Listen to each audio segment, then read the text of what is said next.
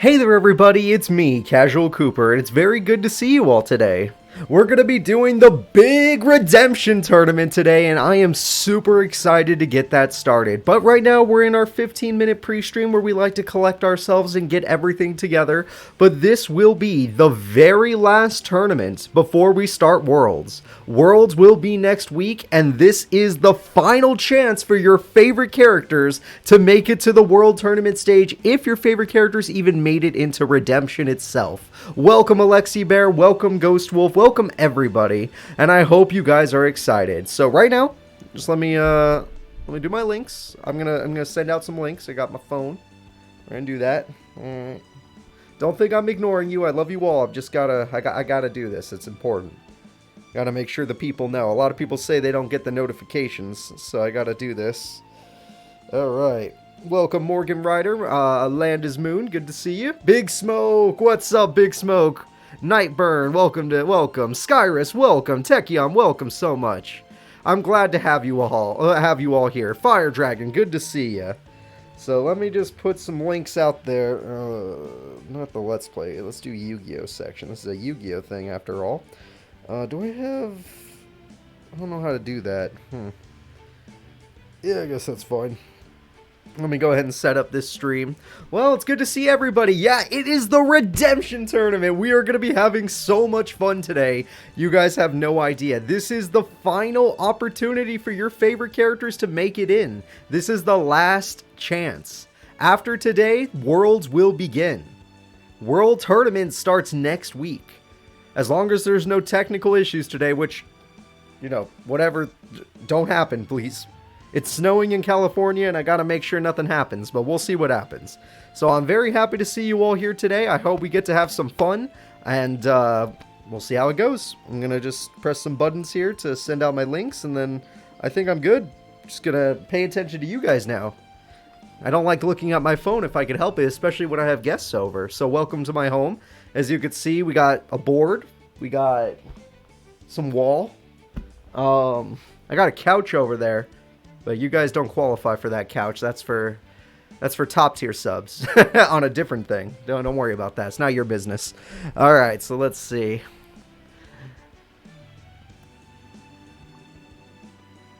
Aw, snap! It's the wall. I love that. That is funny. All right, so I'm gonna set up predictions over here.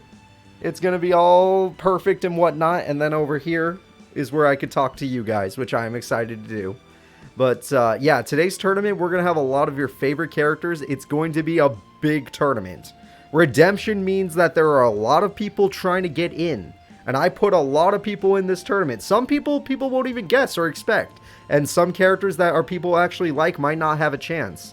Like, everyone that, oh, Reaper, thank you so much for gifting a sub. That's very kind of you. I appreciate that. Anybody here that likes page 3 characters? Nah. Not even can you. Alright, there's too many people and there's too many characters now, so it just ain't happening. But we really do appreciate that, Reaper. That is super kind of you. I appreciate it. You've been playing Capsule Monsters? Heck yeah, Capsule Monsters is super fun. Long time no see, Weeb. It's good to see ya. We have been doing very good. We've been having a lot of fun with the tournaments, and the Redemption Tournament is a hell of a place to come back to. This is going to be a great one. This is going to be great. In fact, I'm sure you guys are curious to see who made it into Redemption. Are there any characters you guys wanted to see? And then I can, like, let you down and make you feel bad? Because, oh, I love doing that. So let me see. What's going to happen with the tournament on Thursday? Simply, we'll just move it to next Thursday. I had a power outage during that tournament. It was a thunderstorm. So it ended up taking out my power. But next week, we will finish that one. Alright, Leo or Sora? Ooh, time to disappoint some fans. Of course, I let them in. Rex, I might have let them in, yes. Praise Horus. Horus is dead. There's snow outside. Horus is back in wherever they're supposed to be, sadly. Crow, or is he gone? I don't know about Crow. I lost a lot of faith in that boy. Dark Magician Girl, Atem. Your odds are pretty good. Jim Crocodile Cook, the People's Champ. I don't think I'd ever disappoint you with Jim. He'll be there. Akiza. Alright, I wonder if Akiza will be in this tournament. I wonder, will Akiza be here? Probably. I don't know. What the heck? I don't know. Oh my god. I don't know what's happening with Yugi. Yugi's not good. Yugi's having a lot of trouble, guys. I don't know what's happening with him. He needs some help. But yeah, Yugi in the squad battles, not too good. He needs help. Ever since Shadow Realm Tournament Crows, I think it was even before the Shadow Realm Tournament. You should see the tournaments right before Shadow Realm that included Crow, and then you're going to realize he's been on a losing streak for a bit. The usual winners are slacking. It's getting sad. I don't like to see that. We need Yugi and Crow to really step it up. Granted, Yugi still did good in the Shadow Realm. He got 4th place, but last tournament, squad battles, ugly. The plot armor is dying on him, or maybe other people's decks are just getting better. Whatever the case, he needs to step it up. But I'm very happy to see you all today. We're actually already building a lot. I didn't expect to see this many people this early. Usually we have like maybe 20.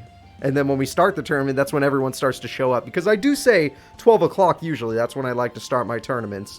But we'll see. Cooper, having a fun time? I love Digimon World Next Order. That is my favorite Digimon game to play right now. I absolutely adore that game.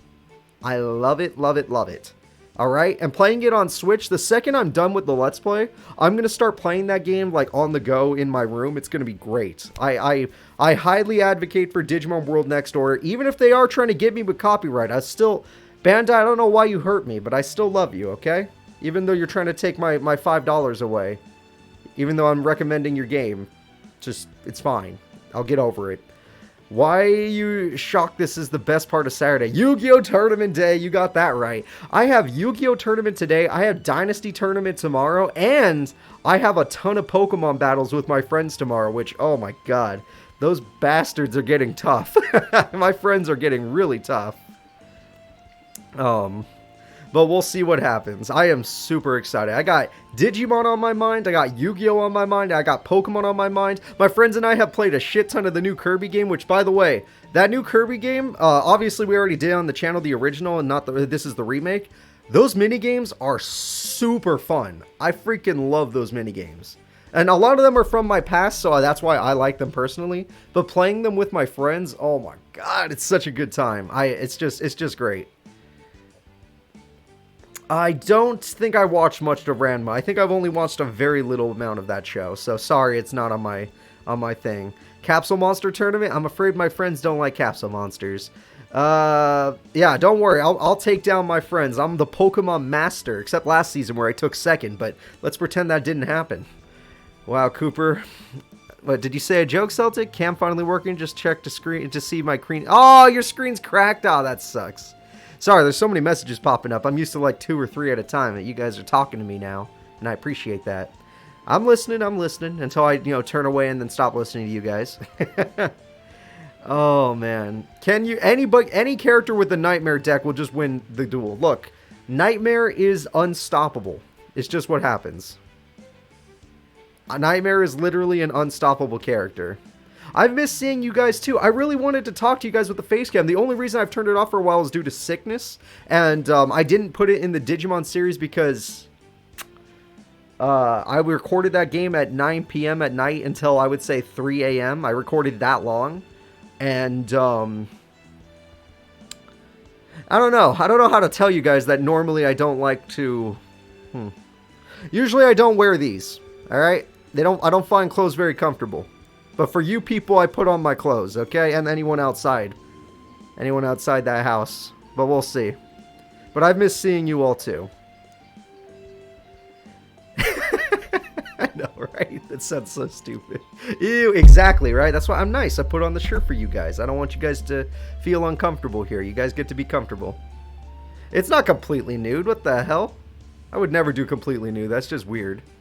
If I was completely nude, it would just be... That's for the other channel. My friends did give me the nickname Nakey Jakey. I got that from my roommates, but luckily they had a boundary. I said, hey, don't come into my room. Don't ever knock. Don't bother. All right, that's how it is. But you know what? Some of them still made the mistake. Their fault. Only Coopers. Oh my god, that's super funny. Did you guys know? I think the name Cooper is actually meant like I don't know what region, but if you go somewhere else, the word Cooper actually means something kind of inappropriate. So, yeah, I've come to realize that naming myself Cooper has actually given me a little bit of trouble on YouTube because it's hard for some people to find me depending on their region because it is a bad word or let's say a dirty word in some other country or something. I don't know. But it is funny to hear that. So let's go ahead. So only Coopers just makes it even funnier as far as I'm concerned. What we're going to do is we're going to check out the bracket just to show you guys who's in. So let's go ahead and do this. Today's bracket, my camera is on top of it. So you guys are going to have a little bit of trouble today to see the bracket. Sorry about that. It's just how it is. Let's see. Let me get a peek at how you guys can see it. So I'll block half the bracket, but some of it you get to see. So, and I'll say them out loud. Characters that made it into this tournament. We have Rex Godwin. We have Jesse Anderson. We have Shark. We have Misumi. We have Catcham, we have Camula, we have Tanya, we have Zork, we have Supreme King Jaden, we have Mako Tsunami, our Fishman, we have Chief Armstrong. I actually respect Armstrong. I feel like he's been doing pretty good lately. We have Seto Kaiba, we have Cinco, or his name's Quentin, whatever. We have Bandit Keith. Honestly, respect Bandit Keith, especially after squad battles. He's doing pretty good. Rex Raptor, same thing. Gotta respect him after squad battles. Divac, we got Yuma, we got Jack Atlas, we got Alexis Cyberblader, we got Anubis, we got Crow. Yeah, I still gave Crow a chance. We got Celtic giving out subs, and I really appreciate that, Celtic. That is very kind of you. We got the Chumpster. We got Alexis Cyber Angel, also known as the strongest character in the game and the winner of the Shadow Realm tournament. I know I had to use a lot there. We have Katori. We have Arcana, who's also doing pretty good in the freaking squad battles. We have Nightshroud. We have Jim Crocodile Cook. We have Kite. We have Axel Brody. We have Gilag. We have Cyrus Truesdale. We have Leo. We have Johnny Steps. Yes, I gave Johnny another chance. I don't care what anyone says. We got Carly Carmine. We got Sayer. We got Yami Yugi. We got Reiji. We got Tyranno Hasselberry. We have Yami Bakura. We have Callan Kessler. We have Chaz with his armed dragons. We have Quattro. We have Sora. We have Reshef, because I like Reshef. We got Little Yugi, Yugi Mudo, we got Yusei, we got Jaden, we got Ishizu, we have Bones, we have Dark Magician Girl, we have Maximilian Pegasus, we have Sebek, we have Professor Crowler, we have Weevil Underwood, we have Darkness, we have Rio, we have Mad Lad Chaz, we have Yami Merrick, we have Antinomy, we have Zane Truesdale, we have Yusei Fudo, we have Jaden with his manga deck, Jaden with his Neos deck as a joke, and Akiza. Akiza will be the final character. But yes, those are all of our characters for today's tournament, and I am super excited. Celtic with the gifted sub to Ghost Wolf. What a kind heart you have. Literally one of the kindest subs I've ever had. I want you to know that. Dang, no Tori and no Mina. Katori is Tori, Mexican Wolf, and no Mina. Screw Mina. But yeah, Tori's in the tournament. Her name is Katori in the Japanese version.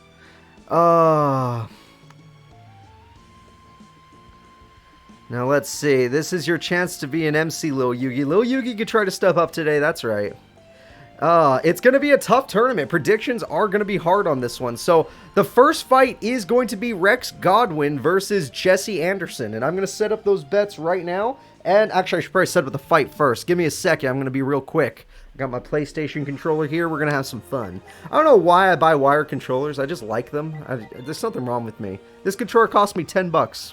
Because it doesn't work. I bought it off somebody that says it was broken. It is 100% broken. This controller sucks. But I only need the ability to press the circle button in R2, so it works. For me, it works. $10 for me was a steal. Plus, I might fix it one day. I don't know. I got some stuff to fix it. But we'll see. Whenever I find a good deal, I try to jump on it. Yeah, you like Warrior Controllers too? I should show you guys my sleeping room. This is my work room. I have a studio, which is why, you know, my voice doesn't sound like complete crap like it used to back 4 years ago. But in my sleeping room, I have a PlayStation 2 with a CRT set up, just in case I get bored. And I have a PlayStation 3 in there with a flat screen, a small flat screen, so I could watch freaking DVDs. I watch freaking Twin Peaks and Twilight Zone on it, just so I have something to do in there. When I'm not working, which I'm always fucking working, but I love my job, so it's okay. But only for you people. Only because I like you guys just a little more than I should. Alright, let me go ahead and set up the predictions. So sorry if I don't pay attention or sound worse while I'm doing this, but, you know, bear with me. Alright, everyone, go ahead and place your bets. It's time for Rex Godwin to take on Jesse Anderson. It's going to be a tough fight, and it's going to be a lot of fun. But these two characters are fighting for redemption. One of these characters might pull off a slot in Redemption Tournament. One of them, they both might fall off. Who knows? But we will see. I want to see those bets get placed. Come on, people. Come on. Even if you don't want to put money on it, tell me in the chat. If you never care about your money, just tell me in the chat what you want to see. You know what? Let me know. Cooper is a barrel maker, apparently, so loves making barrel. I make barrels. What does that even mean? I don't get... Like Barrel Dragon? I like Barrel Dragon. I'll give you that. Every time. 2K. Rex Godwin has done pretty well, I have to admit. Both Rexes made it into Redemption Tournament. You want Rex to win this? Now I need to get my screen fixed. Good luck with your screen there, Celtic. Oh, good luck with your screen there. Oh, I make booze? I don't actually drink any alcohol. Funny enough, I'm a character. God, I'm a human. Jesus Christ. I'm a human. I promise I'm real. I'm a human that does not drink alcohol and has never done drugs. Not even, like, the basic ones, alright? And I don't really like medicine either, so I'm as clean as they come. My language is a little coarse, but that's just because my parents didn't care. They used to curse all the time, so, and they love me, so they let me curse when I felt like it. Whenever I'm with my parents, I rarely curse. I'm very respectful. When I'm with you people, I don't treat you people with respect. All right. I've told you on multiple occasions I hated you. It's because that's how I express my love. By the way, let's start the tournament. Let's go ahead and jump into this. Alright, first bet of the day. I'm going to take a peek while we're waiting for this. Rex Godwin has 3.6k and Jesse Anderson has 30k from Ghost Wolf. Apparently, Jesse has a fan. I didn't think I'd see that, but Jesse Anderson does have a fan. It's a really good... I thought that was a real person. No, this is my... what do they call these things? I'm a VTuber, apparently. Ignore the box, ignore the... Like, this is all just made up to make me look real. I'm actually a VTuber. What you don't know is I'm actually, what would it be? Like a reverse catfish? I'm actually like a 16-year-old girl. You just didn't know that? Alright, so we're going to start with Amber Mammoth. We got Arnold Schwarzenegger. If you watch the anime, that's who he is. Giant Rat's going to summon Giant Rat for Rex, which is good. He needs it for tuning and stuff. Oh, that's rude, Celtic. I can't believe you would say that to me. I know it's just a joke. You're cool. Alright, we got Beast Topaz Tiger. The Giant Rat will be destroyed. Yeah, you all dream me up. I don't actually exist. In fact, you're watching a blank screen right now. You think you're giving bits and you're betting stuff. None of this is real. Alright, you're all in a coma. All of you together in one coma. It's like Digimon World 3. Did any of you guys play Digimon World 3? None of you guys play good games. Never mind. You guys play Yu-Gi-Oh! Of course you don't play good games like Digimon World 3. Casual hallucinations. Hey, what's up, Ruben? Good to see you. Alright, well, there goes the Amber Mammoth, but the Amber Mammoth did protect his friend. And we got another Amber Mammoth, so this is a good start from Jesse, actually protecting his tiger so it could destroy stuff. Yeah. Alright, Crystal Promise. A little weird to do that on main phase 2, but it's come to our attention that AIs don't know how to use spell cards. They just always wait till main phase 2. But we'll see. You watched the playthrough of Digimon World 3? Okay, that means Kyle Stacy's a real person. That's fine. Oh, man. This shared coma, and this is not a wet dream. You keep that away from you, alright? This is not a wet dream. No. No. Also, we have a Synchro Summon. And that Synchro Summon is the Sun Dragon Inti, so that's horrifying. So, Synchro Summon of the Sun Dragon is going to give Jesse a huge problem. But Jesse could still try to damage their opponent, but they can't beat the Sun Dragon, not without Rainbow Dragon. And I don't think Rainbow Dragon's going to save you that much. But the damage he's done to Rex so far is pretty okay. It's just the fact that he is going to suffer now, especially since he didn't summon another monster. The Sun Dragon apparently can attack that card. I thought it would be forced to attack Mammoth. Maybe it has to be in attack mode. I don't know. I'm not about this. I don't know Yu-Gi-Oh! That well. You guys you thought me up to think I knew Yu-Gi-Oh! But I don't know any of this. Alright, now we're going to have Supply Squad. There we go. Supply Squad's not bad. Your first Digimon was Digimon World 4. That is an interesting one to start with. If you have friends, it's an amazing game. If you play by yourself, it's an okay game. Alright. Let's see here. He's got a trap card set, so I have to assume Jesse's in a lot of trouble. Whenever I see a trap card, Jesse usually just messes up, but what are you going to do? Play by yourself and it's hell. Yeah, no, Digimon World 4 by yourself may not be the most fun game to play. It's not bad, don't get me wrong. It's still a fun game, especially if you go for the evolutions. But Digimon World 4 with 4-player is like nothing you've ever done before. It's an experience. It is a real experience. I did it on my channel once. You guys should check. The audio quality was pretty crap. Yeah, you don't have to check that one out. Even I have to say, look, it was back then. I didn't have the equipment I have today. You got to give me a break on that. But I tried my best with what I had. Alright, let's see what we got here. Jesse Anderson going to die. And the Ancient Ruins at least is protecting his life points, but not really helping him. He tossed Rainbow Dragon. Oh, he lost the duel then. I don't even know what he's going to do to come back. I guess Crystal Abundance, but we'll see. Data Squad is a really fun Digimon game. It's a little weird, but it's a really fun one, so I respect you for playing that. Yeah. The Digimon DS games, Dawn and Dusk are, I apologize, really bad. I play them to this day, but they are really bad. Now, Digimon World DS, that's a real game. That's the best Digimon game ever made for people that have never played Digimon. That is probably the easiest one to ease people in with, because there are no other easy ones. Oh, Crystal Abundance! He got it! And with Crystal Abundance, he summons the rest of his family, everybody. And that means that Jesse Anderson has made the comeback a reality. He's got 3 Arnold Schwarzeneggers and 2 freaking Tigers on the field with a Crystal Blessing, which is completely unnecessary. Everybody get ready and get ready to die. That is it. Rex Godwin has lost. Jesse Anderson has done it. He never does it usually. He usually plays like ass, but today is the day. Alright, he planned it all along, yes. The Sun Dragon wasn't enough. He needed to summon more than one monster. Rex needed his Earthbound Immortal. But either way, Jesse Anderson takes the W. Alright, so not bad, not bad. You know, this is his, I don't even know if I usually let him in redemption tournaments, but this is a good start for him. I know you guys can't really see the bracket, but that might be a better thing. The next fight will be Shark versus Misumi, and don't let Shark in the new game that I'm playing, Zexal, confuse you. He is not that good in this game. He doesn't really know how to use his deck.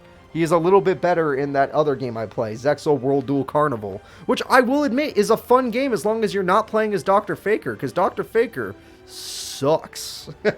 Misumi is Crystal Gems, or whatever they're called.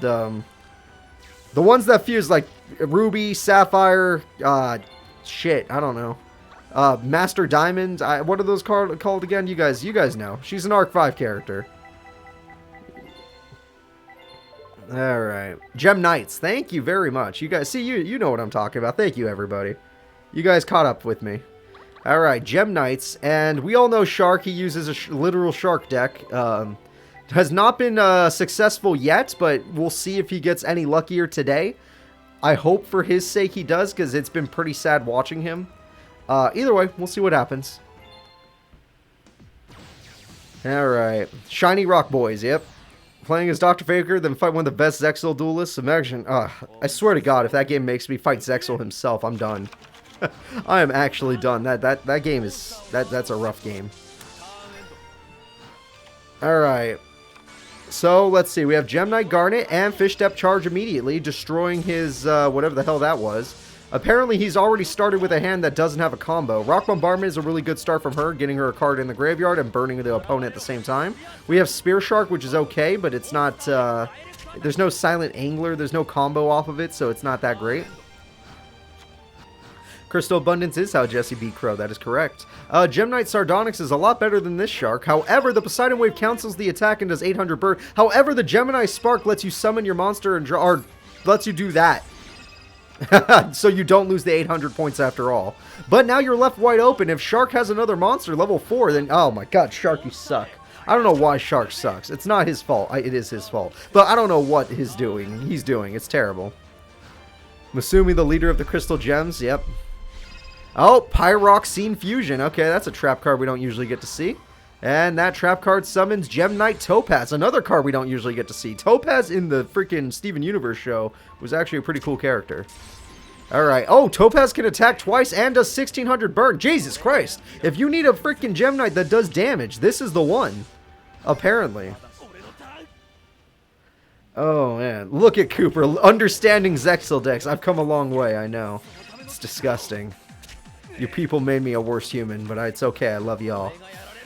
Alright, so let's see what we got here. We got Mermaid Shark. Is that actually going to help you? I haven't seen you play that. Well, it gets you big jaws, but he lost. He chose death. I'm sorry. I'm going to predictions. It's just how it is. Shark had less. Most of you thought Misumi would win anyway. However, Aegis of the Ocean Dragon Lord apparently doesn't help at all. It's still a guaranteed loss. Okay, well, Misumi will take the W. Shark is terrible. There's nothing we could do about it. He's a bad character. I'm not remaking his deck personally because I don't care about him. Plus, he bullied me in Zexal, so screw him. Alright, Misumi fans, you have gotten a victory. There we go. Now, let me go ahead and check out our brackets. We're going to see who's up next.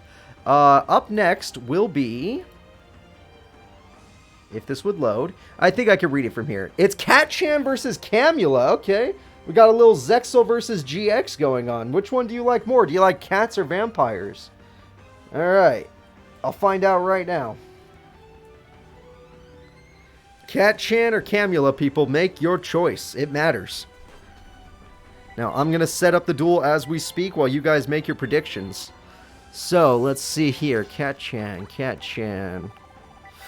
Ooh, she is easy to find at least. Okay, there she is.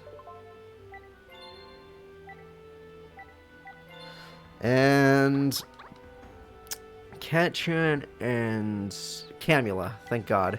My brain can forget things way too quickly. It's actually a problem. My friends worry about me quite a bit. Whenever Arturo's here, he's like, what the fuck is wrong with you? And I'm like, dude, I don't fucking know. There's nothing I can do about it.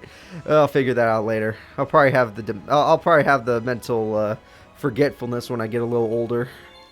So let's go ahead and start this off. It's going to be Camula versus Catchan. We got cat girls versus vampire girls, plus also vampire boys. So if you're into either of those, you're gonna have a party. And vampire monsters if you like Genesis. And if you're into that, I'm worried about you. I mean, you do you, but Jesus Christ. Alright, so let's see what we got here. We got a bunch of passive plays. Let me see aggression. Okay, MST is aggressive. Ojama Trio, that's really interesting. Ojama Trio is going to force your opponent to do nothing.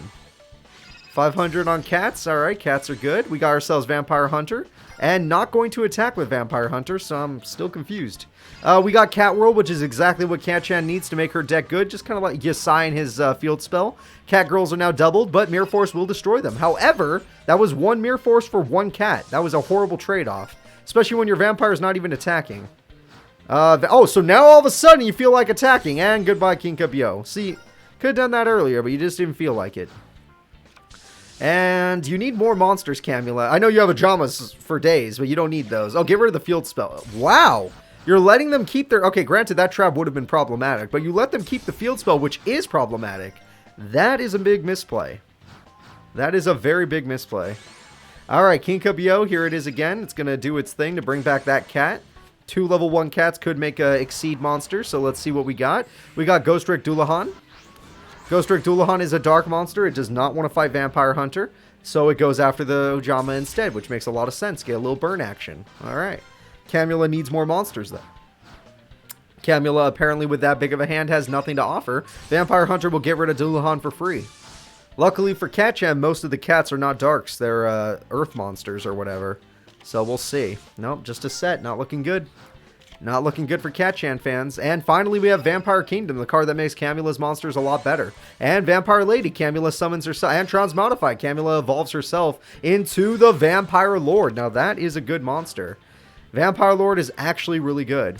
Tokens cannot be tributed for Tribute Summon, no. They can be tributed for weird things, but not Tribute Summons, no. Alright, what does the Vampire use? The Vampire Hunter? I don't know. She has a spell over him. It works, trust me.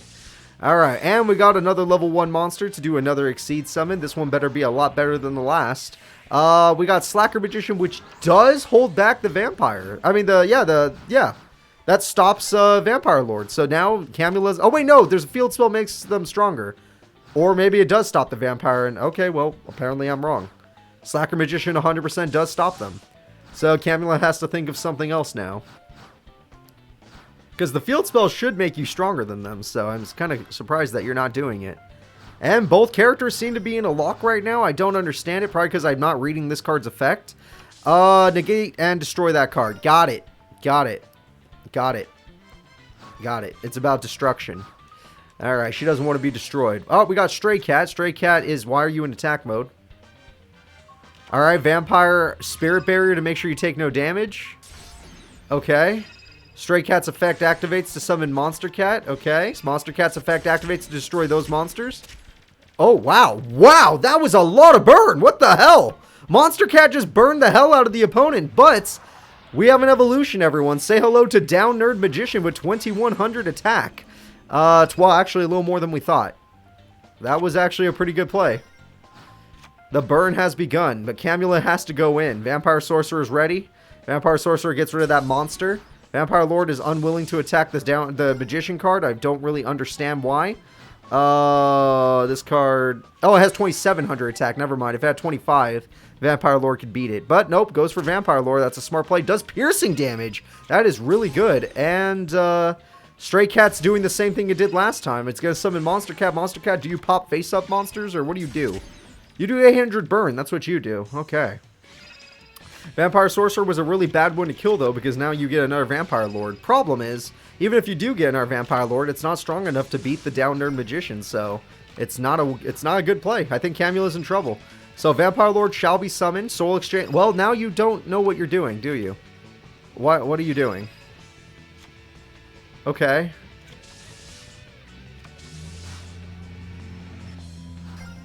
What the fuck?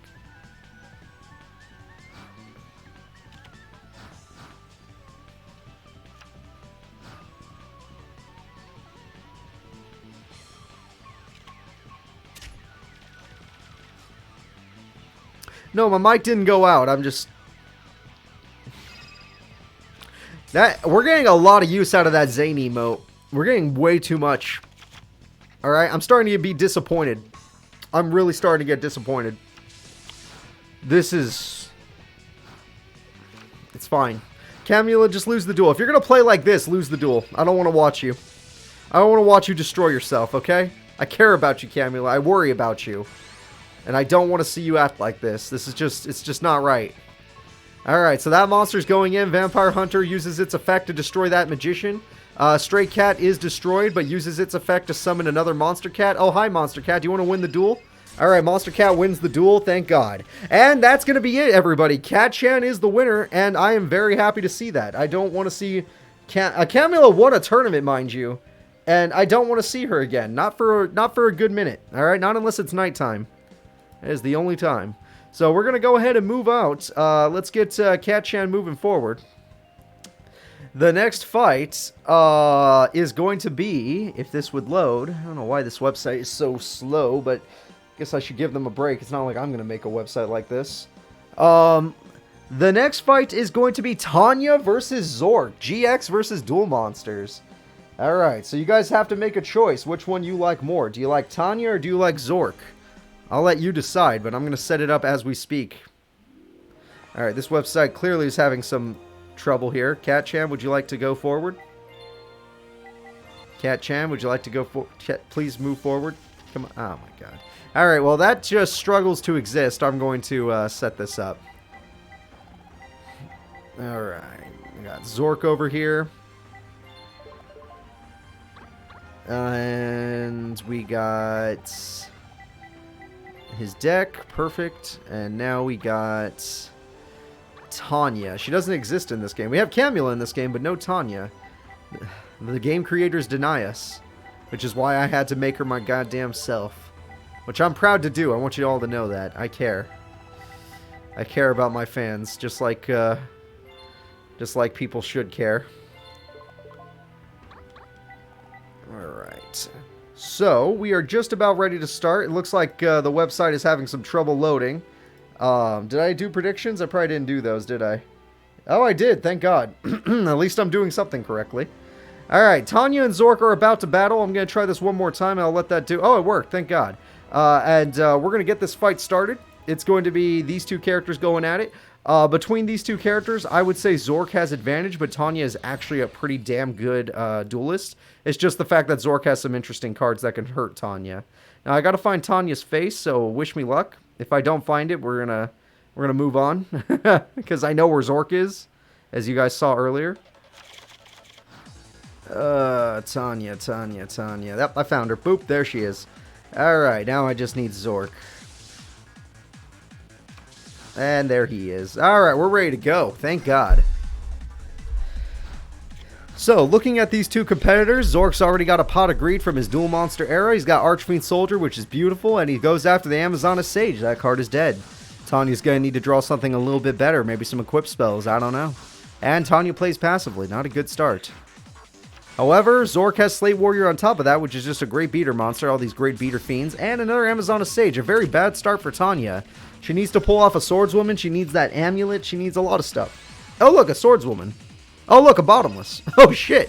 That would have actually worked, too, so I feel bad. If she... Wait, is that the amulet? No, it wasn't the amulet. Damn. Oh, wow, that damage is actually super high.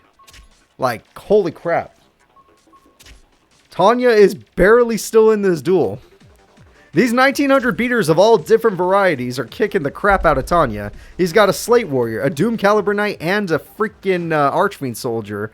He's got a little action for everybody. Unless you got a Dark Hole, Tanya, you might as well GG. Alright, we got that. Alright, better be a good one. Zork, let's see what you got. Zork goes in for game. Attack goes in. It will be Amazoness Willpower, which means not a damn thing when these are your cards. Not very good cards, and that is going to be a GG. Damn, turn 8. Not a good duel for Tanya today. Zork and pals get to move on. Alright, maybe that's how Zork should have been dueling this entire time, I swear. He always ends up losing to a tough opponent, but, you know, Tanya is a tough one. I'm surprised she just got a bad hand. Alright, we're going to go ahead and move Zork forward. The next fight will be the Supreme King. Yeah, everybody, it's Supreme King Jaden. Supreme King Jaden is here to fight, and he's going up against Mako Tsunami.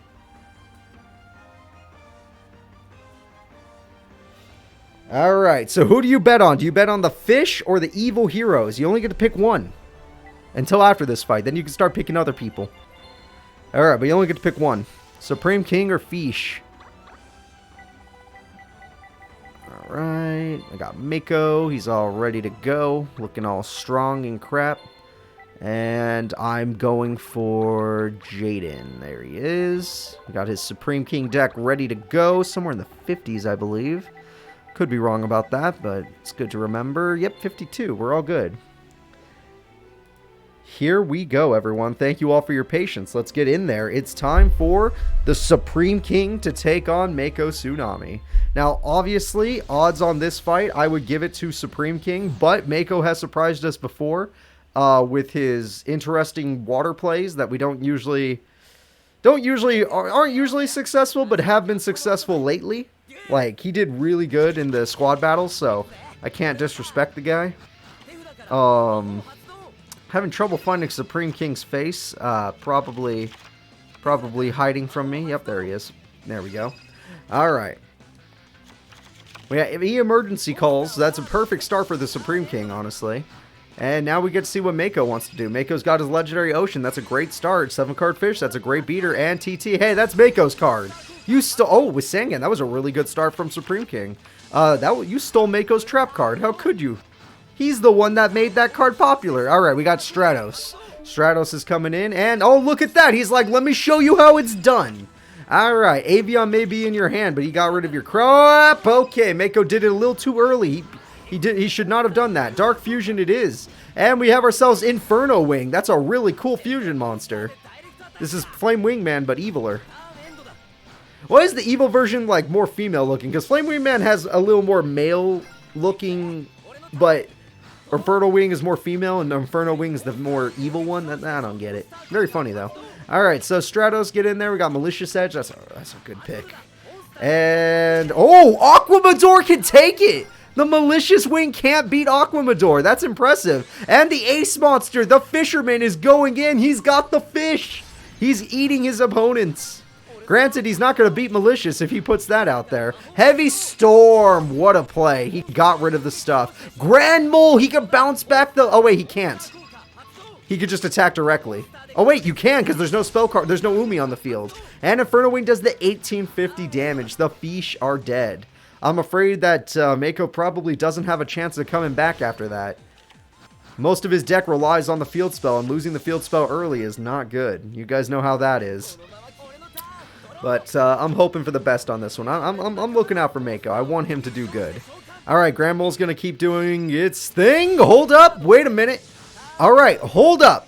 We know in his hand is a Morphine Jar or Malicious, so we know that Supreme King can't do much right now. Abyss Soldier is a good card, especially since you can get rid of the Evil Blast, which I don't even know if that's good. And 1800 damage is going in. He didn't need the Jellyfish, though, so I guess that was a good play. Does he go for Morphine Jar? He does go for Morphine Jar, and he has 2 traps now. Alright, let's see what Mako does. Mako does go for his effect again, and he gets rid of the Morphine Jar so that he can't refill his hand. He goes for the Sea Warrior. Did Jaden get his, or Supreme King get his Mirror Force? He did not get his Mirror Force. Mako Tsunami is making a comeback. Wait a minute. And Monster Born on main phase 2 because these AIs are stupid. There's nothing we can do about it. He would not have won the duel, but it was still stupid.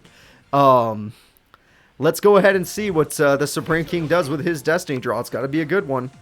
Destiny Draw is the Dark Calling. What a freaking draw. And with that card, he could summon the Malicious Fiend at 3,500 attack. There's nothing in Mako's deck stronger than that.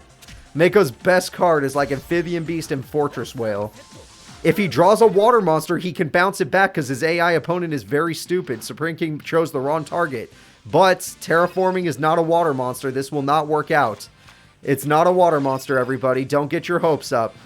And he didn't even attack the face down, which is very interesting. Morphing Jar kicks in. Supreme King can go for game now since he has so many new cards. Reinforcements, it's over. There's no chance. There is no chance. The Supreme King is about to take out the Mako. Mako fought hard, but wait a minute. Why didn't you summon a monster?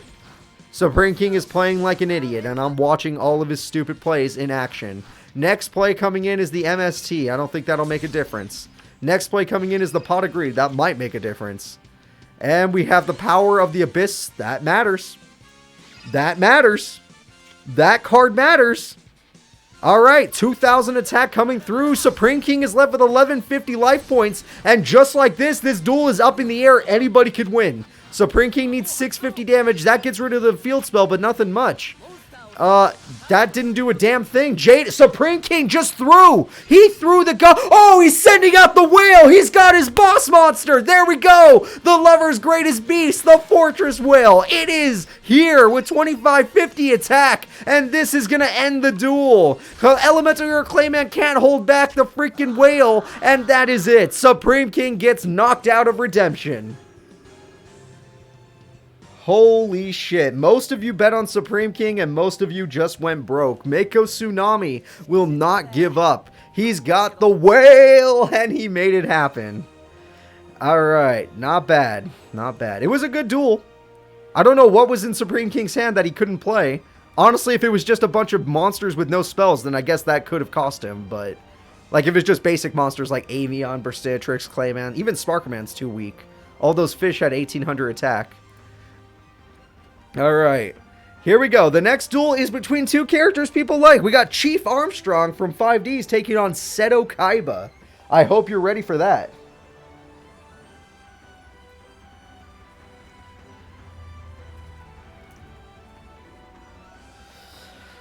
Alright, place your bets, people. I'm going to set up the fight as we speak. Sorry if I kind of go blank face whenever I'm doing this. It's because I actually have to focus on picking decks and stuff, and it's not as easy as it looks. It is probably easier than it looks, but I'm not good at it. But I'll do my best. We're going to get these decks out there. You always bet on Seto Kaiba? Well, then that means you've won 2 tournaments. But other than that, you've lost the rest.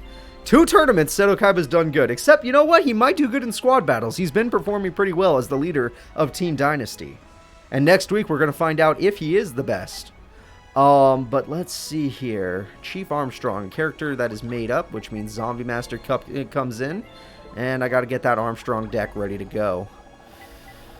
Yeah, there he is. Alright, we're all good and we're all set. Let's go ahead and get this duel started. It's time for Armstrong to take on good old Seto Kaiba. Let me find his face. I'll probably not find it in time. I found it in time. Don't judge me. And here we go. Lockdown. Yep, we have the discard deck with his chain stuff versus Seto Kaiba's, I guess, beater deck. He doesn't really have a dragon deck, I guess. A beater dragon deck. A Blue Eyes deck. When Blue Eyes doesn't have that many combos except the one he just showed me. And he's making me look like an idiot. God damn. And he's got Vorse Raider, so he's making me look even dumber. God damn, that's a hell of a start. Chainsaw set even lets him draw a card. Seto Kaiba is looking really good. That was a look. Usually his AI sucks, so that was nice. It's nice. Enjoy that. I'm just gonna enjoy that for a second. But the Dark Hole makes up for it. Good job, Armstrong. And now he's gonna play out the Iron Chain Coil, which can buff itself, and do 1400 damage. Not bad. You're just gonna have to take that one, Kaiba. Monster Reborn on main phase 2 is really stupid, but the AIs can't do any better. I'm telling you, they just don't know how. But the Ring of Destruction, that's 3,000 damage. They're both really low now. That is super risky. They are playing with no life points for the rest of this duel. They are going to have to go pretty ham. And we got ourselves another Vorse Raider. That is one of the most, reliable cards you can find. But Blast with Chain can make up for it by giving that guy 500 attack. They both die with very little life points. Seto Kaiba is left wide open. Oh, crap. Alright, Armstrong with Dark Hole and Monster Born is making a comeback, but he is not willing to attack Kaiba directly, despite the fact that he's wide open. And Kaiba's got Legion, the old school beater monster, and it's going after the snake, but the Mirror Force says go to hell. Alright, so now, is he willing to go in? Kaiba's open for 2 turns now. We have ourselves a Repairman. Repairman's going to bring out the Coil. Coil's going to be able to do some stuff. By buffing itself, I guess. And we got the Iron Chain Snake. And we got the Boss Monster. This is it, everybody. The strongest card in his deck, the Iron Chain Dragon. With its effect, it's going to do this. To buff itself to 2,900. Kaiba cannot survive. And that means Chief Armstrong is going to take out... Oh, wait. Armstrong can't attack with the other monster because it revives something. So this is Seto Kaiba's last turn. This will end the entire duel.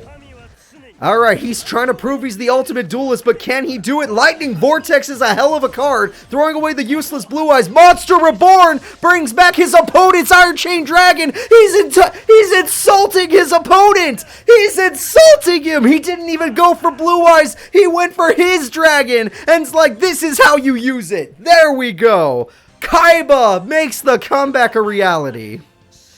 Oh, shit. That was a really good duel. Redemption tournaments always have the best duels. Oh my god. Seto Kaiba with the comeback of the gods. No life points, no worries. He still makes it happen. Alright. Seto Kaiba fans rejoice. The next... this thing doesn't want to load. Okay, let's try again. There we go. The next fight is going to be Quentin versus Bandit Keith. Quentin's brother Trey actually made it into the World Tournament stage, so now he's trying to be there to fight his brother. He wants to be able to fight his brother to see if he could be better, and Quattro does too, but we'll see if that happens. I'm excited to see if they play well or if they don't. Bandit Keith is his opponent. Bandit Keith plays decently well. He's not the best duelist. He's not the worst duelist. But we shall see. Alright, let us see. Trey is the one with the vacuum cleaner. Yeah, Trey is the one with the vacuum cleaner. Monster. Let's just go ahead and set this up. I probably should do predictions. I totally forgot about that. Let's do predictions over here. See, when I'm by myself, this is much more difficult. I can't do things quickly. But I do what I do for you guys. I forgot who was fighting. Alright, Cinco and Bandit Keith. There we go. We're all set up. Let's get this started, everybody. Bandit Keith versus Mr. Quentin. It's time for a good fight. Hopefully we get to see another good one after that last fight. I'll try to look for Bandit Keith's face right now. I found it very quickly because I've actually been using him a lot recently. That's not his face. What the fuck? I am not lying to you all when I say that says Bandit Keith and it turns into... Wait, does Zexel turn it? There's 2 Zexel face. Okay. I don't know what's happened since Thursday's tournament, but Bandit Keith turned into Zexel. I actually don't know why. You know what? I don't have a replacement face. You know what? It's Bandit Keith. You guys are going to have to live with it. I don't know how that happened. We've been using his face on Thursday. This Thursday, we used his face. So I don't know what the hell's happening. Computer technical difficulties. I will make up for it later. Let's just see what happens. There we go. We got ourselves Mechanical Chaser with 7 completed times 2. That's going to make it really strong. 3250 attack, yet doesn't attack that monster in attack mode. Very weird. You could have done a ton of damage and you chose not to. Are you trying to be nice for once, Bandit Keith? Because that is not your style. Alright, Bandit Keith goes for Twin Barrel Dragon, which could pop a spell or trap or monster, and does not. It's very rare, but it's unsuccessful. Mecha Phantom Beast Hamstrat will summon tokens, because that's what freaking Quentin does. He's got all these tokens to be very annoying. Yeah, glitches do happen every once in a while. This is kind of strange, though. Literally, it's only been 2 days since our last tournament where he was shown. So, I don't know what to do, but whatever. Twin Barrel Dragon comes out again, and if this works, it could end the duel. It did not work, so it's probably not going to end the duel. Robotic Knight goes in, and the damage is massive. Bandit Keith is known for his super high attack stat. He is kind of a slow duelist because he doesn't usually draw level 4 monsters, unlike what he's doing right now. But he's doing really good right now. Quentin's in a big trouble. He hasn't been able to get 2 level 9 monsters, which is what he needs for his deck. Granted, a Monster Reborn and a Special Summon can fix that, or Dark Hole. That fixes everything. Dark Hole literally fixes everything. If Bandit Keith played all his level 4 monsters, he's going to break now. There's no chance he's going to be able to get out a monster. See? Like I told you, there's no chance. Bandit Keith drew all of his level 4 monsters. Everything else... Oh, but Quentin's in the same boat. Okay. Bandit Keith with a little extra time draws another Mechanical Chaser. That card is one of the best cards he's ever used, and I'm glad they made that. And there we go. The winner is Vampire Dragon. I know, right? It's Bandit Keith, everybody. Bandit Keith is the winner. Nobody's surprised. Most of the people bet on Bandit Keith anyway. Probably because they watched him during the squad battles. He's been doing pretty good. So, what are we to do? Now, I am going to fix that some other time. I don't have time today because we're midstream. We're going to move Bandit Keith forward and just, whatever. And the next fight is going to be Rex Raptor versus DVAC. Interesting. Okay. Both Bandit Keith and Rex Raptor are part of the same squad, funny enough. But Rex Raptor did really well in the squad battles, so let's see if he could do well here. Granted, he's going up against DVAC, and he's got the monkey deck, or the ape deck, so this is going to be tough. Who do you guys vote for, monkeys or dinosaurs? You only get to pick one. And if you pick the wrong one, you get in trouble. I'm joking. Alright, let's see here. Tyranno Hasselberry is going to be our Rex Raptor, obviously. And then I need DVAC, who actually... DVAC's in the game, which makes sense. He's a Dark Signer, but why the hell is Rex Raptor not in the game when he's had more duels than most people in this game? Like, I'm not wrong, right? Like, he has had more duels than most of the characters in this game. I don't care what anyone says. That Rex should be in the game. It's still wrong. It's still super wrong that he's not. Alright, Rex Raptor, let me go ahead and find your face. Thank God, at least his face didn't change. Alright, Rex Raptor's here. Rex has had 2 cannon duels? I don't know. 2 cannon duels is a lot. But there's probably more on there. Because he dueled Esperoba. We only got to see the end of that fight, but he did duel Esperoba. He dueled Joey, and he dueled Joey. Yeah, he dueled Joey twice. And we got Gillosaurus, alright. And we got that is a perfect start for our boy Rex Raptor. And Keymouse dies, which is a great start for our guy DVAC. He's doing great too. And that's 2,800 damage. Rex Raptor, not usually a fast character, but with the Gillosaurus, it does make up for it. Alright, we got Ape Fighter. That definitely beats most of these characters. And he dueled Weevil on TV. Good point, Laser Mike. Very good point. And not only that, didn't he duel, what's that one character? The one from the 5th season. He had a dumb name. He was like, Kaiba beat him somehow. I don't remember. It was like the Grand Prix tournament. Siegfried, thank you. Yeah, he beat Siegfried. So, he lost to Siegfried, but he was in that duel. He has a lot of duels. Rex Raptor's dueled a lot. Like, how is he not in this game? Alright, there we go. So, with swords, he feels a little bit safer, but he needs something that can actually beat DVAC, which means he needs his tribute monster. Fossil Dig will help him get a tribute monster or a fusion material. There's a tribute monster. That could do it. because that lets you go up to level 6. Call of the Haunted brings back Crawling Dragon number 2, which is good. He's going to tribute summon his Gill Source for Dark Triceratops, a very good trade. And with that, the Ape Fighter could be destroyed and will be destroyed. And with that, the Sabersaurus destroys the Dark Tuner Ape, not bad. And 1600, nope, Curse Prison lets him summon a Synchro Monster. But I don't think it does anything, it just is there as a wall. Now we got Close Force, which means he can now summon his Earthbound Immortal if he gets the right amount of stuff on the field. So good for D-Vac. D-Vac can now summon his Earthbound Immortal and buff his Beast Monsters.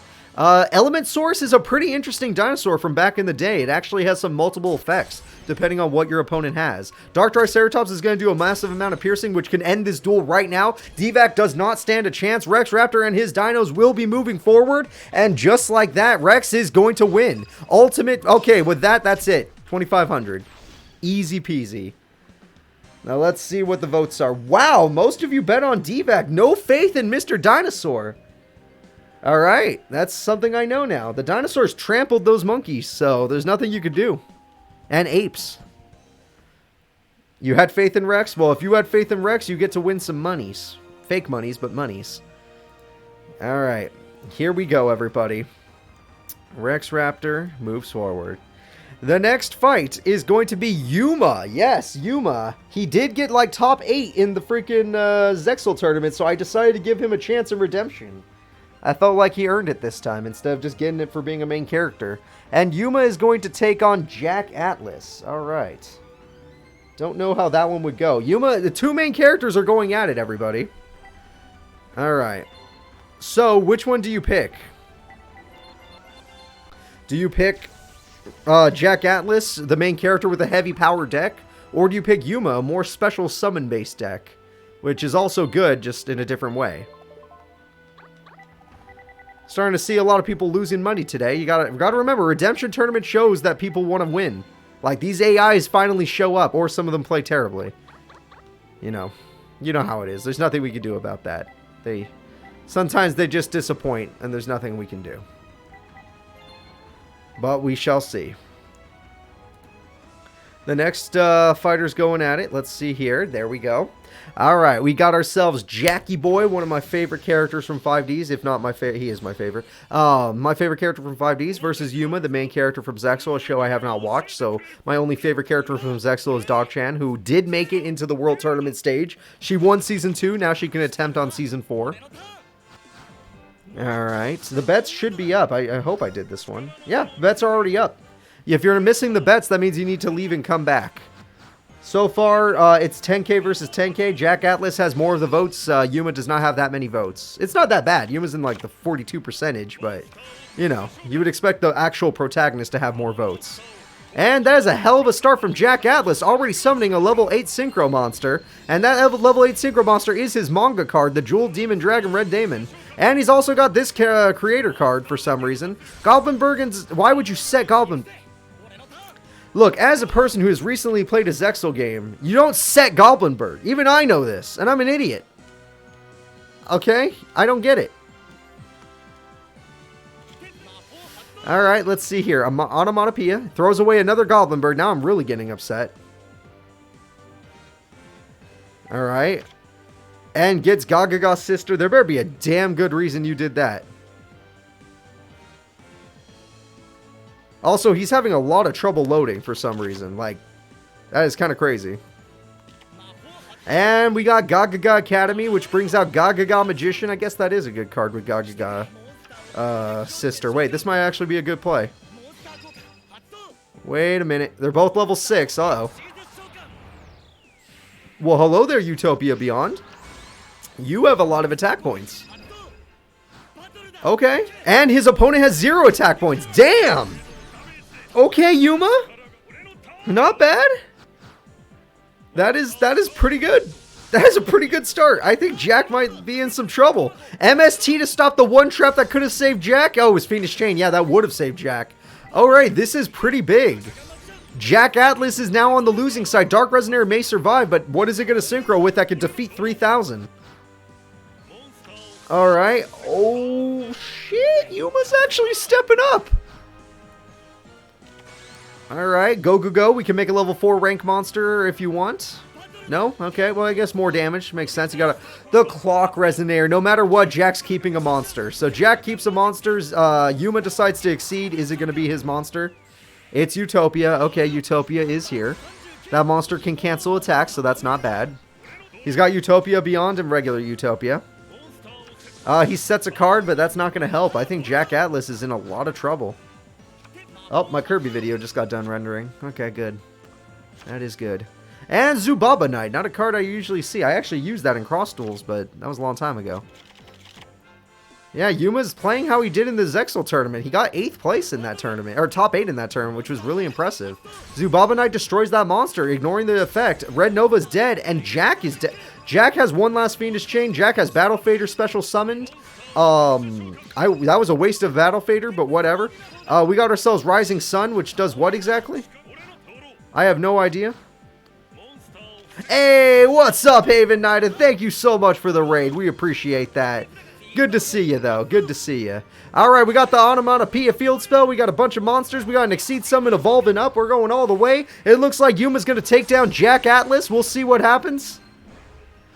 Alright, damage coming through. Battle Fader is dead. And so is Chain Resonator. And Jack Atlas is about to reach his end. I think he's done, everybody. I think he's absolutely done. There's no way he can win this. Again, thank you so much, Haven Knight, for raiding. We do appreciate that here. Jack Atlas is about to lose the duel. Yuma has just put him into the ground. Monster Reborn is going to embarrass him by summoning his own boss monster against him. This is getting really sad. And this is the end. No, it's not the end of the duel. There's one more turn. That Destiny draw was not a Destiny brick. It mattered. There is one more turn. And he's got to make it count. He sets a card. It's not going to count. This is, yeah, you gotta cut the video. It's over. Alright. And that's gone. Zubaba Knight kills it. And, okay, that stalls. But yeah, you have a 3200 attack point monster over there. So, Jack Atlas is out and Yuma has won, which means, for those of you that don't know, Yuma is moving forward. And a lot of people made money because people didn't really bet on Yuma. So, anyone that bet on Yuma, you're making some cash today. He's trying to make it to that redemption slot. So, let's take a little peek over here. Yuma shall move forward. The next fight will be Alexis with her Cyberblader deck, the winner of the Season 3 World Championship, for those of you that didn't know. She won the last World Championship with this deck, and she's going to be taking on Anubis. So, Season 3 World Champion, trying to make it to Season 4. And Anubis, just chilling, I guess. I don't really know how. He's not going to do good. I gave him another chance because I feel bad for him, but now I feel worse because I made him fight freaking Alexis. Like, I didn't make him, but, like, the bracket's unluckiness just made him, so what are you going to do? Sucks to be him, right? Sucks to be him. I forgot when I made Anubis. Oh, 110, apparently. Alright, and Alexis Rhodes, one of the better duelists in this series. Alright, here we go. It is time to start. Thank you all for your patience. I did predictions, thank God. I'm getting good at this. It's like I know what I'm doing for once. Alright. So, Season 3 World Champion. Guy who's like won a few duels at best and barely in his own tournament when there was only like 16 characters. Alright, so there we go. We got reinforcements of the army to bring out Command Knight. Command Knight is a great start. I would have set that card, but still a great start unless that's Doble Passe. He's got Mad Dog of Darkness to try and do some damage. It was Doble Passe, the card that won her the World Tournament. I'm not joking. That is the card that did it. Let's see what she can do. She needs one more Command Knight to have the lock. She's going to Tribute Summon because who needs lock when you're going to have a Cyber Prima that actually has real attack points and takes out the Mad Dog of Darkness. Mr. Anubis, who does not have the face because you guys just told me. Thank you, Treble. I appreciate that. Anubis. Son of a bitch, where are you hiding from me? Why do they hide when they know I'll find them? There we go. Alright, we're good. Cyber Prima with DD Warrior Lady. What a great play. Pete and the Dark Clown will make up for Anubis, so Anubis will always have a monster. DD Warrior Lady can't stop it. Well, it could stop it, but it wouldn't work. Like, it would work. It just wouldn't be worth. Would you spend your DD Warrior Lady on a clown?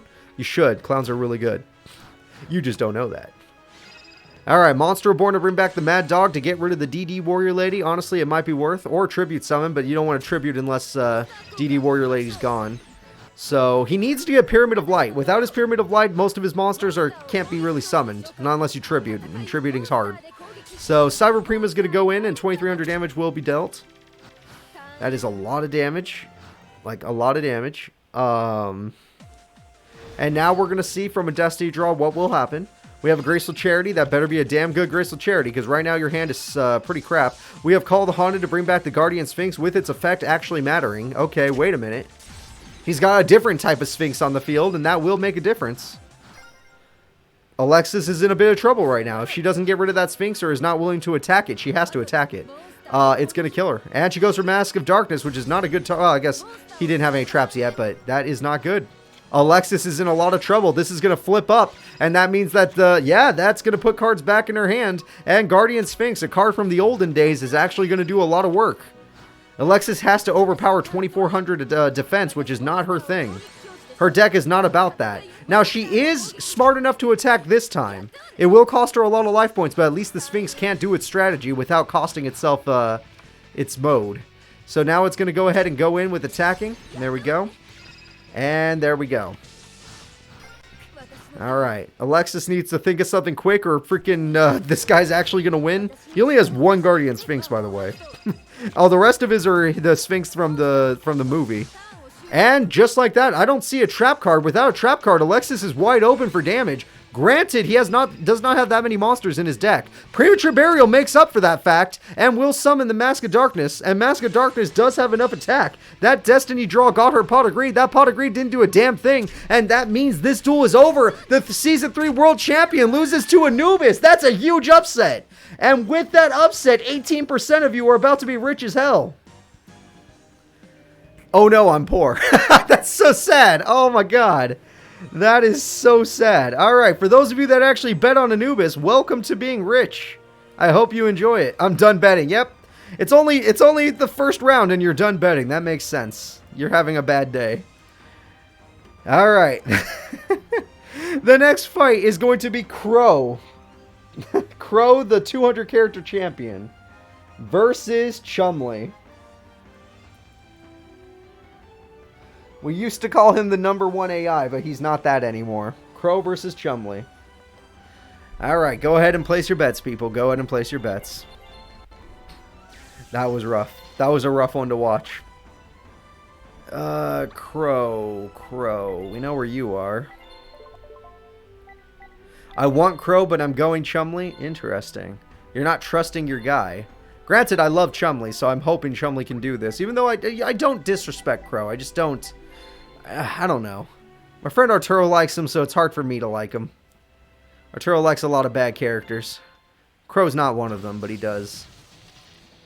Alright, so let's see what we got here. We got the Chumpster taking on Crow. Here we go.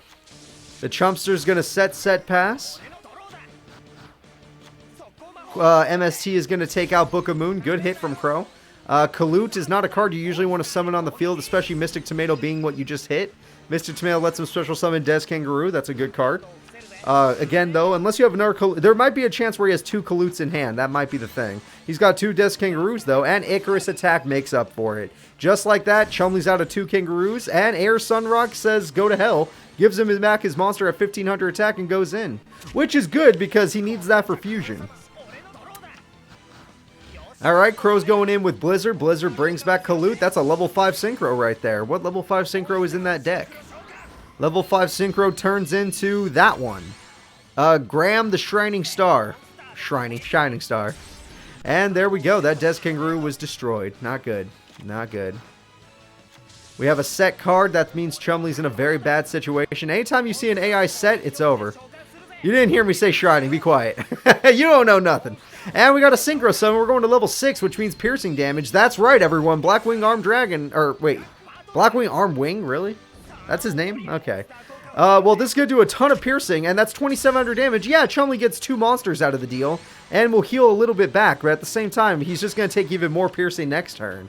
So, not a good time to be a Chumley fan. I will say that much. If you are a Chumley fan, today is not your day. Crow is finally stepping up. We got a monster reborn. Is there anything worth it in the grave? We have that monster, which is okay. It's not great, but it's okay. And Chumley's going to go in and destroy... you know what? You do need to get rid of Gale. Gale is really annoying. But still, that is not good. Chumley is in a bad position. And that piercing is 20... it's still 1,700 damage. You healed 1,000, so it's 17 in total. Ooh, unless Chumley can find something that can kill 2,300, he's in trouble. And if he keeps setting monsters, he's going to take... Why would you put them in defense? You take more damage when they're in defense. He doesn't understand math. They never taught him math at Duel... They don't teach you shit at Duel Academy. Duel Academy is useless. Nobody should go there. I played 2 Duel Academy games where I actually got to go to... No, 4 Duel Academy games where I actually got to go to class, and all of the classes suck. Ayers Rock Sunrise is going to try and make the comeback. Does that weaken his opponent? It did weaken his opponent, forcing out the Icarus attack. And that means that Chumley's forced to play passively. Crow has got... Ooh, against the wind. He's willing to pay the 13. Honestly, for that monster, I'd pay 1,300. And he's going to summon it because he knows that if he flips the opponent's monster, he can get the effect off. And 300 more damage, but Crow's in control. Icarus attack was a terrible play. That was a terrible play by Crow. And now Chumley has an open field with his Giant Rat. What a great monster. Giant Rat's going in. Crow drops below half, which means he's going to have to make a big comeback here. Chumley's actually fighting back. Good plays from Chumley so far. Good plays from Chumley. That's a Destiny draw that scares most people. Anytime someone Destiny draws and then just sets it, you should be horrified. Alright, we got the Hex sealed, and it's going in for not game, but a lot of damage. Maybe Crow's is something different. Maybe Crow's requires a monster. Crow has 200 life points left. But he top decks Blackwing Sirocco the Dawn! That monster could easily overpower the Chumpster. The Chumpster brings out more rats because he needs to stall. He already lost too many Des Kangaroos, and their dark monsters can't be special summoned by that effect. He's going to set a card realizing he can't do 200 damage. God damn it, Chumpster. And we got a special summon. It's the Blackwing Orochi. And we got piercing damage again. He's going to pierce Chumley to death. Chumley's AI isn't smart enough. Oh, wait, he put in attack mode for no, that's... Okay, whatever. Why do I care? Why do I care if he makes bad plays? Whatever. Still, the Chumpster is in a lot of trouble. Alright, Chumpster, you got nothing. Defense mode monsters is going to kill him. He's playing against himself because he doesn't understand that piercing damage is too much. And not only that, but the freaking Blizzard card is a hell of a top deck if he does have a level... He does have 2 level 5 synchro monsters, and they are both that monster, which I don't know its effect exactly. I can't read it. Don't feel like it. Alright, Giant Rat will die. Giant Rat summons himself a Morphing Jar. That's a horrible target, but I guess he had nothing left. And that means Chumley has one last turn to do 200 burn. This is about to end this entire duel. He sets a card to game. That's game. Chumley loses. It's a guaranteed loss. This is the game-winning attack right here. And piercing damage. GG! The winner is Crow. Bet-wise, 65% of you bet on Crow, so it's not a big surprise for most of you, but it was a really good back-and-forth duel. Very close. Very close. The Chumpster is not a bad duelist, he's just not good enough. The next fight will be our new #1 AI, the strongest deck in the game. It's Alexis and her Cyber Angel deck, the Shadow Realm champion, taking on Katori, another champion. Alright. So 2 champions going at it right now. Alexis with her Cyber Angels, Katori with her actual angels. Her agents. Yeah, this is going to be an angel fight. Which angel's better, though? That's the problem. You take Tori over Alexis? Oh, boy. Let me start those predictions before I make a mistake.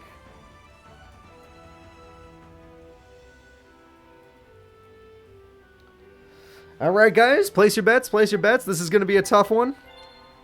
These 2 characters are both very good. One of them is the strongest character in the game. But since the Shadow Realm tournament, she's actually won another one. She won a back-to-back tournament. After the Shadow Realm, she won again. But it's been a long time since the Shadow Realm tournament, so we'll see how she does here. She did not do good in Tag Force 3, sadly, but we'll see how she does in Tag Force 7. Which is where she won the Shadow Realm tournament. So, Katori's going to start with the best card she could possibly get, Valhalla. Valhalla lets her special summon Master Hyperion. She has nothing. She has absolutely nothing. And it looks like, okay, Alexis plays the opposite way. She's like, oh, look, I'm going to use my Hecatrice for damage because Screwball Hala. And it worked out. Maybe that's what Katori should have done. Unless she gets a nope, she still doesn't have a monster worth summoning. Alright, Alexis gets another Hecatrice. She still doesn't want Valhalla. Mystical Shine Ball is one of the worst top decks you can get in an agent deck, but what are you going to do? You run 3 of those, you got to pay for it. Alright, Katori still... Oh, she got another Shine Ball. Katori's getting super unlucky right now. Manju, oh god, if Alexis gets her ritual monster, this duel could be already over. She does not, it's fine. Nothing to worry about. Nothing to worry about, nothing to worry about. She's fine. Alright, the damage is good. Katori's just about dead, but not quite dead. So Katori could still get a draw off, that matters. Hopefully it's a good one. And there's Valhalla. So she finally has a card worth special summoning. The special summon card will be Master Hyperion, which could pop cards. Let's get rid of that trap. Good play. Royal Decree is a good hit. And now Alexis is in a little bit of trouble unless she gets her ritual. Without her ritual, she can't win. With her ritual, she can win. Fish. Or an old school spell card. Yeah, we could go back in the past. The past has the best cards. There we go. And this is why she's the Shadow Realm champion. That and because her opponent, terrible, terrible deck. I'm joking. She had a good deck. It just bricked. Terrible draws. Drew her Mystical Shine Balls twice. Literally the worst case scenario there. Alright, Alexis gets very lucky. So, there we go. Let's go ahead and get up the next fight. The next fight is going to be Arcana versus Nightshroud. We have the Red Dark Magician Master, and he is the Master. He beat Yugi. The Red Dark Magician Master versus Nightshroud, the freaking Red Eyes Darkness Dragon. Man. So, place your bets. Do you believe in Red Eyes Darkness Dragon, or Red Eyes Black Dragon, or Red Dark Magician? Either way, I'm seeing red today. Alright, let's check these characters out. Where the hell is Nightshroud? Oh, yeah, he's just Atticus in this game. That's fine. Atticus is fine. And then I need good old Arcana. And he's fine as well. Alright. Where the hell is this guy? I literally been using his deck a million times now. 82. Got it. Alright, let's go ahead and set this fight up. Thank you all for your patience. It's Arcana versus good old Nightshroud. Red Eyes versus Red Dark Magician.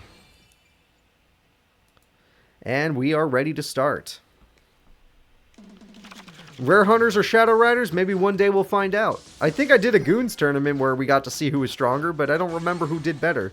Alright, Spear Dragon's going to start the duel, destroying Witch's Apprentice and most of Arcana's life points there. A lot of damage. Oh, wait, Vioxis Gaming, thank you so much for freaking being a sub, bud. I appreciate that. That's super kind of you. We have it, everybody. The Red Dark Magician has joined the party. And we have Dark Magic Attack hitting everything, including Metal Morph. That was huge. Getting rid of the Metal Morph was huge. And we got ourselves a Blizzard Dragon, everybody. Blizzard Dragon is coming in to lock down the Red Dark Magician. That makes it so Red Dark Magician cannot attack. So that is good. I'm glad to hear you love these AI battles. I really love doing them with the fans, so I very much appreciate it. Tribute Doll comes in to bring out the last Red Dark Magician, but he can't attack this turn. But that means he can only lock down one Red Dark Magician, not the other one, which means he will free the lock eventually. So Blizzard Dragon stops that Red Dark Magician, but not the other one, which means the other one will now attack him. And he's got Premature Burial, my god. What is he going to get?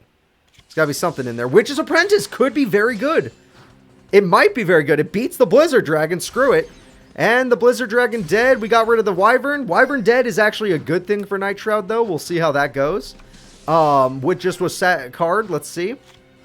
Nothing in the grave yet. Mystic Plasmic Zone. The damage is huge. 2 Dark Magicians with 3,500 attack. Let's see if he has a trap. I'm not seeing a trap. This looks like the end of the duel. Arcana with 2,500 life points left gets in there, and Witch's Apprentice ends the duel. 2 Red Dark Magicians. There we go, everybody. That is how you win a duel. That is how it's done. Oh, I'm sad to hear a sub bud is having some trouble with their bets, but it's hard to win when your opponent is this good. He showed you guys in squad battles that he is a very good duelist. But we thought it was just in duel monsters. Apparently, you got to move him up a bit. He's actually good against GX as well. Alright, and that's against Nightshroud, a guy who's gotten third before. Twice or 3 times. Alright, the next fight is going to be the Jim Crocodile Cook, the People's Champion. That's right, Jim and his Fossil Fusion deck versus Kite and his Photon Dragon deck. Both of these characters are scary in their own right, but Jim has won 2 tournaments, Kite has not. So we're going to see what happens. That is my only tip to you. Jim has actually won 2 tournaments. Granted, they were both in Tag Force 3, but that doesn't mean he's bad. He's still pretty good. Alright, still looking for his deck here. Let's see what I can find. Fusion of the Fossils. Yes, the Fossil Fusion. The fusion of the fossils to win the duel. Alright, we are ready to go. Thank you all for your patience. Let's go ahead and do this duel. It's time for Jimmy Boy versus Kite. And I'm hoping for a good duel, but anything can happen. I can't bet to save my life. I wish you all luck, okay? I need you guys to get better at betting, even though it's impossible since they're AI and AI are stupid. Alright, we got Gigantus on the first turn. That's a good card, but you didn't normal set or summon, so that wasn't good. Rock Bombardment is a good card, getting that 500 burn and throwing away a rock monster. Photon Thrasher is a great card for Kite.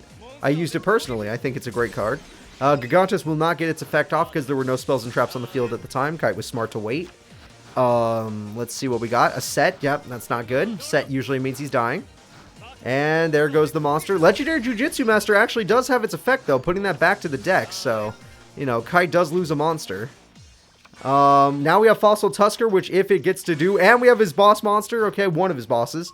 Boss monster's going in and destroys the monster. I would have used Fossil Tusker, but, you know, he didn't want to risk it.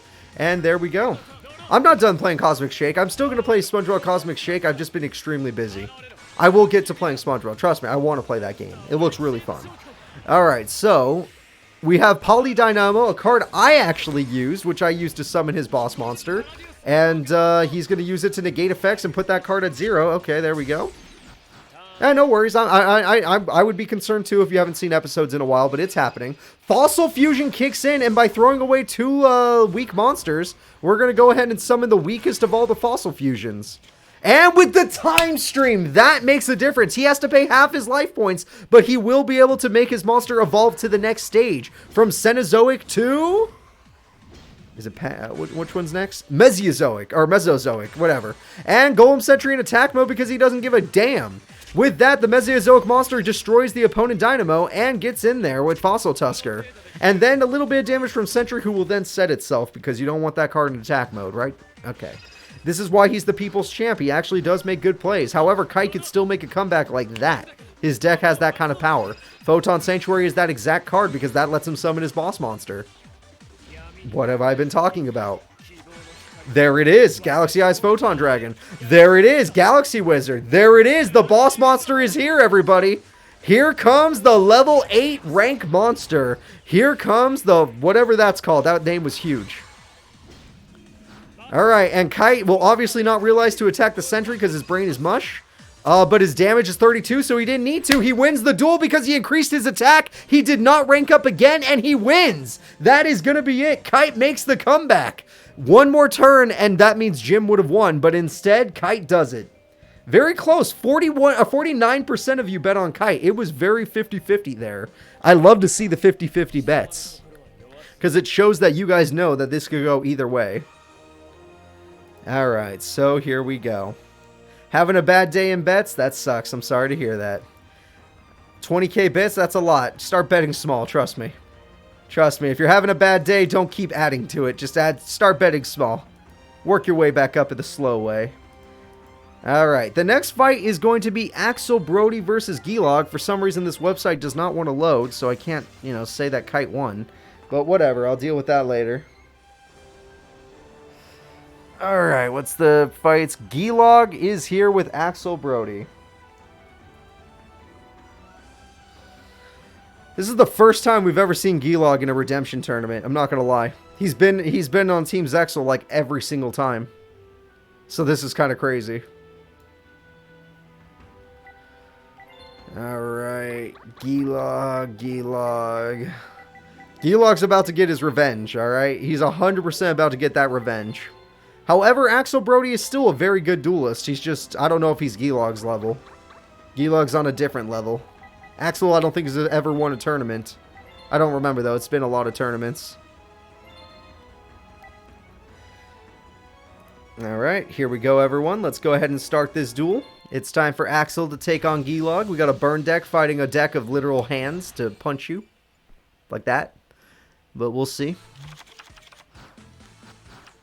Alright, Volcanic Wall is a great start to do 1500 burn. Up, 500 burn, got unlucky. But that card actually isn't unlucky because you get to do this into this. It'll cost you a little bit of life points, but you get to search at least. Alright, got himself a Volcanic Shell. Nothing wrong with that. And now we get to see.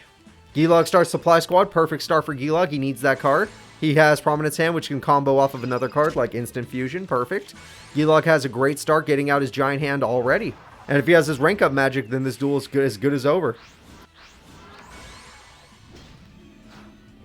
Alright, he does not have the rank up magic, but this is still a great start. Oh, he does have the rank up magic, but he waits till main phase 2 because he... Well, I guess he's not an idiot. He's fine.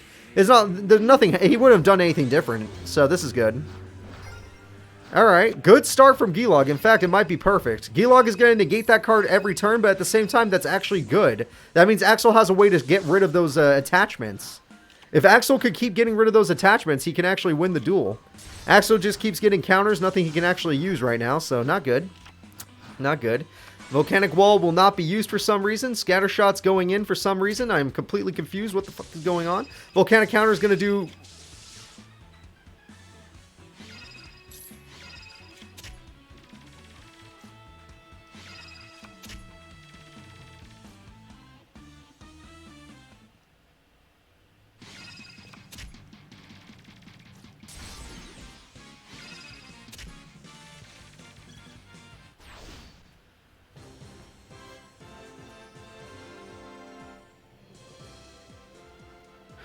Whoa! Holy shit! What was that? We've never in our entire lives seen an AI play that well.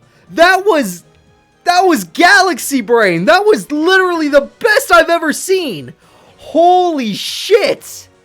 And just like that, 25% of you that bet on Axel are rich as fuck because that was insane. Axel Brody with the big brain play, literally destroying his opponent in one attack on turn 5. That was insane. Oh, wow. I had to think about it for a moment because I couldn't understand until I realized what was in the grave, and then I was like, I couldn't say anything. My mind didn't want to tell me the words. It just was like I couldn't breathe. I thought, I don't even know if my eyes got big, but the second I realized there were 3 counters in the grave, I was like, and like, I was, okay. that was great. That was absolutely great. Axel Brody making a huge upset, and I am very excited to see him. That is amazing. Alright, so guys, the next fight, because we have to keep moving on, is going to be Cyrus Truesdale and his roids taking on Leo and his morphotronics. So we got machines versus machines. Cyrus versus Leo, both of these little green-haired pals. Kind of green anyway. Even Challenge doesn't want to give the win to Axel, despite how amazing that play was. That was literally an amazing play by Axel. Unstoppable play. I couldn't believe it. That was beautiful. That was beautiful. I can't believe it. I am so happy. Usually these AI tournaments disappoint me. Usually I'm like, you know what? We might get to see 1 or 2 good plays, and they're just kind of good. That was amazing. That was something we might not ever see again. That's how good that was. All right? And Cyrus taking on Leo. I put the money on Leo on this one, but, you know, who cares at this point? Who really cares? I'm excited. Redemption's going to be crazy, guys. Team Redemption, I am super excited to see who makes it. Let's get in this. It's going to be Leo versus Cyrus. These little friends of the main characters are going to do their best. So, here we go. Leo's going to set pass. Very nice. And we got ourselves Machina Armored Unit. Very nice. Drillroid is a great card, especially when your opponent just has a set card. Just get rid of that card for free. And Cyrus has a decent start, but Leo's fine. You know, the game only just started. Radion's perfect. That monster can easily beat Drillroid, no problems. And limiter removal, that's a high cost by, yeah. Alright, Cyrus is willing to pay his or he might have more, but his limiter removal just to do that. But he does get a direct attack off in its Gyroid, which I guess is fine. It's 1,000 damage and you get to keep the monster unless your opponent special summons a bunch of monsters, but we'll see. We shall see. The next one's going to be Junkbox. Junkbox is going to special summon like I just said. And then we're going to see Boomboxing, which can attack twice anyway. So yeah, you're going to die. We're about to watch Cyrus die. And with 2,000 attack, Boomboxing is doing a lot of damage this turn. Oh wait, Armored Unit, I forgot. He gets to summon Kiteroid. That's actually a good play. Good play. Alright, and now Boomboxing's really weak, so if Cyrus could just draw a decent monster, he'll get him. No. I mean, technically it's fine, but no. That's not what you need to beat Boomboxing. You don't want to let him keep that. He has equip spells. You definitely don't want to let him keep his freaking Boomboxing. But Boomboxing seems to be in a problem situation too. Okay. And we got trucks. You guys like trucks? Because we got Truckroids. And we're going to attack the Boomboxing, which will be canceled. Which means the truck's going to eat the Boomboxing. And the truck is going to have 2,200 attack now. That is scary. We don't normally get to see Truckroid do anything, but today's the day. Selphon needs to get a freaking good monster, too. Radion would be pretty good. And Inferno Reckless summons whatever. Alright. And there we go. That's how you make a difference. 3,400. Oh, shit. Yeah, your truck ain't gonna last, I'll tell you that for free. And your submarine's dead too. And that truck is dead. 3,200 damage. Cyrus is about to lose this duel. Leo is making the comeback. And Cyrus summons his Expressroid despite the fact that he has no chance of coming back. Drillroid can't do a damn thing. Expressroid can't do a damn thing. Gyroid can't do a damn thing. Maybe a Power Bond could save him, but that's about it. 5,400 attack is too much. We don't usually get to see it, but he's gonna Power Bond. But what is it? 5 monsters! It's his boss! This is the ultimate card. He never summons it. This is the ultimate card in his deck. Never summons it, but there it is. It's the Barbaroid Ultimate Battle Machine with 8,000 attack. He's going for game. He wins the duel. Leo gets knocked out. We never see it happen, but today is the day we see the strongest monster in his deck get summoned. Holy shit, with 8,000 attack, he actually wins the duel. He has never summoned that monster in his life, but today it happened. Cyrus makes the comeback. He even overpowers Radion if he wanted to. Jesus Christ. Cyrus Truesdale, the man with 23% of the vote, has the most miracle power bond ever. Jesus, that is amazing. This is a tournament of clips. Like literally every fight. You know what? That was cool. Nope, never seen that. Clip it. Nope, never seen that. It's just Jesus Christ. Oh my god, I'm so excited. I am so excited for this tournament now. We're only in round 1. There's freaking I can't wait. The next fight, we're finally gonna get a bad fight, thank God. Okay. No worries, there's not gonna be any clips in this fight. It's Johnny Steps. You heard me right. Johnny Steps versus Carly Carmine.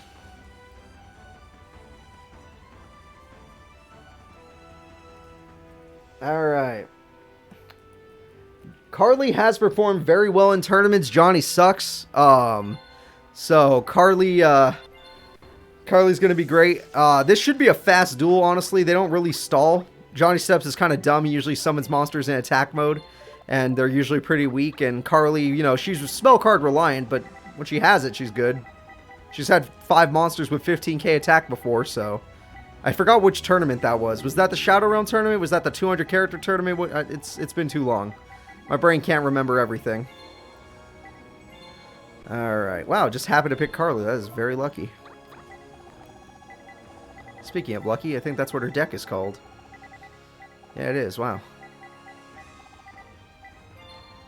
Alright, let's go ahead and start this duel. I want to thank you all for your patience. Let's get it going. It's time for Johnny Steps to take on Carly.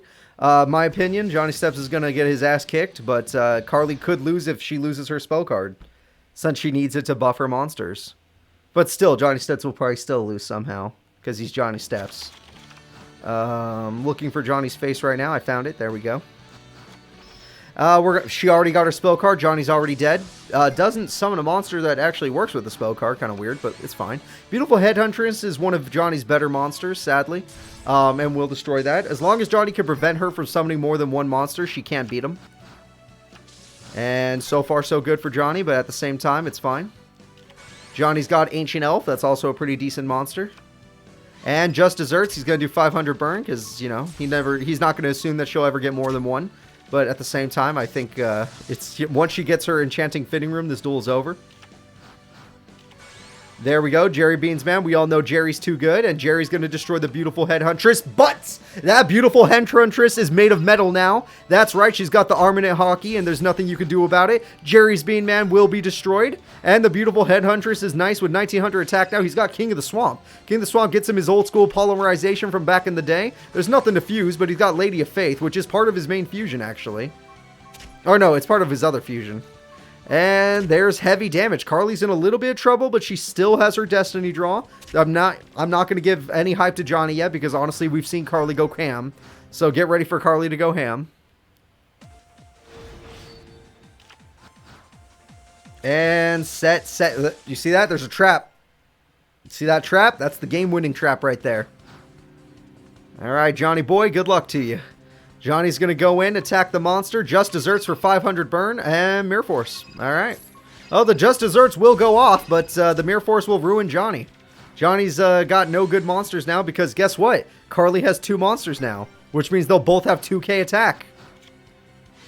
She might have 3 monsters. I might have been incorrect. All right, there's one of them. There's the other one, and only 2, and only 1 can attack. Damn. Still a good play from her. She at least has monsters, but sad to see it. Alright, now we're going to set, because there's nothing Johnny has other than fusions with Metamorph that can take out these monsters. And now she has 3 monsters with 3k, and this is how you win duels. No, I told you guys not to get excited for Johnny. Even I kept myself under control, and I'm usually the guy that goes hype for, like, stupid crap, but no. And there we go. Now we have 3 Blue Eyes on the field. Johnny does run burn, but a 950 burn is a very specific amount of burn to need. Alright, and there goes 3 attack, and this is the game-winning attack, and the duel is over! Johnny Steps should have saved those Just Desserts for this moment, because that is it. Alright, Carly Carbine, showing you guys why she's the real duelist. You guys can't give Johnny any credit. He was created for these tournaments to lose, okay? Yeah, she had 3 Blue Eyes. She had 3 monsters with 3000 attack. That's 3 Blue Eyes to me. Johnny was close. I'm not gonna disrespect. 950 life points. That is very close. But Carly was bound to win. She just needed 2 monsters. All right, the next fight is going to be Sayer, our psychic duelist, taking on Yami Yugi. That's right. The King of Games got knocked down to redemption. It doesn't happen often, but it has happened. So let's go ahead and see if the King of Games can break himself out of this redemption tournament and become a member of it, or if he'll be knocked out of the World Tournament, just like who got knocked out. Leo got knocked out. Gilag got knocked out. Did Crow get knocked? I think Crow won by 200, right? Yeah, Crow's still in. Crow still has a chance. Yeah, but Yugi versus Sayer. Alright, people. Place your bets. Place your bets. I'm going to go find Sayer right now. He actually exists in this game, even though he doesn't exist in Tag Force 6, which is very weird. Alright, let's get this duel started. Thank you all for your patience yet again. I really do appreciate that from all of you. I'm going to sit up for this duel because this is the King of Games and he deserves my respect. Also, I need some water. I feel a little bit better now. Alright, there we go. Alright.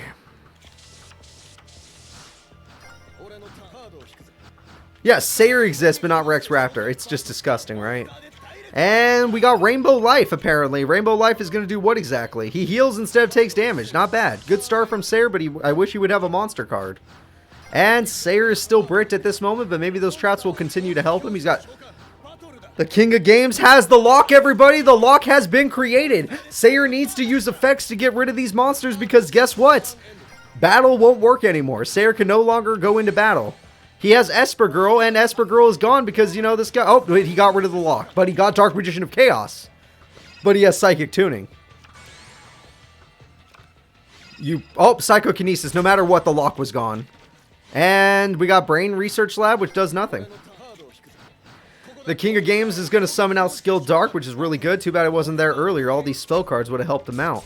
And Psychic Tuning is going to do another 800 burn, plus 1900 from the King. Plus, Sayer needs life points to pay for some of these effects. Not a very good situation to be in, Sayer. Alright, let's see what we got. Sayer is going to go ahead and play his Emergency Teleport, which I highly doubt will make a difference. That monster, I highly doubt will make a difference. He's got to pay life points just for it to be able to beat that monster. He does not have many life points left to pay.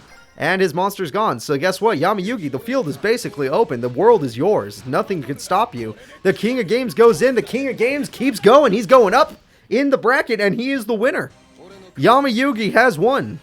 And just like that, he continues his streak. Wow, Sayer fan. No one bet on Sayer, which is the correct thing to do. If it's a choice between the King of Games and blank, it could be anybody. The King of Games is who you vote for. Alright, except in the squad battles. He did terribly there. His Battle City era deck is terrible. Alright, the next fight is going to be Reiji versus Tyranno Hasselberry. Okay. These two characters are a little more interesting. Tyranno and Reiji are very high-power characters. Reiji does have a lot of cards that burns himself, and Tyranno can brick here and there, but we'll see what happens. It's time for another Dino Duelist, and this time he's going to be taking on a Triple D deck from Arc 5. So what do you guys like more, Triple Ds, or do you like Dinos? Me personally, I love Dino DNA, but I don't think he has a chance against this guy. I think we're about to watch Tyranno Hasselberry, even though he's a champion, get his ass kicked. Alright? It's part of the show. There's no chance for him to win. But here we go. We're at least gonna watch, even if it means watching him die. So Tyranno Hasselberry, for once, it's not Rex Raptor, which I do appreciate because I do like Dino cards, and Tyranno Hasselberry's Dino cards are awesome. The Ultimate Tyranno is cool. Superconductor Tyranno is cool. Having Jurassic World is great, but not when you don't draw a single monster card. That card is amazing, especially since you can fuse. Yep, there we go. And now Tyranno Hasselberry's in a lot of trouble because his opponent already has a fusion monster out with 2,000 attack. So, DD Lilith enters the field. DD Lilith will target one of those monsters, put it right back in the hand. Yeah, great start from Reiji. Literally God tier. Tyranno, not so good. Tyranno not getting any better. It's actually worse. And here we go again. Pay 1,000 life points. Oh, look, it's Leonidas. Oh, look, he summoned it. Oh, look, the duel's over. Oh, yeah, the duel's over. Everyone go home. Turn 4 victory. This is going to be a record. Oh, look, it's Proud Ogre. You missed a little bit. Don't worry, we're still in round 1, but you missed the best duels. Not going to lie. Still sad. Yeah, this is a GG. Tyranno Hasselberry did not stand a chance. Remember how I said he bricks? There you go. He bricks. I'm going to go to predictions. That was the fastest duel of this tournament. Turn 4 victory. Alright, Reiji is the winner. So, I'm going to go ahead and check out who's up next, since Tyranno has disappointed 40% of his fans, since 40% of you bet on him. The next fight will be Yami Bakura, a character that does pretty good, usually a top 8 competitor, but not usually making it into the World Tournament stage, or ever making it in. In fact, could someone check the previous tournaments? Has Bakura ever been there? Has Yami Bakura ever made it to the World Tournament? I don't think so. Yami Bakura is taking on Callan Kessler. That's a easy opponent, but Callan might actually try to do good today. Who knows? Alright. Yeah, I don't think he has. Yeah. Yami Bakura is usually a top 8 competitor. He always chokes right before the World Tournament stage. Right before top 4, he just like, just dies. Alright, let's see what we got here. I'm having trouble finding his deck. I don't know why. Usually it's no trouble at all. Why am I having trouble? Okay, brain, turn back on. Let me give you a little massage. Yes. Okay, I remember now. Alright. There we go. And he's taking on Callan. Callan's a pretty bad duelist, but maybe he'll surprise us if his AI isn't complete garbo today. And there we go. We're ready to start this duel. Let's go ahead and get it going. Yami Bakura versus Callan Kessler. Callan does brick a lot, but it's okay.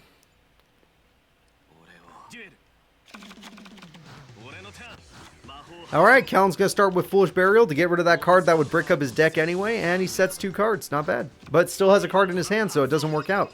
But it's okay, because he discarded that card, so he's fine. So now he could start using his effect, the Portrait Secret. Not a good card to attack with, but looks like Bakura didn't have anything better, and is forced to just wait now. Alright, now we got ourselves another Infernity Necromancer, but this time it's going to be a special summon. And he gets Infernity, both of these. Uh-oh. Oh, he got his boss. He did it. Oh, Callan Kessler gets out the Infernity Master. Oh, wait, what the fuck is that? Purgatory Ogre Dragon. What the hell? Okay, sorry, this is attack force 7. He has more options. And Dark Spirit of the Silent is going to do this. And this card's effect activates, negating the Dark Spirit of the Silence. The hell is this monster? He doesn't have it in attack force 6, so I don't know what the hell this is. Alright, and this thing just doesn't let you play Yu-Gi-Oh! Apparently. Does this thing literally just say no Yu-Gi-Oh? This is his manga card? Well, it seems to be really good. Alright, he brought back that card and that card. And that card is going to use its effect to summon 2 more of itself. Yeah, I think this is over. Bakura is dead. If he can't activate effects, he's dead. Sangan, can you activate Sangan? Infernity Barrier, apparently not. He can't even use Every effect has been negated. Callan Kessler has negated every single play so far. Destiny Board, can he negate that? Every effect! You can't win! There's no... Unless you have monsters that are just naturally strong enough. You need, like, Blue Eyes. If you don't run Blue Eyes, you lose the duel, apparently. It's already over. I'm going to the bets. Let me see. Callan has 15% of the bet. But today was the day. Today was the goddamn day. Alright, attack goes through. Mirror Force, let me guess. You're going to negate. It may only be once per turn, but he only needs it once. And that's going to be the end of the duel, everybody. Bakura gets his ass kicked. Callan Kessler wrecks him in 7 turns. Literally an Omni negate? Is that what I just saw? Like, oh, your spell card negate. Oh, your freaking trap cards negate. I guess it didn't stop monster effects, but whatever. Who cares? Callan wins. That's a big upset. That is a big upset. Alright. The next duel coming up is going to be Chaz and his Armed Dragon deck taking on Quattro. Alright, it's time to Chaz it up, chat. We got one of the main characters coming in. And Quattro, one of the main villains. Well, that effect's pretty damn good, Cyrus. That effect is pretty damn good. That is good. Alright, everyone, go ahead and place your bets. Apparently, this site is really sucky today. Challenge, what's going on with you? I mean, you usually kind of suck, but this is worse. Alright, Chaz and Quattro. Let me go find these characters really quickly, because I want to see my boy Chaz do his best, even though Quattro's been doing better lately. I hate to see it, but Chaz might be in a little trouble. I still think he'll win, but it's going to be tough. Quattro. Here we go. It's time for the Gimmick Puppets to take on the Armed Dragons. Personally, between these two, it's time for Armed Dragons to win. Just like it says, it's Armed Dragons. Yeah, it's Armed Dragons. Alright, Upstart Goblin's a good start if you need to fill up your hand. And no monsters. He must have all level 8s right now. That's fine. He'll get them. Flying Kamakiri comes in for 1400 damage. That should be fine. And a basic back row. Quattro, your opponent now has something, and you don't have anything just yet. I did let him try his Ojama deck. We've used his XYZ deck all the time. All the time. It might have even qualified for the World Tournament. But his Ojama deck sucks so bad I don't let him use it anymore. It's so slow, it's so boring, and he never wins anyway. Alright, well, we got Dark Eruption to bring back the Gimmick Puppet Scissor Arms, which he probably needs just to summon. He does summon it. And with its effect, he's going to use it to throw away a card. And he's going to summon a level 8 monster for free. That's pretty crazy. And okay, now you're really being crazy. And we have it already. It's time, everyone. Say hello to Gimmick Puppet. Oh, I fought this thing. In the Zexal game, I fought freaking Puppet of Strings. And TT says go to hell.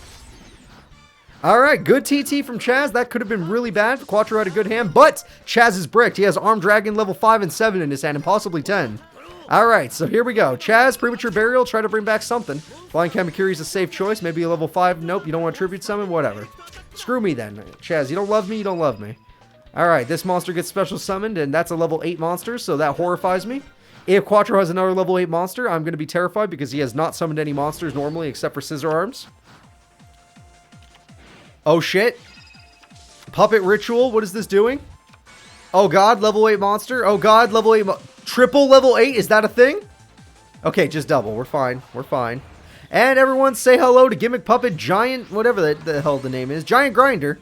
Giant Grinder has 1500 attack, looks pretty weak, but he's gonna rank up. We got rank up magic. Everyone say hello to Giant, what is this?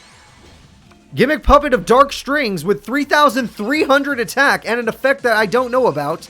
Effect activates, he has a strings counter, and he's tripped. What?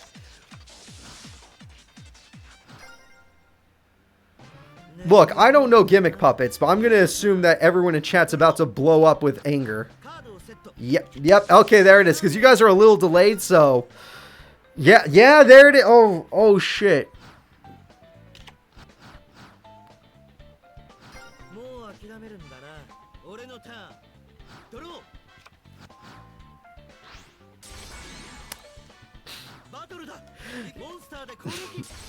I didn't program it, okay? I can't program I can't program the AI to be any better. I guess if there's a level 8 monster in his hand that he can normal summon, he's programmed to normal summon it. He shouldn't, but that's his programming. Okay, luckily for him, he's got another rank up monster. Here we go. It's not over yet. Armed Dragon level 7 can actually beat that in a fight. 100% can beat that. And he got his rank up magic back. And Giant Grinder's effect activates, destroying the Armed Dragon level 7. The rank up magic activates, creating the monster. What the hell is this one? The Giant Hunter at 2500 attack. And Giant Hunter gets rid of Mirror Force! He hit Mirror Force! Magic Cylinder! Oh no! Quattro still has life points left! Despite the fact that that really hurt, Quattro still has 500 life points left to win this duel. All you need is... No! Brain Control! Unnerfed! Graceful Charity, the duel is over! Chaz Boy has won. I don't know. I don't know if he has won. It should be a win. He has 500 life points left. Chaz is not done. Chaz summons Puppet of Strings. Chaz uses the effect to kill and do 12. It's over. It's over, folks. The duel is over. Chaz has won. Quattro's AI is literally as dumb as it can be. Celtic, thank you so much for being a sub, bud, for 7 freaking months. And all of your gifts, obviously. But Chazzy Boy has won. This is the only game where I could do AI duels with Quattro, and his deck may be good, but his AI is terrible. Alright, the next fight is going to be Sora, another character whose AI is terrible and can never use that one spell card. Sora is going to take on Reshef, our newest character. Yes, Reshef from the Reshef of Destruction video game, that Reshef. Reshef the Dark Being. Luckily, that fight with Chaz versus Quattro was not an upset. Chaz had like 90% of the vote. Alright, now Sora. This is a character who has qualified for the World Tournament before. He actually does have a really good deck when he goes ham.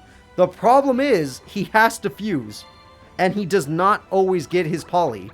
When he doesn't get poly, he loses easily, and we get to watch it happen, and it's really depressing. When he gets his poly, he wrecks his opponents. He beats the best of the best. So Sora's one of those characters who is strong enough to take out, like, Yami Yugi, and weak enough to lose to, like, Tristan Taylor. That's the problem. He's nowhere in the middle. He either wins duels, doesn't matter, or loses horribly.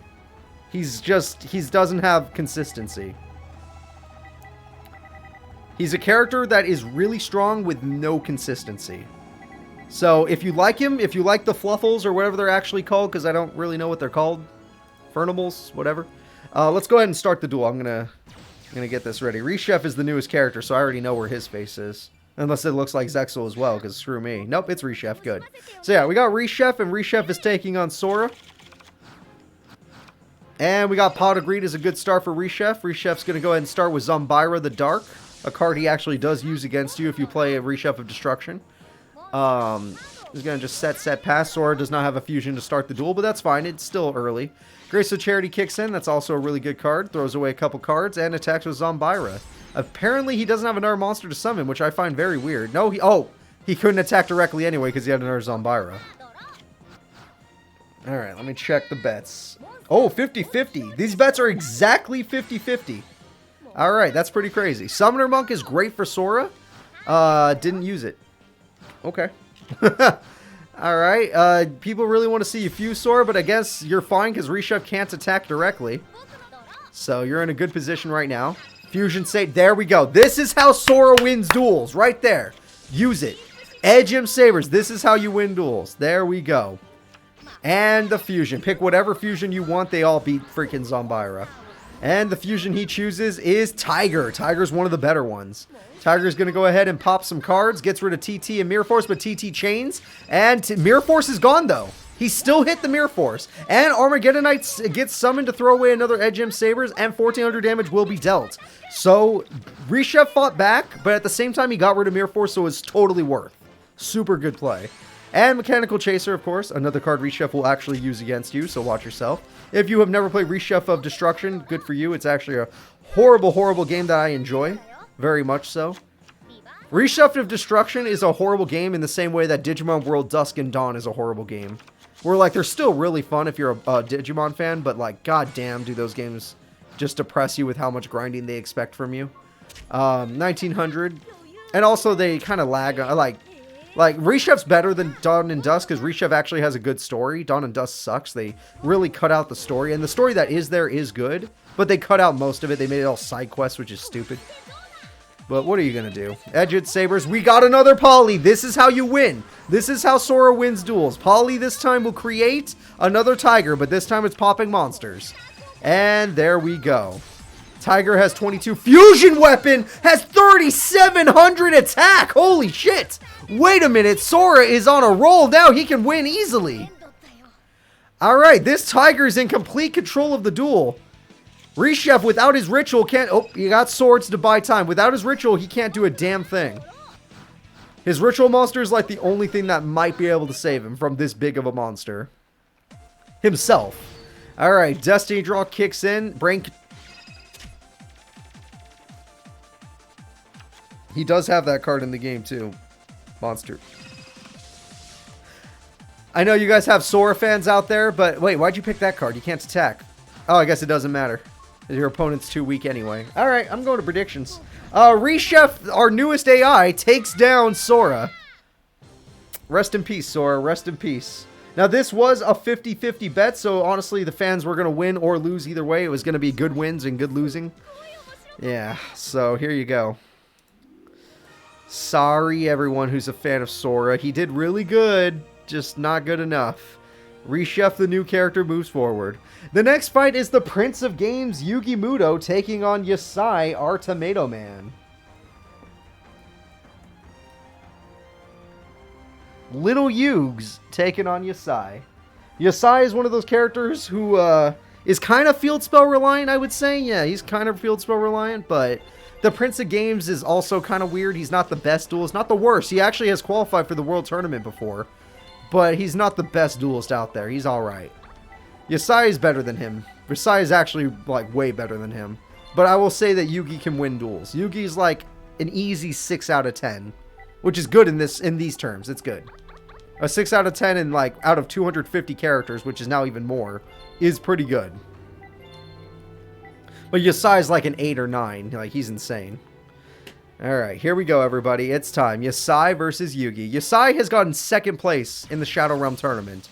He is literally, in that tournament, he was the second strongest character. But let's see if he could take down little Yugi, who did not even do well in that tournament. Alright, Yusei, he kind of needs his field spell to have his tomatoes actually do damage, so not a good start having no field spells, but Polynosis will ruin the Shining Angel and its effect. So, good for him. He at least got rid of Shining Angel. Tomato and Tomato, he can summon his boss. This is really important. With this, he can actually summon his boss monster, which is Tomato King. And that card has 3,200 attack using its effect. A 3,200 attack point freaking tomato monster is insane. And Yugi takes all of it. That is really sad. Alright, Yugi's going to try and just set up his defenses. Tomato King can only have 3,200 attack for one more turn. This is his only other turn. He has his Tomato Paradise though. Yeah, that's good. Yugi had to Magic Jammer that because that card is too good. And he summons Lone Fire. It's over. The duel's over. He got Gigaplant. Gigaplant makes his deck unstoppable. Little Yugi is about to get wrecked. Little Yugi loses Witch of the Black Forest, which couldn't save him even if he wanted it to. So Magician of Faith ain't going to save him either. And there goes his, yeah, life points are gone. That freaking Gigaplant pretty much guarantees a victory. Alright, we got that. Set, pass. This duel's as good as over, folks. Kariba's too busy helping Jaden. Yep, Miracle Fertilizer can bring back the Lone Fire Blossom. Or you can just summon Gigaplant to bring back the Lone Fire Blossom. That's right. Lone Fire Blossom can bring out a second Gigaplant, making you unstoppable. And now Yugi's about to die. We're about to watch a child get murdered. I'm sorry. Mirror Force will kick in, but... Oh, he doesn't have Rose Archer. He almost always has Rose Archer. Wait a minute. Little Yugi has a fighting chance. Alright, Little Yugi's Magician of Faith flip is ballsy as hell when you have no life points. And he summons Silent Swordsman level 5 to get bottomless. And Yugi does nothing. And Miracle Fertilizer wins the duel. That's game. Alright, Little Yugi, get wrecked. Get absolutely wrecked. No damage. Yusei is one of the strongest characters in this tournament. When it comes to redemption, Yusei is a higher tier character. Alright, he is higher tier. Alright, poor little Yugs. But Prince of Games doesn't really get to show off too much. Probably because regular Yugi took all of his best cards, so he had to use all these other ones. Alright, Yusei, there we go. They're not saying dates, they're saying how many wins and losses they have in terms of bets. Alright, the next fight will be Jaden with his Elemental Hero deck, which has gone top 4 before, versus Ashizu Ishtar. Alright. Ashizu is a damn good duelist with her Gravekeeper deck, and let's see, Jaden and his heroes have actually done really good as well. This is going to be a pretty good fight. Both of these characters are main characters, and I'm kind of excited to see how this will go. Ashizu does not run Exchange of Spirits. She runs freaking Gravekeepers in this game. Granted, I have a deck for her where she does run that deck, but it's not going to be for today. That deck is saved for like Battle City stuff, or when it's just dual monsters or old school decks, you know, stuff like that. Ashizu is a main character with a voice actress. There's only 5 characters with voice actors per series. So yep, she counts as a main character. Surprised me too, trust me. I'm happy to see it though, but surprised me. So let's go ahead and get this duel started.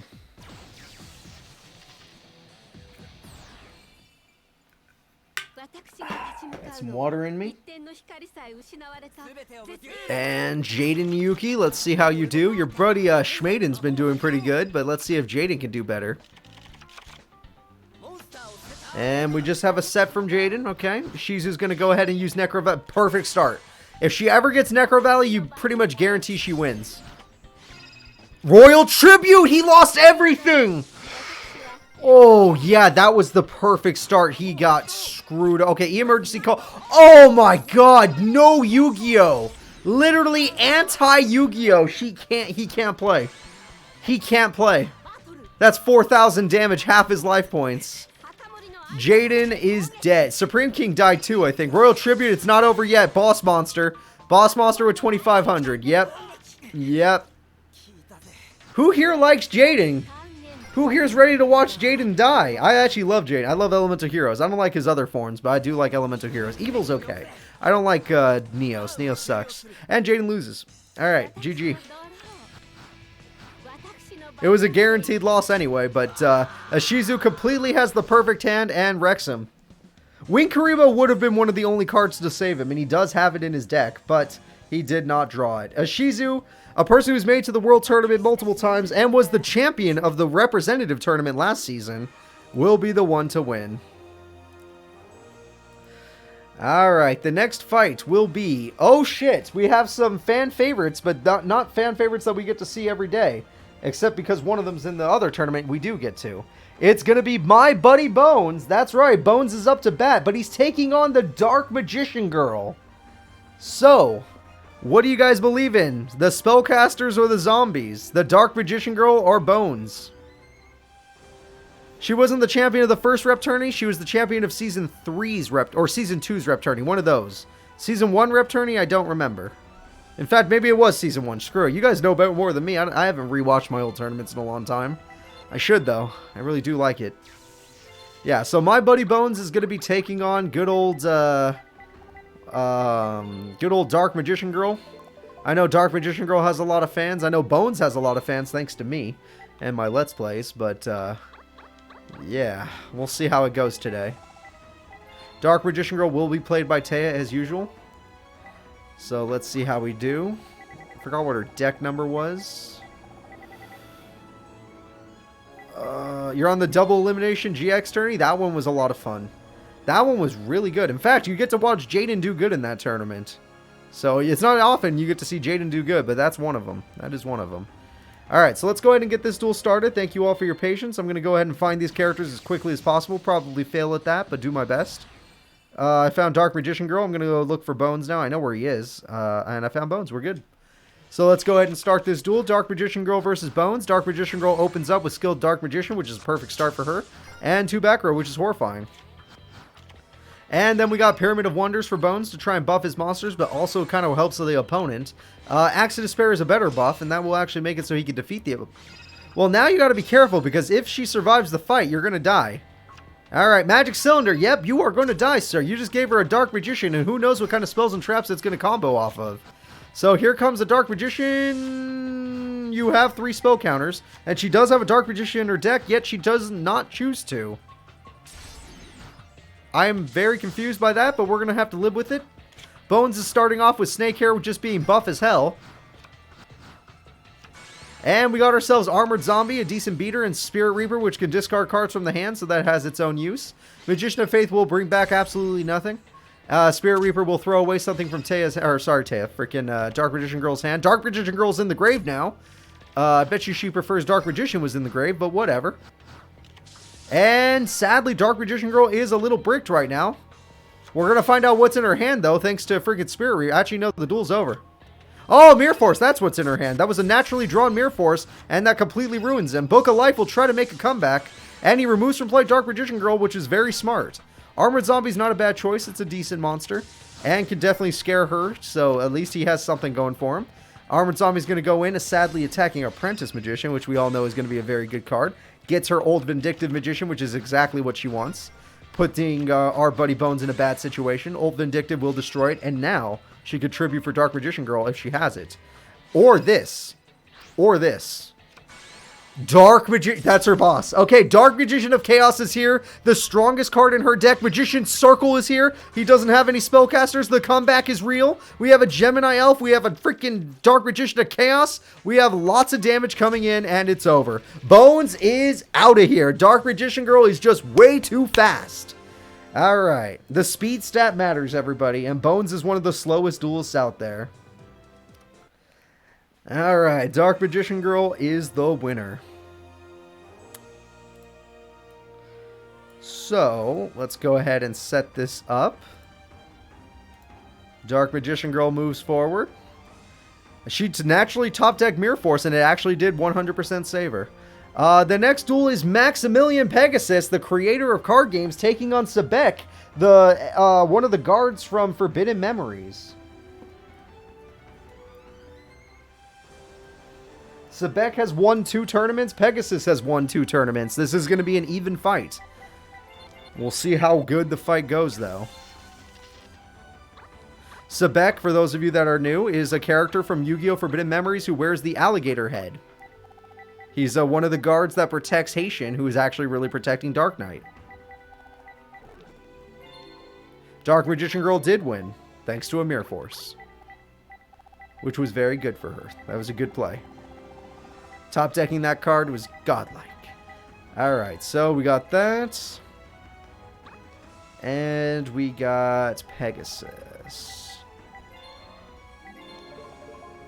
Alright, so yeah, last World Tournament, Pegasus did qualify. I don't remember how good he did in the World Tournament, but he did qualify as the #1 seed, which was really nice.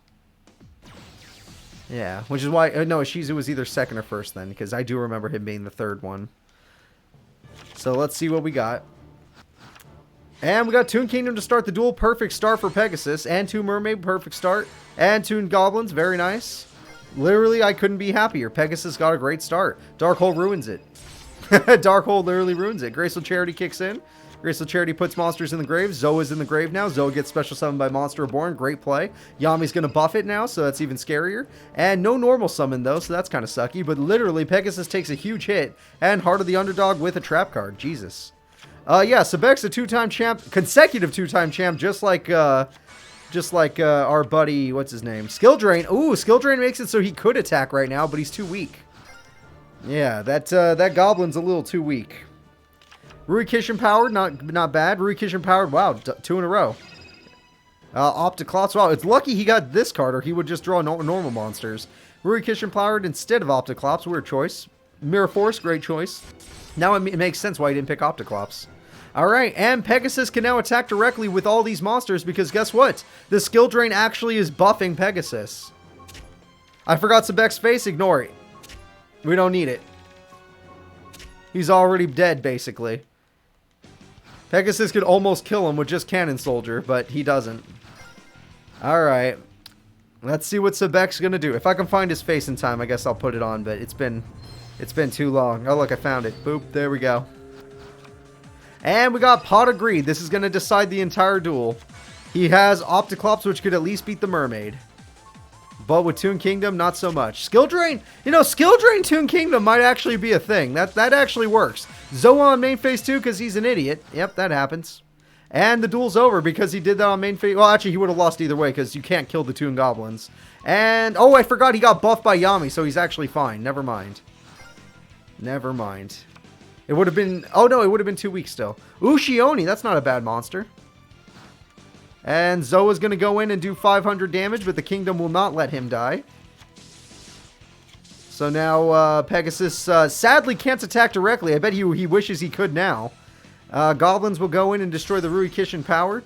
This is actually giving freaking Sebek time to make a comeback. I don't know if Pegasus has any burn cards in his deck.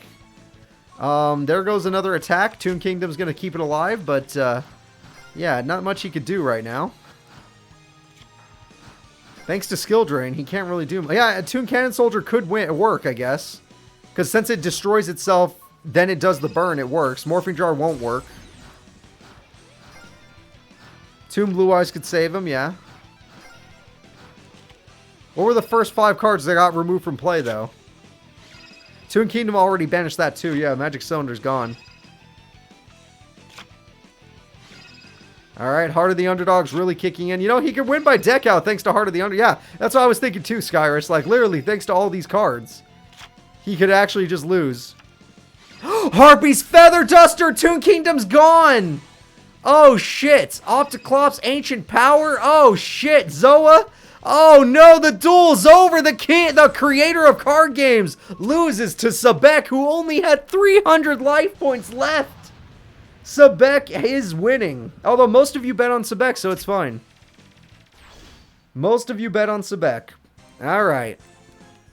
If only he had Toon Karibo. that would actually be a funny card. So, let's go ahead and see it. Sebek moves forward, and the next competitors shall be Professor Crowler and his Ancient Gear Golem, taking on Weevil Underwood. Alright, let's see how these two do. GX and Duel Monsters. They usually give us good duels. And Crowler's actually a pretty damn good duelist. He's gone top 3 before. But it's not consistent, so what are you going to do? Yeah, let me do predictions before I do anything else. I don't want to forget. Crowler versus Weevil. Alright, here we go. I'm going to set this up right now. Weevil, where you at? Alright, there he is.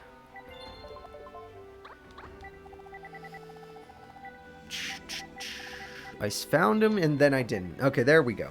We are ready to start this duel. Thank you all for your patience. Let's go ahead and see if Crowler can take down Weevil or if Weevil can stall out Crowler. Crowler has more attacking monsters. Weevil's more defensive. But we'll see what happens. Alright, Weevil opens the duel with Set Pass. Okay. Crowler opens the duel with Gear Town, which is a great card. And he already has Ancient Gear Knight, which is one of his better monsters. And Ancient Gear Drill gets rid of Poly, but gets him Castle. Very good. And Weevil's monster, the Howling Insect, will bite the dust, but at least he gets something out of it. He gets Pinch Hopper, which is an interesting choice, depending on what's in his hand. And he's got Verdant Sanctuary, which will help his deck quite a lot. And he Tribute Summons for Insect Princess, which is just barely better. But the Double Cyclone will make an interesting thing happen. Double Cyclone means hello, Gadgetron Dragon. Yeah, no, that knight is still dead. But Gadgetron Dragon will make very, very short... Whoa! Oh no, you made a mistake, Crowler. You should have waited. Okay, we have Gadgetron Dragon on the wrong side of the field. And Crowler is in some trouble because he just buffed it. Alright, holy shit. And now we're going to go ahead and destroy that Insect Princess. Apparently he doesn't want his opponent to have his monster. Crowler could summon the Ancient Gear Golem using that freaking thing. And another castle is here. He doesn't have the Ancient Gear Golem though. That monster could easily destroy the Pinch Hopper, but Pinch Hopper might... Nope, there's no monsters in Weevil's hand. All of Weevil's monsters are insect or maybe a plant, so there's no monsters in his hand. And there goes most of Crowler's life points. Yeah, not a good time to be a Crowler fan. That was a great creature swap. And DNA Surgery, we're all insects now, so no more machines on the field. Luckily, those Ancient Gear castles buff Ancient Gears. Man-Eater Bug, oh god. Oh god, TT, even better. Okay, Crowler got a trap card that could stop him, but he still has Primitive Butterfly, so that's going to do 1200 damage. Alright, if Crowler draws an Ancient Gear Golem, he wins, because he could use those spell cards. And guess what he drew? He drew an Ancient Gear Gadgetron Dragon, which is just as good, just no piercing. And that damage is clean. Alright, it's an insect, but it's good. We have Seal of Orichalcos, of course he did work. That works! You know what? This strategy works. We might be here for a minute, but it works. That's the third Gear Town. Guess what? As long as Crowler's an insect, he can't get him. He can't attack him. Which means Weevil could just sit there. If it wasn't for that, he'd be dead. Alright, Gear Town, there we go. Weevil's soul is on the line now. You got that right. But as long as he has Insect Barrier, he is fine. And Weevil gets out more insects. And if he can eventually get to Insect Queen could overpower Crowler. Especially since all monsters are insects right now. Alright, setting another card. I am willing to go into fast forward mode right now. Let's see what happens. Mirror Force, okay, that doesn't make a difference. Heavy Storm makes all of the difference. This duel is as good as over. Crowler with... Oh! Morphic Jar on top of that! That is not good! Alright, Pot of Greed, don't stop, Crowler. You know what it does. Alexis taught you. Alright, here we go, everybody. The damage is too good, and you're going to lose your soul, freaking Weevil. You are going to lose that freaking soul. And Howling Insect comes back. I guess he doesn't do piercing, but at the same time, your defense stat isn't high enough. Howling Insect gets Primitive Butterfly. Once again, your defense stat is high enough, but you're dead. You are dead. Oh, alright, here we go. Weevil with no DNA surgery stands no chance. He needed DNA surgery to stand a chance against this guy. He will still summon Chainsaw Insect and try to do 2,900 damage. Or 1,500 damage, I guess. But attacking Giant Rat was the worst play possible unless he's trying to deck out his opponent, which I guess is a viable strategy if you could stall, but you can't stall. Oh, you could stall? Okay, wait! There is still deck out. As long as Swords remains, there is still... I didn't even think about that. He actually has a card to stop Gadgetron, because Mirror Force wouldn't work. But this works. He could try to Chainsaw Insect his opponent to death, which won't work, but it might happen if there's a lot of other stall cards. Alright, Chainsaw Insect will force him to draw another card. Every turn, Crowler loses 2 cards. Terraforming, 3 cards. There's only 6 left in the deck. Gear Town, nice, but not necessary anymore. This duel, you already have 2 Gadgetrons. What more do you want? Is Weevil gonna brain his way out of this? He's just gonna think his way out of this one? He can't win by battle, but he can win by deck out? Chainsaw Insect makes him draw another card? We got ourselves Insect Princess, not as good without DNA Surgery. With DNA Surgery, great card. Without it, no chance. 4 cards left in deck, but Swords is gone. He's out of time. Weevil did his best, but it's over. He did his absolute best, though. Let it be known. Alright, Giant Rat. Okay, there's no more monsters. If Giant Rat actually summoned something, that would have been close, but it's over. Gadgetron Dragons can't be stopped by trap cards. Oh, he had 1 in hand, that's why. Monster Reborn for guaranteed game, bringing back Night. Gotta respect it. Gotta respect it. Chainsaw Insect will die, but at least that makes him draw a card, which is very funny. He was down to 2 cards left in his deck when he won. 2 cards left. Alright, another attack comes through. Weevil's life points have fallen way too low. Mirror Force! It didn't work! The Knight is a Gemini monster. It didn't have its effect. Crowler, okay, with Swords, he can't make you lose with Insect. This is Crowler's last draws. This is it. This is it. If Crowler has 1 turn to win the duel. He has to do 3,200 damage in 1 turn with no monsters. He's making his debut, the strongest card in his deck that is Infusion. It is the Ancient Gear Golem, but it doesn't have enough damage to win the duel. It's only going to do 25, and 25 is just a little too small. The winner is, by deck out, Weevil Underwood. And just for fun, he summons Doomdozer. It was just 700 points too little. Crowler loses by deck out. The Madman Weevil actually did it. He used his brain rather than his monster's attack points. That is a huge upset. 16% of you bet on Weevil. That is a huge upset. Crowler played really good. He did his best. He heavy stormed when he needed to. But at the end of the day, Weevil had the right spells and traps at the right time. And Crowler, even though his golem did piercing damage, it took way too long to summon it. He got it at the last second and the very last turn, and it didn't have enough damage. But it was a great duel. The next duel might be just as great. It's going to be Darkness, everybody. That's right, the final enemy in Yu-Gi-Oh! GX. The one that fought Jaden at the end that looks like a demon goat. Darkness, taking on Rio and her penguins. Kind of a weird juxtaposition there, but it's funny. That might be, I don't even know if what that word means, but it sounds right. Alright, it's not cursed. This tournament's not cursed. This is normal. All of these wins were 100% normal. Alright, let's see here. I'm all set up here, but I want to do predictions, so let me get this ready. Darkness literally uses a deck made of Darkness monsters. They're called Darkness cards. And he's fighting Rio's Penguin cards. So go ahead and place your bets, people. Go ahead and place your bets. The duel's already starting, even though you can't see it. Even though I know you can't see it. It'll be on the screen soon. So let's see what happens. Who's your favorite Zexal character? That would be Dogchan or Pip. Hey, Cool Drago, thank you so much for being a sub, bud. I really appreciate that. That's so nice of you. Alright, Barrier Statue of the Abyss means no special summons of anything but dark monsters. Blizzard Falcon was a normal summon, though, and no Penguin is a normal or flip summon. And you lost your thing. No! He got his boss already! It is here! The Darkness Neosphere. That is the strongest card in Darkness's deck. And the boss monster. Yes, I forgot his face. Thank you for reminding me. But still, that is the strongest card in his deck. And he's got that card for fun. 4,000 damage coming through. Rio has to take 2,500. Jesus Christ. But, you know what beats this? Penguins. Penguins 100% beats this. Premature Burial will be good because he needs more monsters. He's got Belial, Marquise of Darkness, another Darkness monster.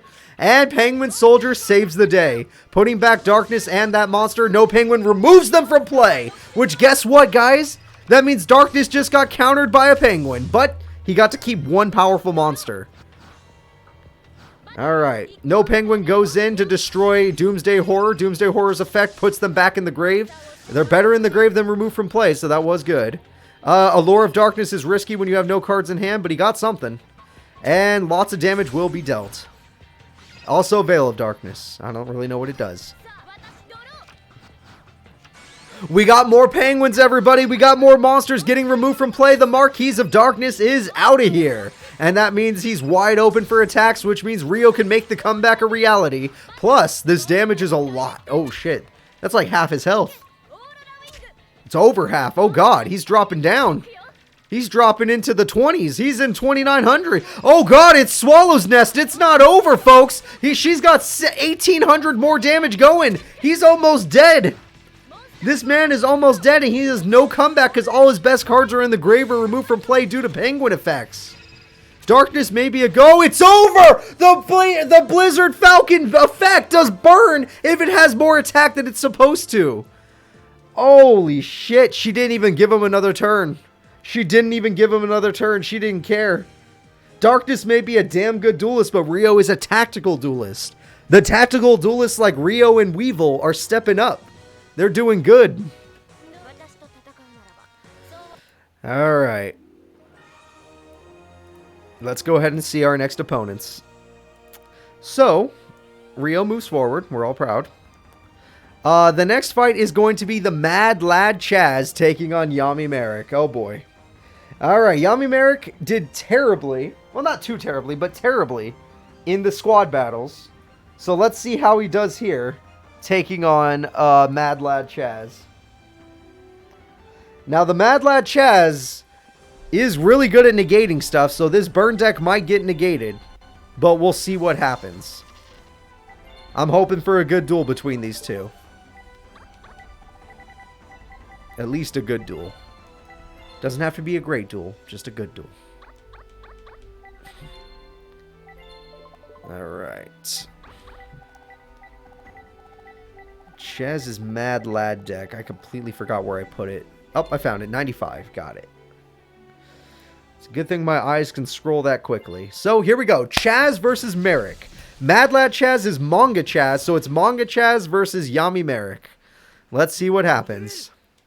10k on Merrick because you're also a burn player? Jesus. That's a big bet on Merrick. Even though he does perform well and has one tournament. One. Alright, Abaki is going to be his starting play to get rid of the Giant Rat, and Mirror Force is a weird cost. Okay. Mad Lad is willing to spend Mirror Force on an Abaki. How many people in chat raise your hands if you would do the same? Alright, not me. I was not raising my hand. Spirit Reaper does 300, but actually the big part is it removes, or gets a card. He hit Raw! Merrick's unstoppable! Merrick's card is in the grave, which means Merrick won't lose the duel! Merrick's unstoppable right now! Nothing can stop him. He's too strong. That card destroys Spirit Reaper due to it targeting it. Oh, shit. Oh, shit. Merrick can't lose. The only way he loses is by summoning freaking Raw. Alright, 1400 Magic Cylinder says go to hell, Giant Rat. That's some okay damage, I guess. And you get to keep your only monster, which I guess is important since you kind of should have a monster. Marshmallow, look, you're not the only one doing burn, Merrick. You also have to suffer. Giant Rat is still poised to attack you, though, and he could get his Light and Darkness strat. Oh, shit, this duel's over. He has it. It's over. You lose, Merrick. Light and Darkness Dragon beats you. Soul Exchange, you can't attack, yeah. Merrick literally just got negated to death. Even with Raw dead, it doesn't matter if your opponent doesn't let you play Yu-Gi-Oh! Just desserts get negated. Granted, this weakens him at least, so there's that. But no burn now. He's losing all of his burn. Mask of Darkness get negated. Alright, next. Giant Rat. Alright, Merrick takes it. Giant Germ, Merrick takes it.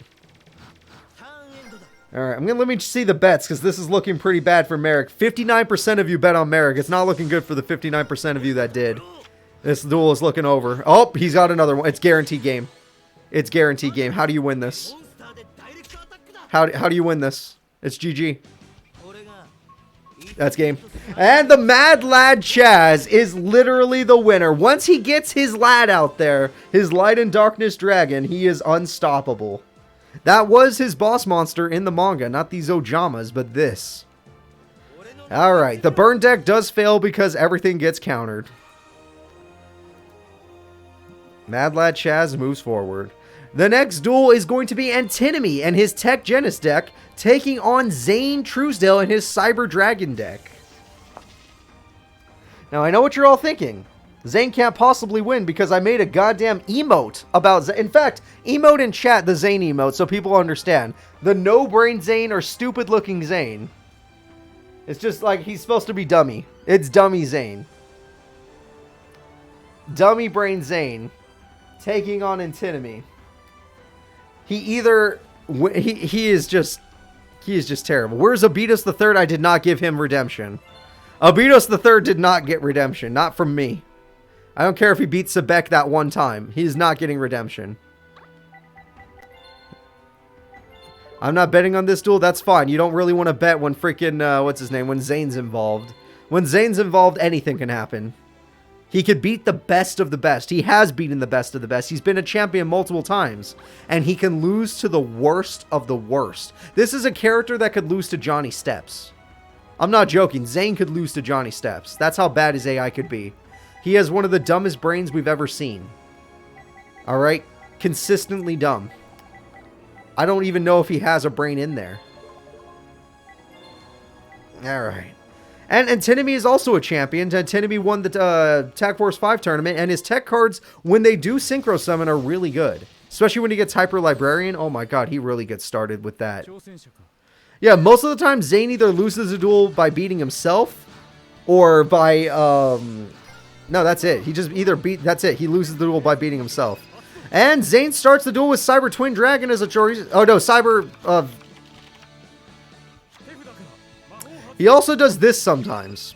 And this is very nice to see when it happens. He also does this sometimes. It's very rare. But it happens. Alright, how many monsters just got fused? 19 monster fusion, everybody. There you go. Chimera Tech with, how much attack is that? 15,200 attack. Who needs future fusion anymore? And it can't win the duel, but it could destroy Warwolf. If it had its anime effect, he would have attacked him 19 times. It's like draw a monster card, more like get obliterated by 15k attack. One magic cylinder will end this duel, which Bakura has done to him before. Cyber Magician will not help you. A level 5 Wonder Magician, I don't know its effect, but it won't help you. That doesn't help you at all. Okay, you're lucky. If Zane summoned... I guess Zane did throw away his whole monster deck. Zane doesn't have any monsters left. His opponent has to brick because Zane doesn't have monsters. Unless he draws something that wasn't a machine monster, he can't win. Alright, he's got TG Warwolf and TG Striker. That can make a level 5 synchro. Or yeah, he could just build a wall which will be all destroyed. Unless Zane draws a monster, he can't win. Because he'll deck out. But all the monsters are removed from play right now. TG Striker. Oh, look, it's Rush Rhino. TG Warwolf. Oh, look, it's TG Striker. What the hell? It's just like, hey, here, you get you and I'll get you. Alright, we got this card to shuffle cards back into the deck and draw 2. They might all be banished. I don't know. 19. Do people normally run a 19 monster deck? I don't know. The AI made this. The people that made this game made this deck. I didn't make this deck. All right, Wonder Magician does its thing again. Goodbye Power Bond, which he couldn't use anyway. His only way to win is to summon a monster so he could attack directly, but he can't do that if he has no more monsters. All right, there we go. We got rid of that, and we got rid of that. Technically, Antinomy will win this duel by deck out. Like, I don't really know how he doesn't lose this. Like, I don't know how Antinomy loses this duel. Okay, we got another Synchro Summon. What are we making this time? Another Wonder Magician. He loves Wonder Magician. I don't know what this is. I'm thinking about fast forwarding, but I don't know how this guy works. Oh, you messed up! Oh, you messed up, Antinomy. That was a big misplay. Okay, well, the duel's over, folks. That's game. The duel's over. Alright, destroying Cyber Network with all these Cyber Magicians that you used. Yeah. One attack. Why don't you let your 15k monster do it? Let's do 15,200 damage in one attack. Zane wins. All right, Zane Truesdale. Sometimes he could actually pull off a pretty cool monster. And, you know, honestly, he only won that because his opponent kept popping his spells and traps. But he would have eventually activated Cyber Network. Oh, actually, he couldn't. He had no monsters in the deck to use it. So, yeah, no, Tsunami killed himself. Normally, that would have been fine, but Tsunami actually killed himself. All right, so let me go ahead and start this up. I'm going to get the next duel going. Zane Truesdale did win. Good for him. Not something we get to see every day, but when it happens, it's kind of nice. What do we got here? The next up... Ooh! This is a legitimate main character duel. Everybody, Yusei Fudo versus Manga Jaden. Masked Heroes versus Yusei Fudo. This one, even though it's not in the finals, I want to see people bet on this. This is going to be crazy. Yes, he has Dark Law. He has Dark Law. He doesn't like summoning it. He has a few times. He summoned it a few times. But he doesn't like summoning it that often because it doesn't have a high attack stat. Which, yes, that's how the AI brains work. Not a high attack stat. Don't expect to get summoned very often.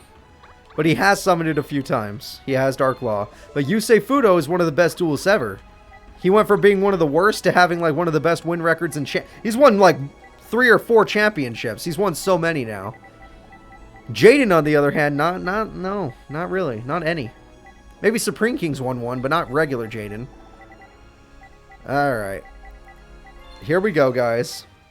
Let's get this duel started. 2 main characters going at it. Jaden from the manga, Yusei Fudo, with just one of his, probably the best deck he's ever had. That's won so many tournaments. It's speed versus speed. That's right.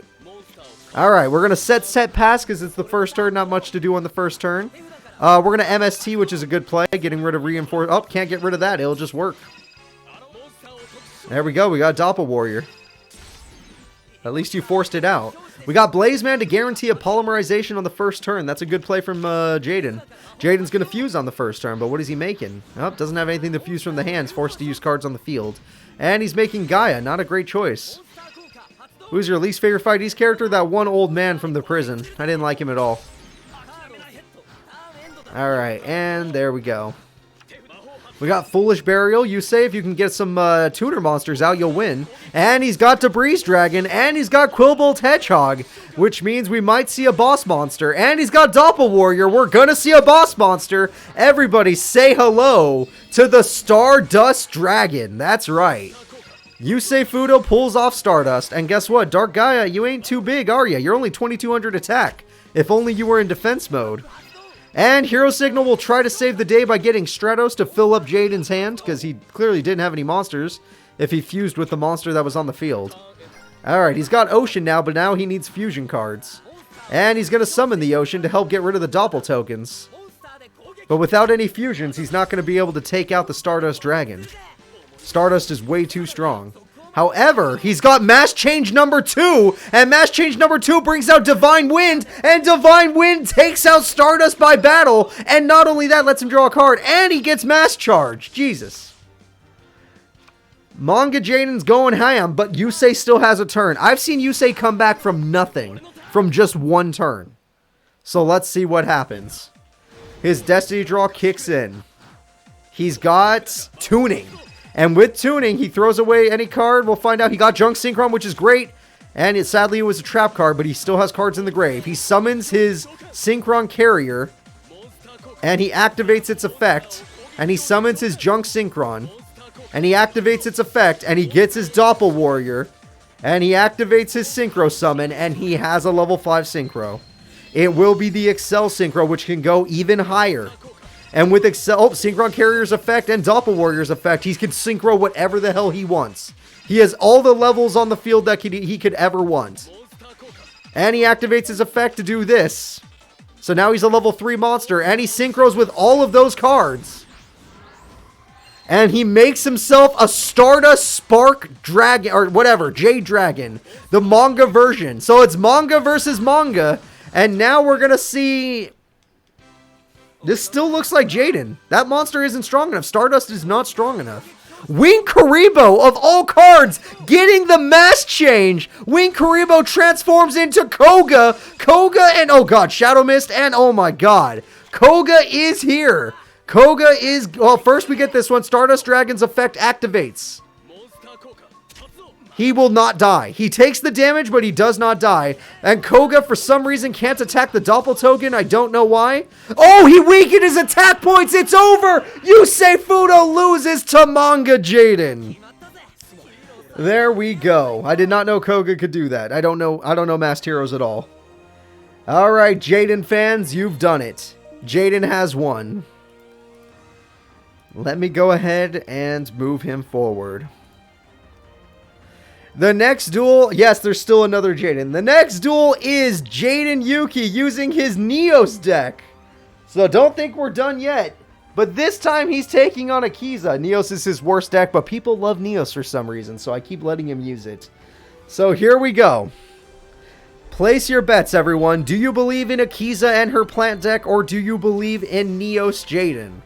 If you believe in Neos Jaden, you might as well leave the stream right now. I don't want you here. Neos is not one of my favorites, obviously.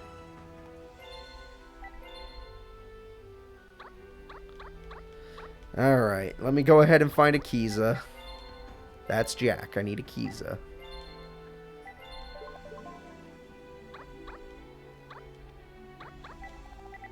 Alright.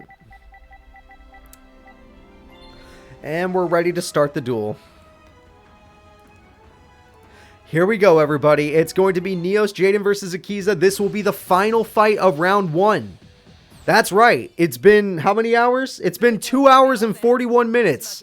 And we only just got through round 1 of the tournament. That's how big this redemption tournament is. So let's get it going. Alright. Set, pass. Dark Magician's tight. Stardust is cool. Neos is alright. Utopia's whatever. And Pendulum Dragon kind of sucks. I don't know the ones past that. Akiza, the girl who hasn't won a tournament, but damn it, she gets top 4 really consistently. My favorite Arc 5 character? It's hard to say when I don't really know them. Alright, well, Neos Jaden's going to start using Granbull's effect to bounce back, but I think Akiza's fine with that as long as she has the ability to attack. Botanical Lion will keep doing 1900 damage. He's going to keep bouncing because his AI brain is terrible, which is why I say never bet on Jaden. You should never bet on Jaden. So Neospatian Granbull goes in yet again and will bounce back the card, which means that she gets to do another 1900 damage. And 1900 damage. Yep, that's right, everyone. This is Jaden. This is the other Jaden. We got to see Masked Heroes, now we get to see Neos, and this is what he does. That's right. That emote in chat is completely correct. And look, it's Granbull. I'm surprised. I thought he'd pick something else by now. No, he wouldn't, because he's an idiot. And he didn't even play any spells or trap cards, so it's like a guaranteed loss in 2 turns. Alright. That was a Destiny... Well, it might not have been a Destiny break. Maybe it was Stratos or something, but he won't use it because his Grand Mole's too addicting. He's like, oh man, but Grand Mole bounces it back. I could always make sure she only has 1 monster on the field. Oh wait, he set a new trap. Hold up. New trap, everybody. It better be good. Game-winning attack right now, and it's over. I hate Jaden. I hate Neos. I hate Neos. That's what I should say. I hate Neos. Akiza, you get to move forward. Jaden, you were here as, like, charity to the fans, not for me. So, let's go ahead and move on to the next round of the tournament. Now, there are so many characters in the next round that we're not even going to go through the winners. They don't matter. You need to make it to, like, round 3 of the tournament for you to matter. So, the first fight of the tournament, of round 2 of the tournament, will be Jesse Anderson and his Crystal Beasts versus Misumi and her Crystal Gems. Her Gem Knights. Alright. Which crystals do you like more?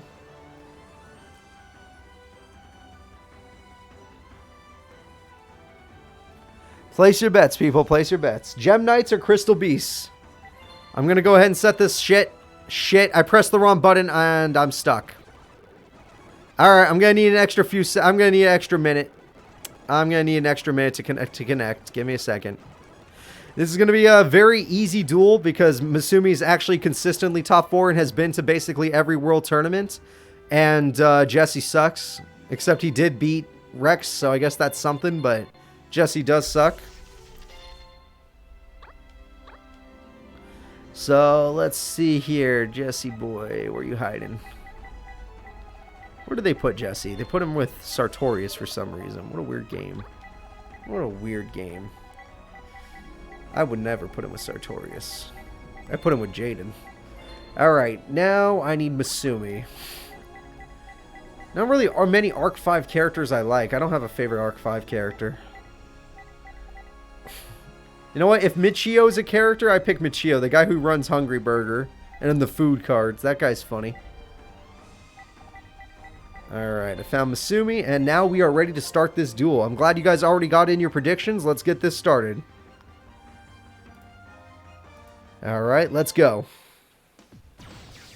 Are you going to finish the tourney? Of course we're going to finish the tourney. We're not going to do this next week. Redemption is today. Next week is the World Tournament. Next week is the World Tournament for those of you that have not understood. This is the final tournament to get into the World Tournament. Top 4 will be the last 4 people to make it in. Alright, Absorb Fusion gets you Gem Fusion, which is nice. And we got ourselves Garnet. Alright, Garnet with Rock Bombardment, doing our 500 damage. Not bad. Jesse's going to suffer. Jesse sets a card, realizing that them Gem Knights are stronger than his Crystal Beasts. 1900 damage comes right back in. Morphing Jar dies. Okay, that actually helps both of them. Rainbow Dragon's in the grave now, so I don't think he's in... Actually, I think he's screwed now. Pyroxene Fusion is really good. It gets Triple Fusion. We're going to see a boss monster, everybody. Say hello to Master Diamond. The only card in his deck that could beat that is Rainbow Dragon, and he does not have it. And Gemini Fusion again, because why the hell not? Let's summon Zirconia, probably. It's Zirconia. She loves that card. Alright, and there we go. She used her entire hand, but guess what? She got everything she could possibly want. And he's got Crystal Blessing, because he needs to get those cards back. And he's got Crystal Beacon. I guess Tortoise is fine. You do need to defend your life points. And Rare Value. Yep, you need more cards. And he's got the Rainbow Ruins. Yep, that's fine. And he's got Crystal Blessing again. And what else? You got more? Okay, he's a little tired now. He did a lot. He did a lot. Alright, Zirconia and Master Diamond will easily kill these 2 monsters off. They do not matter. And with them dead, he's basically in a death position. She has 2 back row. She has freaking fusions for days. He has the city to draw a card. He does have his boss card, the Crystal Abundance, to win the duel. And you better believe he's going to win. Shit. He did it twice now.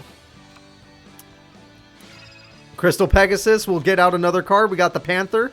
And he summons another Pegasus to have more damage. And is this enough damage to actually win the duel? Because there's a Tortoise in there.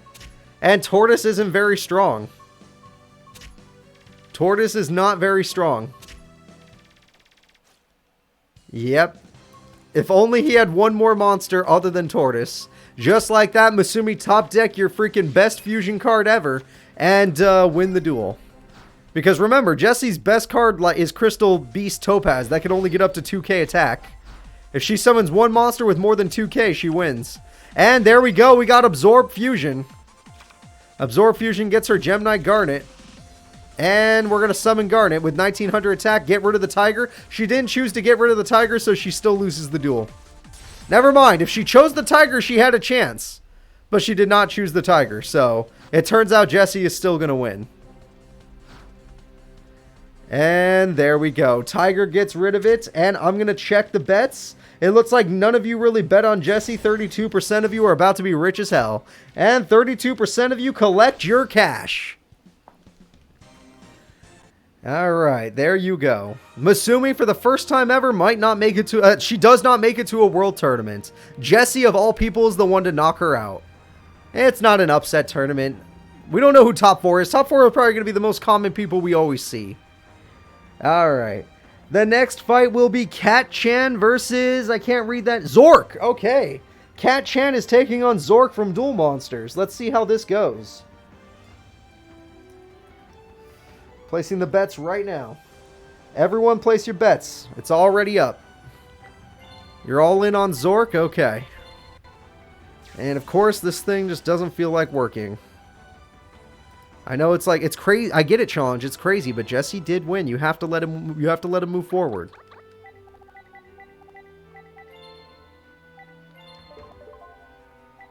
Alright, Cat-chan. None of the tournaments this season have been upset tournaments. We have every tournament has had a repeat champion except maybe like 1 or 2. You guys are crazy. Show me a tournament other than 2 tournaments where there was show me 3 tournaments after Shadow Realm where there was not a repeat champion. They're always repeat champions every time except Sherry and Dorothy, I think.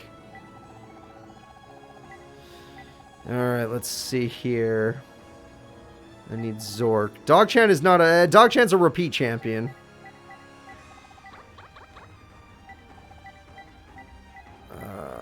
Where is Zork? I need Bakura, but then I need his other thing. Why is this still not loading? That's crazy to me. Come on. Come on. Jesse won. You have to give it to Jesse. There we go. Finally, it gives it to Jesse. They really did not want to give it to him. Alright. We are ready to start the duel. I want to thank you all for your patience. It's time for Zork to take on Cat-chan. I will look for Zork's face as we speak, but don't expect me to find it quickly. There we go. We're ready to go. I'm a cat person. I have like 5 cats currently, but... Like, I'm not... I wouldn't bet on Cat-chan. I'd still bet on Zork. And terraforming is perfect, so now she's guaranteed to have Cat World to make her monsters actually good. So far it feels like Cat-chan has a guaranteed win, but that, you know what? Her field spell actually ended up killing her monster for good. And Zoma the Spirit's going to do a lot of direct damage, so let's see what happens. Oh, shit! Are we going to see a turn 3 victory? That's a lot of damage. That's a lot of damage. That's a lot of damage. Oh, I'm sitting up for this. I am sitting up for this. All right, Cat-chan is in a little bit of trouble. Cat-chan is in a lot of trouble because Zoma the Spirit, if you attack it and kill it, or if it attacks you and it dies, you lose the duel. Cat-chan has to win by effect now. This is why I said bet on this person. All right. We got Flame Tiger. That's not a good card. At least she did damage. Cat-chan, all he has to do is crash with Zoma the Spirit and you lose. And he's smart enough to do it.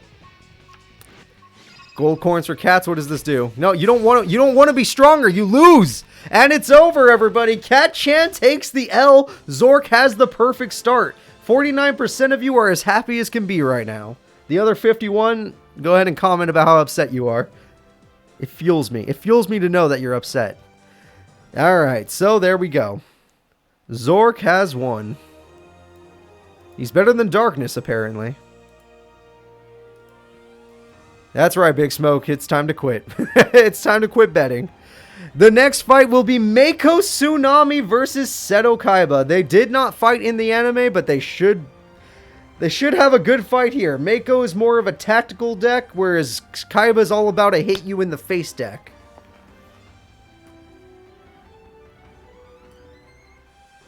Mako's boss monster, the Fortress Whale, his rarest card, versus Kaiba's rarest and ultimate monster, the Blue Eyes Ultimate Dragon. Technically, you know, it could actually just be Obelisk, but let's go with Blue Eyes Ultimate since he could actually use that to beat an Obelisk. So let's go ahead and start this duel after you guys place your bets. Seto Kaiba, I honestly, after watching Mako's last duel, I think you're going to lose. I think Seto Kaiba is going to lose. Mako's Tsunami kicked his ass, kicked the last opponent's ass just barely, but it shows that he has what it takes. Like, it shows that if he could beat Supreme King Jaden, he could beat anybody. Got bailed out by TT. Well, guess what? That's his card. He's the one that made that card possible. Honestly, if you don't bet Mako Tsunami, you're betting to lose. If you bet on Seto, you're just killing yourself. You're taking away your own money. And as I'm saying this, the people that just agreed with me are about to lose their money, because you should never trust me. I'm a bad person. I'm not here for you to trust me. You don't know what I care about. Alright, here we go. Plus, I think the Fish deck is a lot funnier than freaking Kaiba's. Kaiba's is fun, don't get me wrong. Blue Eyes is a good deck. It's just, Kaiba's not the best user of it. His brain is kind of bad. Oh, Mako with a brick start. That's not good. Graceful Charity is going to kick in. Let's see what he gets. He gets himself a Vorse Raider. That's pretty damn good. Vorse Raider's going to go in. And Tornado Wall. Never mind. Mako may not have a monster. Silver's Cry. Sad that you could do that, but you can't do any damage. So he was planning on doing 4,900 damage, but Mako had the perfect start when it comes to spells and traps. However, all it takes is one MST to end this, or Heavy Storm, and he has both. Alright, 7-colored fish is dead. I'm willing to go into fast forward mode, assuming that he's not going to get it anytime soon, so let's go ahead and make a go.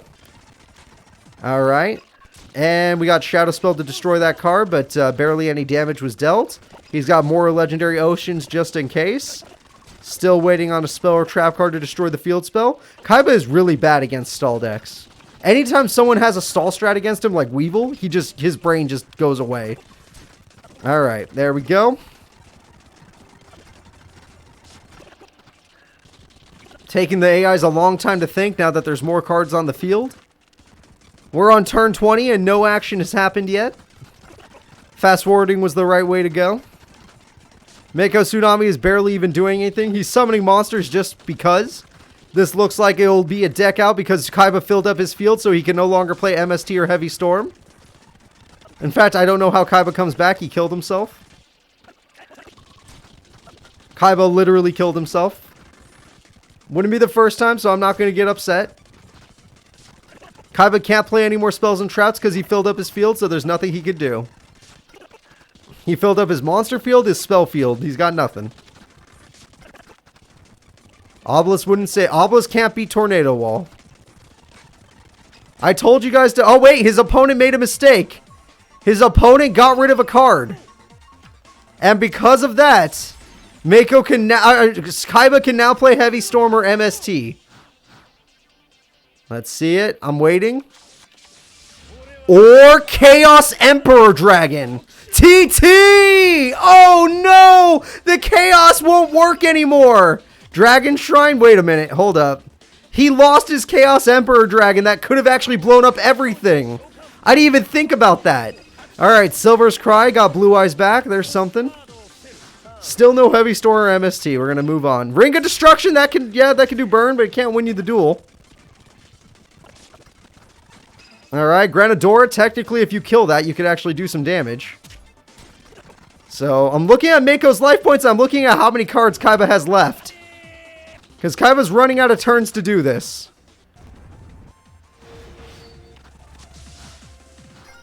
There's no reason he wouldn't Heavy Storm right now, and he does have it.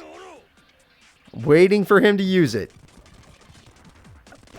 There is a chance his brain would not MST the field spell. There is a chance his brain is stupid that way. But there's no way he wouldn't Heavy Storm. Unless his face down was literally Mirror Force. Alright, P in the Dark Clown is gone to summon P in the Dark Clown, which means he's going to deck out even faster. Somehow that card was still in his deck. Alright, Legendary Fisherman is here. Mako is going to make a... This is an easy victory. This is a very easy victory for Mako Tsunami. Even if he does get Heavy Storm, what does it matter now? It really doesn't. It doesn't matter anymore. 2 Legendary Fishermans, 1 Magic Cylinder. Okay. Mako's life points are getting kind of low, but they're not quite there. It's not quite there. There's still a chance, but it's he doesn't really run burn. He already used his 2 burn stuff. Magic Cylinder and Ring of Destruction are gone. It's kind of crazy. Mako for 51 turns has had Tornado Wall and Legendary Ocean with no cost. They've just been there. And his field is gone, but he can't do damage. Unless he uses Heavy Storm like a good person. Oh, there it is! It was the second to last card in his deck! Legit isn't strong enough, but the Ancient Lamp is! The winner is Seto Kaiba on turn 52! The second to last card was Heavy Storm. Seto Kaiba, with 1 card left in his deck, stays in the tournament. Just barely stays in. Mako had his number, but couldn't finish the duel. God damn. There was most of you bet on Kaiba, so don't expect any money, but god damn. I guess you're just happy to get your money back after that one. Oh, shit. It was at the very bottom. His Heavy Storm was at the bottom. There's only one card left in his deck. Mako did really good this tournament, but he's done. The next fight is between two of the freaking meanies. The leader of Team Meanies, Bandit Keith, versus the second highest attack stat in Team Meanies, Rex Raptor. Alright. And remember, we don't have a Bandit Keith face. I don't think. Because for some reason it turned into... I hit my mic. What was it called? It turned into Zexel somehow, which I don't even know how the programming works on that. That's weird. It's been 2 days and there's been no changes, so... Makes no sense, but we'll live with it. We'll live with it. Let me go ahead and find these characters. Alright, got you, and I need... Let's get Tyranno. There we go. And we're good to go. Alright, thank you all for your patience. Let's go ahead and get this duel started. It's going to be Rex Raptor versus Bandit Keith. I'm going to get this faces on soon. I don't think these guys ever fought in the anime, so I'm actually kind of curious to see who would win here. Personally, I would go with Bandit Keith. Just because, despite the fact that he's less consistent than Rex Raptor, Bandit Keith has too much damage to deal with, so how do you beat that much damage? Okay, I do have a Bandit Keith face. So the face on the right didn't get messed up, but the face on the left became Zexel. That's weird. That's even more weird now. Hey, look, he played Mechanical Chaser. One of the best cards in his deck. Maybe he could win with just that. And now he sets a bunch of cards. MST kicks in. And he hit Rex Raptor hit Magic Cylinder. Rex Raptor plays Hyper Hammerhead, which is not a good idea if you don't do what you're thinking. Alright, Rex Raptor dies anyway. Honestly, you should have just kept that freaking Sakuretsu armor, but no, you should have kept that Sakuretsu armor. But I guess he wants to do damage with his double Mechanical Chasers, so he didn't want to get bounced. Alright. Bandit Keith is gonna, or Rex Raptor's gonna set, realizing he can't overpower Bandit Keith's monsters. Ooh, Twin Barrel. And, okay, it's not over yet. Twin Barrel could have ended the duel right there, but he did not get lucky enough. And limiter removal, he's done. Rex Raptor just got overpowered, turn 6 victory. This is why Bandit Keith is the leader of Team Meanies. He is a damn good duelist. And there we go. Let's go ahead and move him forward. Wow, most of you bet on Rex Raptor. I could have swore I told you who would win. I swear. I'm trying to tell you guys who's going to win, and you just bet against me because you think I'm lying. What happened to the trust? I thought you guys liked me. I thought you trusted me. I didn't realize there was hatred. Alright, let's go ahead and move him forward. Bandit Keith. The next fighter is going to be Yuma versus Anubis. I know everyone is surprised to see Anubis here, but let's see what happens. Anubis got very lucky against Alexis. I think Alexis should have won that duel, but Anubis got one monster in his deck that actually worked out. So honestly, even though I don't normally say this, I would say bet on Yuma. I think Yuma's going to wreck him. It might not even be a duel. Like, honestly. It might not even be a duel. Alright.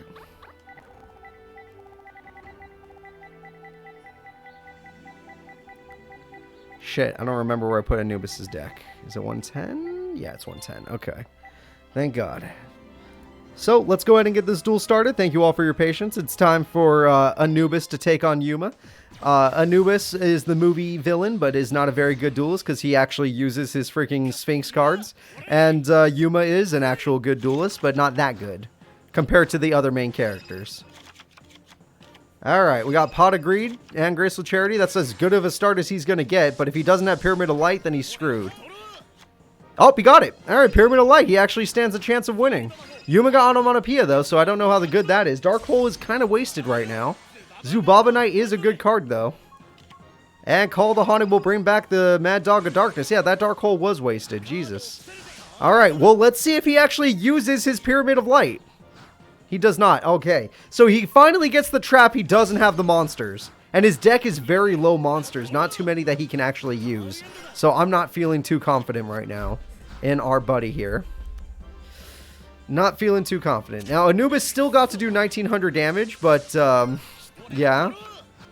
We'll see what happens. Alright, we got Go Golem. Go Golem attacks Cataville Omen. So he's still not going to have any monsters. I guess he has Call the Haunted, but we'll see. Yuma's not bricked. He's got a Go Golem. He's fine. 1900 damage comes in. The Golem is dead, but, you know, once he... Oh, Premature Burial. Don't bring back the cat. Oh, boy. Alright, he brings back the cat. Tribute sets. Oh, shit, he might win. That's the one card in his deck that can win duels. Anubis might win this. Guardian Sphinx. And he has Mystic Clown. And he has Call the Haunt. Don't bring the cat back. Oh my god, he can't help himself. He loves the cat. And the damage is good. Yuma will be fine because it's not... No, he won't be fine.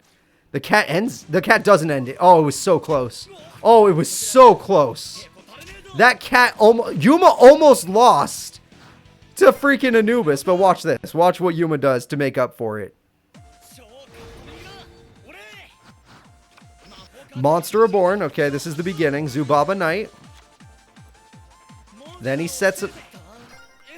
I'm going to predictions because I think Yuma just lost to Anubis. Anubis beat the winner of the Season 3 World Championship, Alexis, and Anubis just beat freaking Yuma? A main character lost to Anubis? Just get him out of here. Just get him out of here. Anubis, with 24% of the vote, is about to make some people rich as hell. That's it. This tournament is over. If Anubis makes it on Team Redemption, we're like Team Redemption's screwed. He's not good. I don't care if he's getting lucky right now. He is not a good duelist. He is going to lose. He keeps summoning the cat, and it mattered, I guess. All right, Anubis moves forward. The next fight is going to be Crow versus the... Wait, the old #1 AI Crow is taking on the new #1 AI Alexis. This is perfect. He is trying to earn back some credibility by taking on the new champ. The new #1 character. This is very interesting. It's not an upset tournament until we find out who gets top 4. Until we know who gets top 4, it's nothing like what you guys are saying. You guys are jumping the gun. You guys are just jumping the gun. You're getting too excited over nothing. But this is impressive. Alexis and Crow going at it. The two #1 characters. Crow used to be #1. He dropped. Alexis is the fresh new #1 character. We're going to see who's stronger. Honestly, if Crow starts playing well, he could win. He could easily win. But I think Alexis is going to win this duel.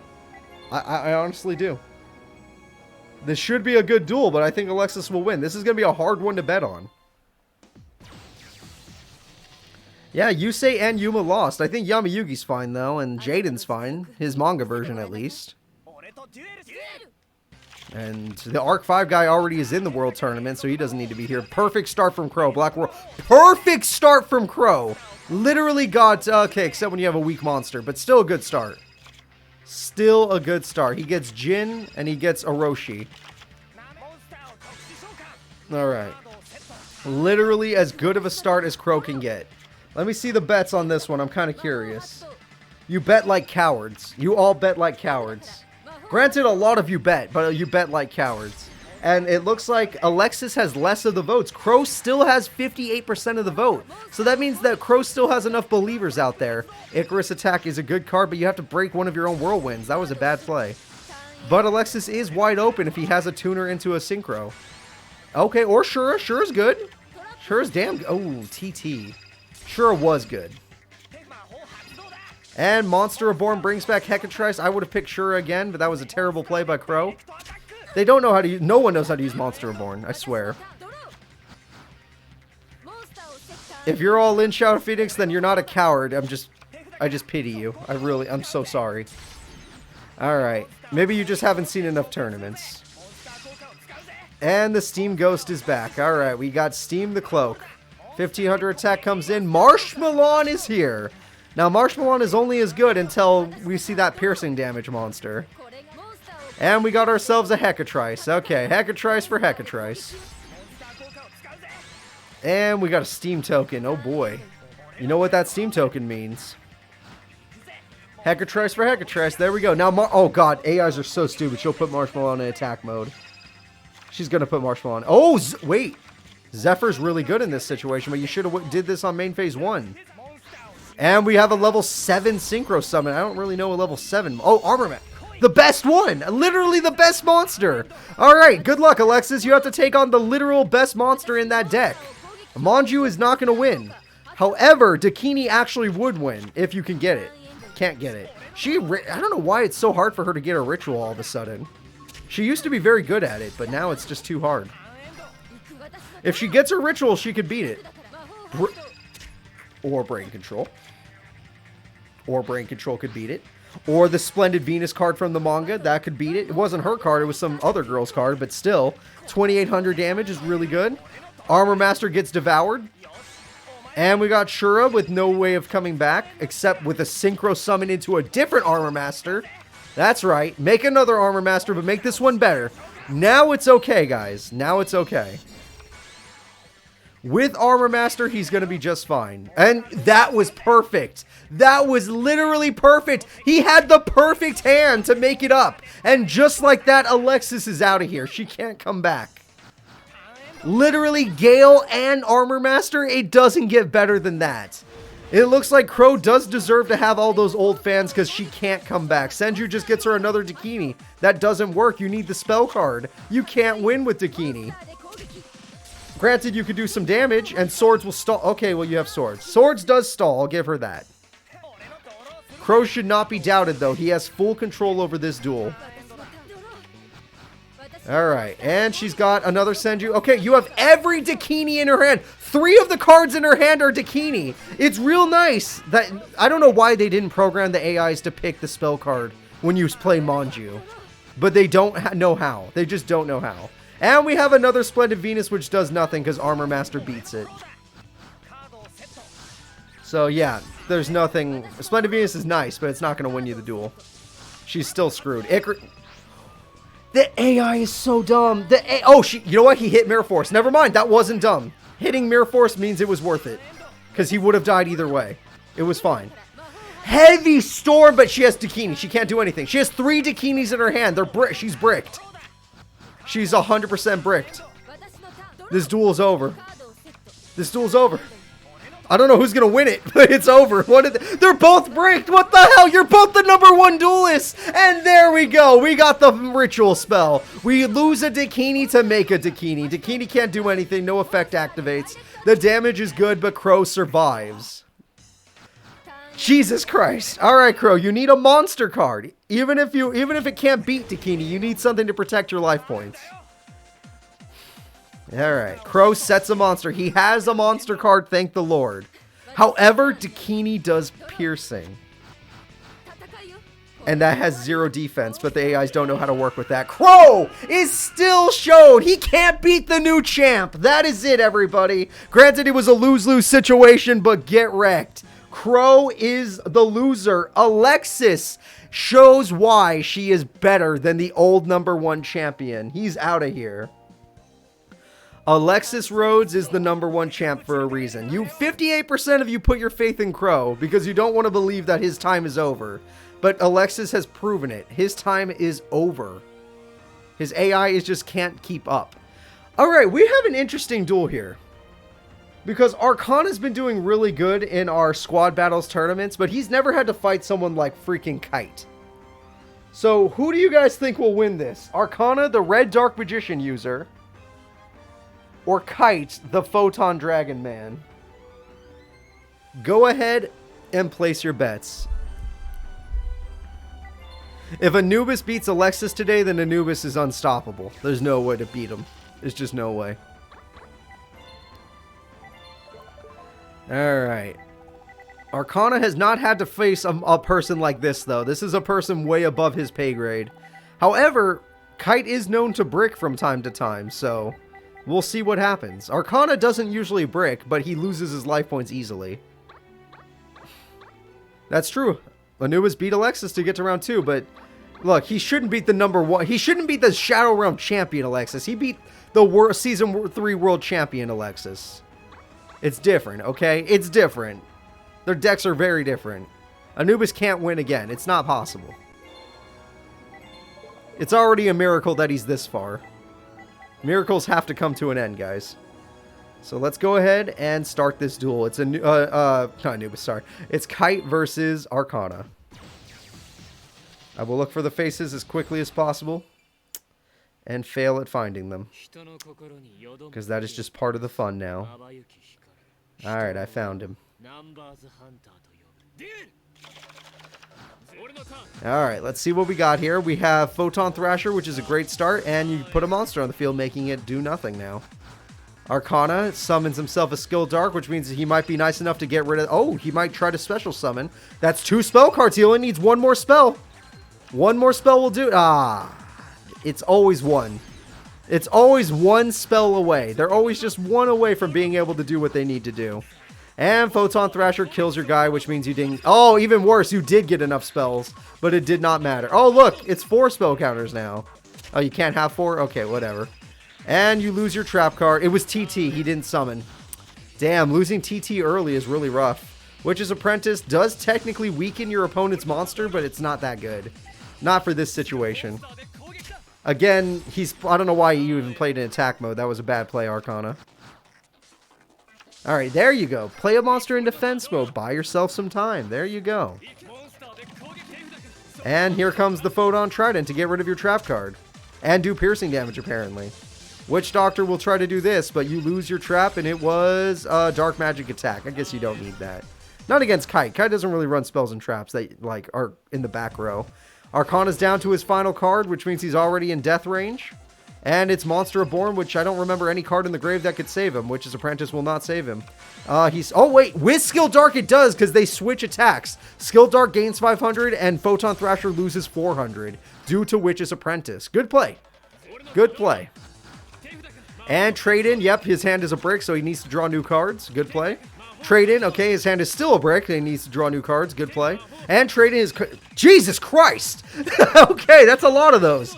And Photon Sanctuary. If he has a level 8 monster in his hand, he's going to be able to tribute. He had 4 level 8 monsters. And there we go. Galaxy Eyes Photon Dragon beats the Skill Dark. He will never make the Dark Magician. He's going to lose the duel. And he sets a card and realizes it's over. And there's Galaxy Wizard to really make this duel look like it's over. Exceed Summon, just making this sad. This is just sad. Honestly, I didn't have any faith in Arcana, but still, this is going to make it look way worse. Alright, and he destroys 1 card. Wow, he really didn't like that card. He almost never uses that effect. Apprentice Magician, okay. Try to buy yourself. Old Vindictive. Does that work against that guy? I don't know that guy's effect other than the one he just used, but he has too long of an effect for that to be the only effect. It does work. Wow. Malice Doll. Wow, bringing back the past. All right, Malice Doll Demise, a card he actually did use, goes for the Choppy Chop. But his life points are low, and he left himself wide open. There we go. Just Galaxy Eyes your way back. And this duel's over. This duel's over. GG. Oh, wait, don't destroy... Okay, that's fine. Yeah, it's still over. All you had to do was attack. And there we go, everyone. Kite overpowers Arcana. Arcana at least fought back, but the time period gap is just too big. It's just too big, guys. Most of you bet on Kite anyway. I guess you all saw that there was really low chance for Arcana to win. But those of you that bet on Arcana, good for you. Maybe you'll bet on him in the squad battles. There's no actual money involved, but there's no money here either. So, Kite, you get to move forward.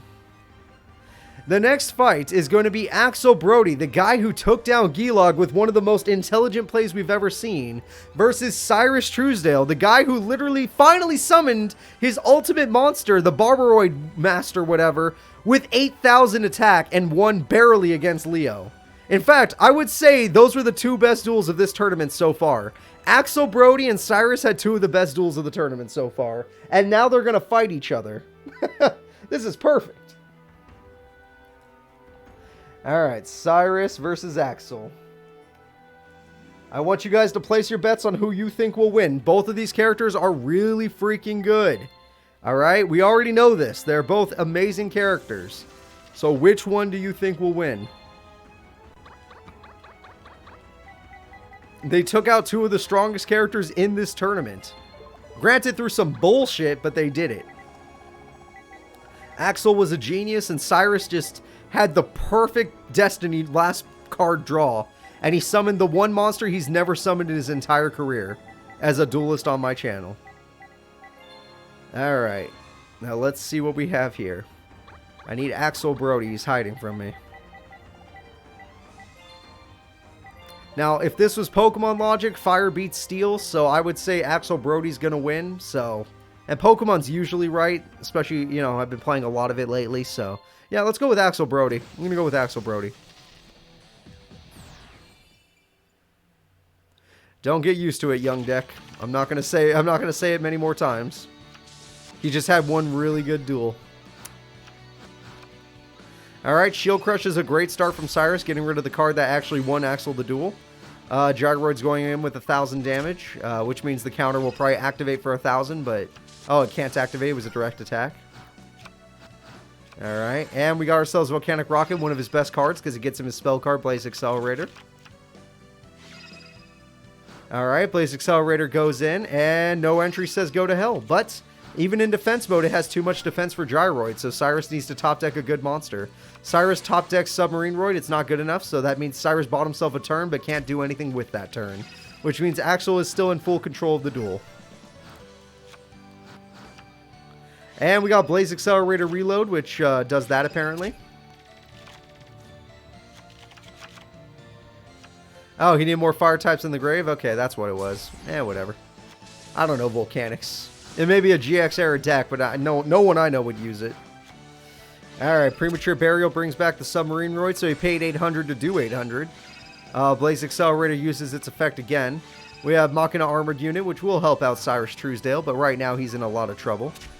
He's definitely getting overpowered and outgunned. Literally. That man has a gun, watch out. Alright, Volcanic Shell will be used to get Volcanic Shell. Axel Brody's burning himself a little bit, but it won't make a difference. Don't worry about that. And there's the boss monster, Volcanic Doomfire, the ultimate card in his deck. And now he's throwing away even more cards to do burn damage to Cyrus. Alright, Cyrus takes 500. And we got Volcanic Recharge to do a little bit of recharging. There we go. And we got ourselves Volcanic Slicer. This duel's over. Oh, he's going for the burn effect, which means he's not going to attack. Which is weird when you have a Gyroid on the field, but I guess you just don't attack the Gyroid. Good point. Truckroid will die. Doomfire will destroy the Gyroid. Good play. And why would you summon that later? Okay, Axel's being a little weird, but at the same time, Cyrus is doing good. With Monster Born, maybe he can... Nope. Okay, the duel's over. Cyrus loses. It was nice while it lasted, but this duel is 100... And he put it in attack mode. I guess it didn't matter either way, but still. It might have mattered. If you didn't put it in attack mode, you might have actually lived. Armored Unit, yeah, you would have lived. Kiteroid, okay. Well, Kiteroid's here. Kiteroid's dead. 3,000 damage. Kiteroid uses it. Okay, so he's still alive, but he's not living well. Alright, Cyrus Truesdale sets a card, and he is dead.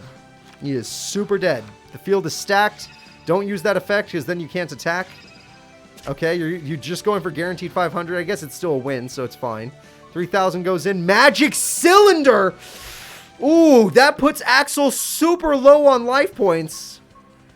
That is super low. And Cyrus survives because Axel didn't attack with Volcanic Slicer and because he set the other card. Cyrus has one turn to do 1,400 burn. He's guaranteed to lose next turn. Guaranteed to lose. So he has to do 1,400 burn right now. It's over. He could just use Volcanic Wall and he wins. He doesn't have to attack. He doesn't have to do anything. Alright, Volcanic Slicer. Whatever. It wins. Alright, there we go. Axel Brody does burn. And the burn deck has won. Most of you bet on Axel, which is good, because that's who I told you to bet on. I told you, Pokemon logic never fails. Fire beats steel. That matters.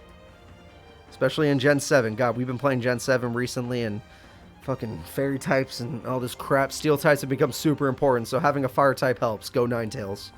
I'm a Ninetales man. Alright, Axel Brody moves forward. Alright, the next duel is Carly versus the King of Games.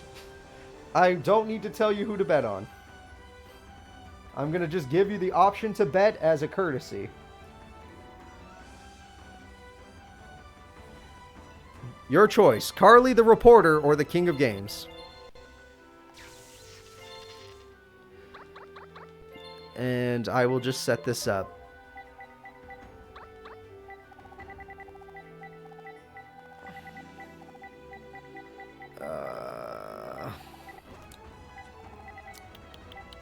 There we go. Any Gen 9 Pokemon I've taken a liking to?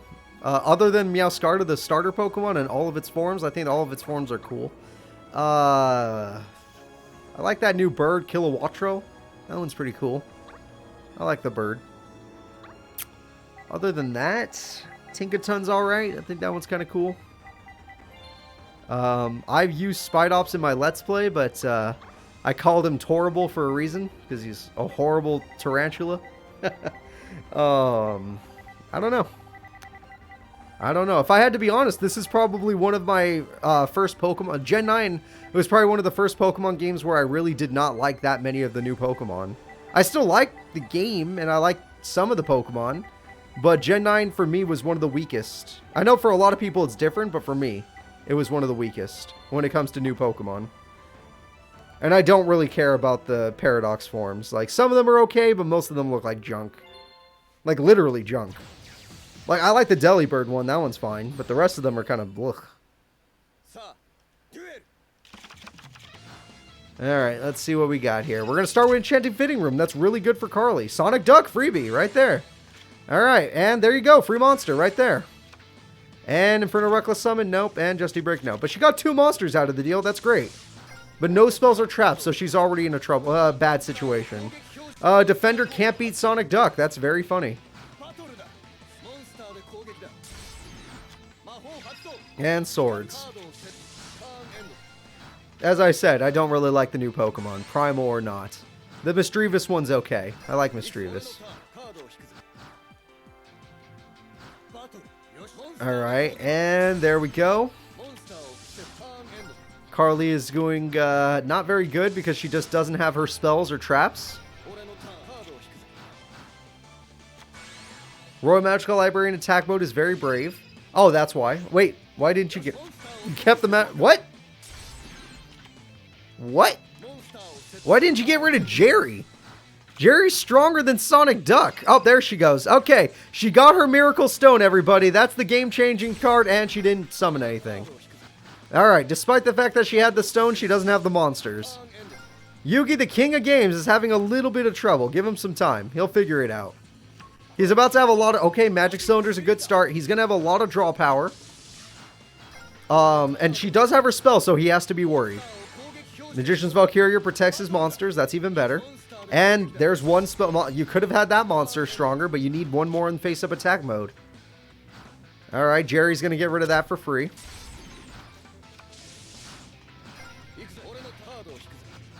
Oh, thank you for watching that, Carmadillo. I appreciate that. Yeah, my Castle Monsters Let's Play was super fun. And I'm doing great. And welcome to today's stream. I hope you have fun with our AI tournaments. Right now, we're watching Carly the Reporter fight Yami Yugi, the King of Games. And so far, Yami Yugi, the King of Games, is winning by life points. So we'll see how this goes. But Carly has not pulled off her combo. She has the spell, but none of the monsters. And right now, the King is just holding up a wall, but he's waiting for more spell cards to activate. Magician of Faith will help with that situation by getting him Magical Dimension. Very good play. Alright, and there's 1 for 1. A little too late for the party. That's why she had Chi in her hand. That card sucks. Alright, here we go. Royal Magical Library will now let him draw a card, so he's not bricked anymore. Magical Dimension, don't get rid of the one that had no spell counters. God damn it. Alright, he's an idiot, but I still gotta love him. Jerry is finally dead after all this time. And Defender's going in. However, Justy Break says go to hell, and they're all dead because she put it in defense mode like an idiot. And he stole Jerry? You know what? Why am I judging? Jerry can block Justy Break, so it's smart to steal Jerry. Oh, but she counters Jerry with Jerry. God damn it, Yugi. Why didn't you see this coming? Yugi, you need to get rid of her back row because she has 2 turns to summon monsters now. If Yuma went to GX, he would just kick the crap out of all those characters because he has a huge advantage. In my opinion. I think his deck would be just fine. There are a few characters in GX that would probably beat him, but he would probably win against most people. And Magic Cylinder just burned Jerry, of course. A lot of Jerry today. And Yugi's been playing really passively today, like not a lot of damage. Granted, he can't do anything now with swords, and she got very unlucky. Even with all that time, she did not get any of her freaking Fortune Fairies onto the field. Alright, Destiny Draw kicks in, and it's a face down. That could be scary. But if it's Justy Break, it won't work, because he picked Jerry Beansman, which counters it. Skill Dark Magician will... Oh, shit, he's going for game. Alright, he took all her monsters, and now Justy Break won't work at all. The attack goes through. Dimension Wall will work, so he's going to have to take that hit, but it's only 19. That's not too bad. Jerry Beans. Okay, Mirror Force beats. Oh, wow. That was mean. That was actually mean. Holy shit. She let him take the damage and then Mirror Force. What a cruel play. Good play, but the AIs don't usually play that well.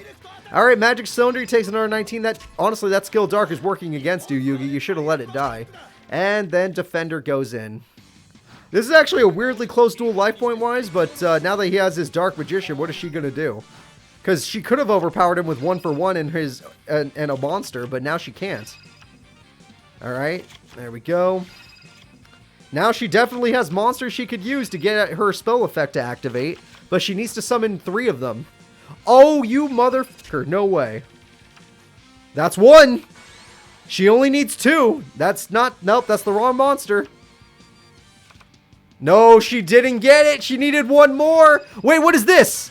No! Oh crap, she has it! That's it! She has it! 3,000 attack! Luck Loan! Oh god, she has 4,000 attack! 4,000 attack! Black Illusion, don't let him die! Alright, the Black Illusion keeps him on the field, which means he survives the turn. Holy shit.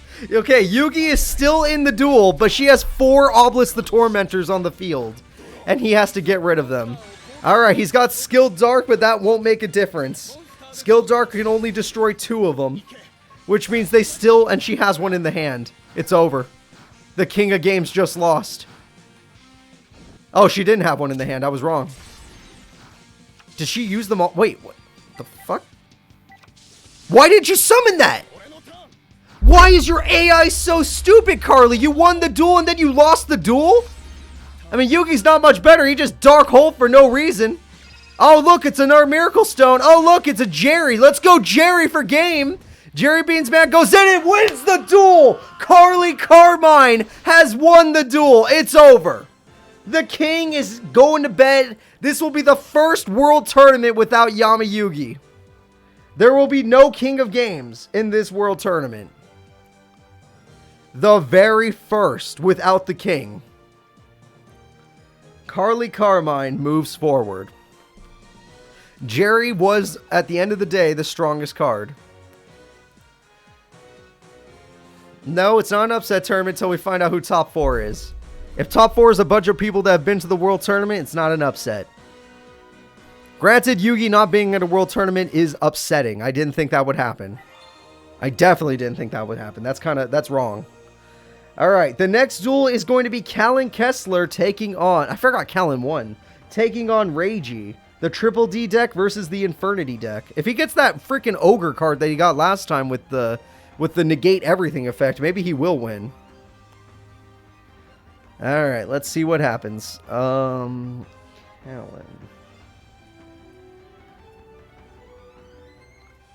Alright, everyone, place your bets. Place your bets. I'm going to go ahead and do this. Void Ogre Dragon, yeah. If he summons that again, then yeah, maybe he could beat Reiji, but Reiji's guaranteed to win this duel otherwise. No Yami Yugi, no Gilag. Crow doesn't always make it, to be honest. No Leo, that is surprising. No Yusei. First 2 seasons he wasn't there either, though. This tournament is going to be a little bit rough. This world tournament's going to be rough. But Redemption still has plenty of people that have made it to the world tournament before, so we'll see if they just remake it. Alright, let's see here. We are ready to start this duel. Thank you all for your patience. Let's get it going. It's time for Callan versus Reiji. Now, personally, I'm going to give them, even though they're both these white-haired kids, I'm going to give it to Reiji. Callan doesn't really stand a chance. He shouldn't have won his first duel, but that luck of the draw really helped him. And his hand is terrible. Look at, he has too many cards in his hand. Even this doesn't help. He threw away Dark Hole. That's a card you set on the field. You don't have to... Why didn't you just set... Like, usually I don't say set Dark Hole. But with this deck, why didn't you just set Dark Hole? I could play Infinities better than you, and I don't even know what Infinities are. I don't know their effects. I don't know which one does what. I can only know a few from watching you. Alright, Proud Ogre goes in, does 2,800 damage. That's really good for Reiji. And we just have a set with a full hand. Anything that's more than one card is a full hand. And their 1,000 damage will be paid. The Dark Contract will get rid of Infinity Mirage. We got ourselves a DD Night Howling. DD Night Howling is going to bring back Lilith. Those two monsters together could Synchro Summon. We got Chevalier back in the hand. We got a Synchro Summon, everybody. He's going to end this duel right now. We have King Alexander, the Gale Overlord. We have Proud Ogre. We have 3,325. This duel's over. Callan Kessler sucks. I don't know how he won that first duel. Alright, everybody. Here we go. Reiji is proven why he's been to the World Tournament before, why he is super strong. No one bet on Callan, so thank God. No one has to suffer. And the few people that... The 14% of you that did, you get what you deserve. That's not a character you should have bet on. Alright, so let's take a little peek at who's up next. The next person will be Chaz with his Arm Dragon taking on the brand new character, Reshef. Alright. Reshef the Dark Being versus Chaz. And his Arm Dragon deck. Alright. Got the prediction set up. Thank you very much for your patience. Let me go ahead and see what happens here. Chazzy boy, where are you at? Chaz. Is that him? That might be him. Yep, that's him. Alright, now I need Reshef. Easy, he's Zombie Master. They're all Zombie Master. That's the trick. The problem is, his deck is like 126, so it takes me 2 seconds to get to him instead of half a second. Alright, let's go ahead and start this duel, guys. It's going to be Arm Dragon Chaz, my personal favorite Chaz, taking on Reshef, our brand new character. Reshef performed well in his first duel. Let's see if he can do better in his second.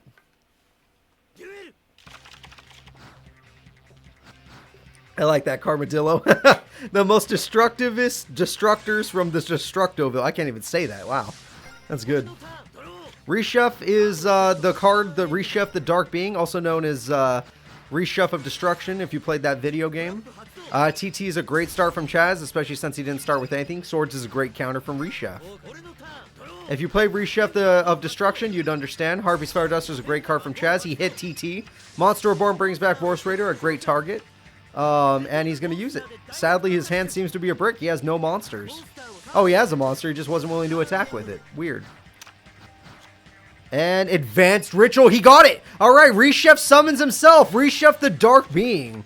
And Reshef is going to go in with Sonic Bird to get himself a spell card. The Advanced Ritual Art. Very good start. And then they're going to go in for damage, because why the hell not? Reshef actually got himself. Morphing Jar is big. He lost Advanced Ritual Art. He can no longer summon Reshef. He only had 2 of each. Trihorn Dragon is on the field now, but Chaz has a full hand. A brand new hand and a full hand. Master Dragon does not make a difference. Creature Swap does not make a difference. That was not a good play by Chaz. Alright, Reshef uses his effect to steal monsters. If you throw away a spell card, he literally eats his opponent's monsters. And now we're going to go in. 2850 from Trihorn Dragon. 2500 from Reshef himself. It's over. Turn 7 victory. Reshef takes down my favorite Chaz. God damn it! Chaz, ever since the first World Tournament, you failed me. Oh. Alright, well, Reshef getting himself was pretty impressive, and as you can see, just like Dark Master Zork, when the effect activates and is successful, it's pretty damn good. Reshef is a living brain control, or change of heart, so that's pretty damn good. Chaz, the former champion, is dead. Let's go ahead and see who's up next. Who ended up beating Reshef in the first tournament he ever was in? Does anyone remember who beat Reshef? Was it someone like freaking Dorothy or something? I can't remember. Alright, the next duel is going to be Yusei, our Tomato God. And Mr. Tomato God is taking on Ishizu, the Gravekeeper. Alright, we're all set up now. All good. Now let me set this up over here too. Zexel beat him? Okay, so Zexel took him down. Zexel makes sense. Zexel's a really strong character. Reshef's strong too, actually. We have to respect him. Reshef is taking down some really powerful characters with some good plays. But he also might just be getting lucky by getting himself in that second duel. And let's see what we got here. Shizu Ishtar. So Ishizu's Gravekeepers have won her a tournament before. She's also won a tournament with the other deck that isn't Gravekeepers, the Earth Fairy deck. But can she take down Yusei, the man who's not only won a tournament, but got second place in the Shadow Realm tournament, only losing to Alexis? Let's find out. My money on Yusei, because she's too field spell reliant. Oh, she got it. Well, hold up. If she has her field spell, that changes. Oh, no Royal Tribute, though. If she has her field spell, that changes things, though, because that makes her deck actually really good. Gravekeeper's Priestess is now stacked at 2200 defense. Yusei, no field spell for him means he's a lot weaker. 2 Gravekeeper Priestess means they're super buffed. And Wall of Thorns ruins everything. And the Imperial Tombs of Necro Valley counters it. Oh, crap. Wall of Thorns gets countered. Tomato is dead and damage is dealt. The Priestesses are hitting as hard as Vorse Raiders. Royal Decree ruins him. Oh, my God. Ishizu with the perfect hand. He has one card. It better be... I don't think he runs Mirror Force. I think he's Wall of Thorns, but still. 1900, he is so lucky. If she had drawn a monster, he would have lost. Any monster and he would have lost.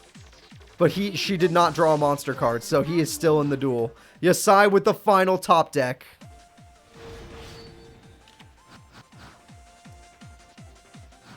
That Royal Decree ended the duel. She is field spell reliant, but when she gets it, she is unstoppable. What was the trap? It was God. God can't save you now. God can't save you now. Turn 7, perfect victory. Ishizu is on top of the world. Her Gravekeepers should not be messed with. No Yusei in the World Tournament. He's not always there. It's actually pretty uncommon. He's been there like once or twice. But we'll see. Ishizu is going. That was a rough one. The next fight is going to be Dark Magician Girl fighting Sebek. Now, Dark Magician Girl is pretty good, but Sebek is also... Look, this fight could go either way. I would say Sebek has a higher chance of winning. Dark Magician Girl's okay, but Sebek is too good. And Skill Drain is too good. So, place your bets. Forbidden Memories Guard or Dark Magician Girl... what do you guys always say? Fucking... can't remember. You guys always say something about her. Simp bait or something like that. Whatever you say. Alright. There we go. Dark Magician Girl's ready. Now I just need the character Sebek. Thank you. The character I have forgotten. Alright, Sebek. Let's see if you can take down Dark Magician Girl. Honestly, I think Sebek has a stronger deck damage-wise, but Dark Magician Girl is faster than Sebek, so we'll see what happens. Speed does matter. Speed does matter. Alright, we're ready to go. Let's go ahead and get this duel started. It is time for Sebek versus Dark Magician Girl. Yusei and Gilag will not be missed. That's sad. That's sad to see. Godspeed, Spider-Man. I like that. Alright, we got Lejin with a buff of the field spell. Not a bad start from Sebek. Let's see if Dark Magician Girl can find a way to stop that. I forgot to put her face. I forgot their faces. I forgot both of their faces, and I feel like I'm unprofessional. Shit. I can't make up for it either, because the duel's already started. One Face is ready. Okay. Dark Magician Girl is ready. Alright, we're good. Don't worry about it. We're fine. The team that won the last tournament was Team GX. Team GX won the last World Tournament. And right now, Sebek is unable to use spell cards because Dark Magician Girl has her field spell with a spellcaster face up. Sebek is locked. Sebek is locked. Most of his deck is spell cards. Alright, well, she's got 3 great monsters on the field right now. One of them is getting a spell counter, why not? And Dark Magician Girl gets Mirror Force. Traps still work, which means now she's not allowed to use spell cards. And Sebek can. Sebek gets Pot of Greed. Let's see all the spells he could have used. Sebek gets Ancient Rules. Sebek gets Zoa. Oh shit, Zoa's really good. Zoa's going in with 2800, but Magic Cylinder says go to hell. Until she gets a spellcaster monster on the field, she can't use spell cards. So she could brick herself right now. Oh, she top deck Chaos Sorcerer. Dark Magician Girl removes from play Zoa. What a play. That was God tier. He can't use spells anymore. I mean, the heart could be used, but she can't use spell cards anymore, and this is great. Skill Drain. She can no longer remove from play monsters, but it's still a spellcaster. She could still use spells. Sebek is 1 turn away from death. He needs to draw a monster card. No monsters. He's locked. He can't Ancient Rules. He can't Monster Abort. He can't Graceful Charity. He only can lose. Dark Magician Girl, with the perfect victory, takes down Sebek. Didn't see that one coming. Sebek won 2 tournaments. Dark Magician Girl has never won a tournament. So I did not see that one coming.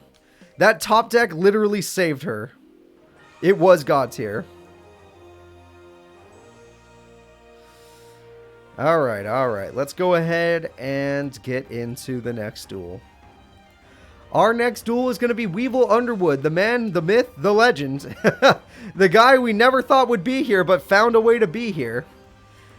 Taking on Rio, the girl who took down Darkness using some penguins. And honestly, it was a really good duel. She pulled off a very powerful combo in 1 turn. So, let's see who's going to win. Will it be Rio or Weevil? Both of these characters are tactical, so it's kind of just up to luck, and honestly, I think Rio's stronger. I'm going to go with Rio on this one. Yeah, I think Weevil's a little too inconsistent. I'm going with Rio. Alright. There we go. And Rio. Plus, she has a voice actress. Of course she's going to win. If you have a voice actor, it gives you super strength. Alright. Here we go. We are ready to start this duel. I am ready to watch some penguins take on some bugs. I'm pretty sure penguins would eat bugs, so let's go with penguins. Flying beats bug types. Flying types beat bug types. Pokemon. Now, penguins are flying water types, but bugs are pure bugs, so flying beats penguin. That's it. What's a Swanna beats any bug, Metapod. He's basically a Metapod. Yeah, Swanna beats a Metapod. Alright, and Chainsaw Insect is TT'd. Yep, I would TT that thing too. Swords from Weevil because he does not like to take damage. Alright, Rio has a set monster. It's probably a penguin, so good luck to Weevil. Weevil sets a card himself. Doesn't really have much to do, but he does set it. We got ourselves a no penguin, which is great. Weevil needs to find a way to overpower it.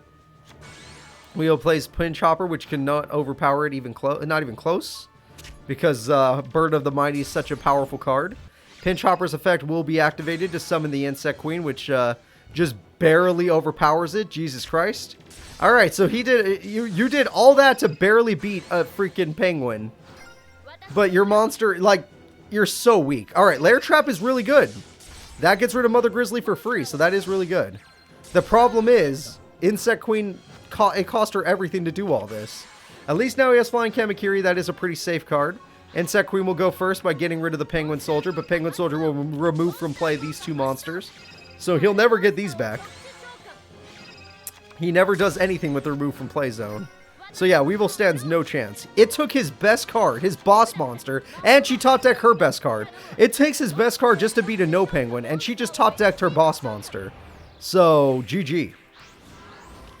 And this is why you bet Rio. Yes, of course. And look, it's even stronger. It's going to evolve again. I used that card when I played as... Did I play as Rio? I used that card, though. I don't know who... Was it Tori that had that card? Whatever the case. Or maybe Shark had that card. I don't remember. It was probably Shark. Either way, he's dead. There's no chance of coming back anymore. With Burden of the Mighty on the field, he can't overpower any of these cards. And he doesn't really overpower cards. He's more defensive anyway. So, it's a GG. You heard the cops, damn it. But they never find me anymore. I stopped worrying about them. Cold Wave. He can't activate the... He can't activate Mirror Force if that was Mirror Force. She got Cold Wave. She got Cold Wave. Pinch Hopper could try to save him. Insect Princess isn't strong. I guess, yeah, it technically did save him. Insect Princess did save him. But that's GG. He can't activate any spells or traps. He's locked. It was a spell or trap card. There we go. But this turn he can activate Mirror Force. But armored. Yep. Crystal Zero can live. That's it.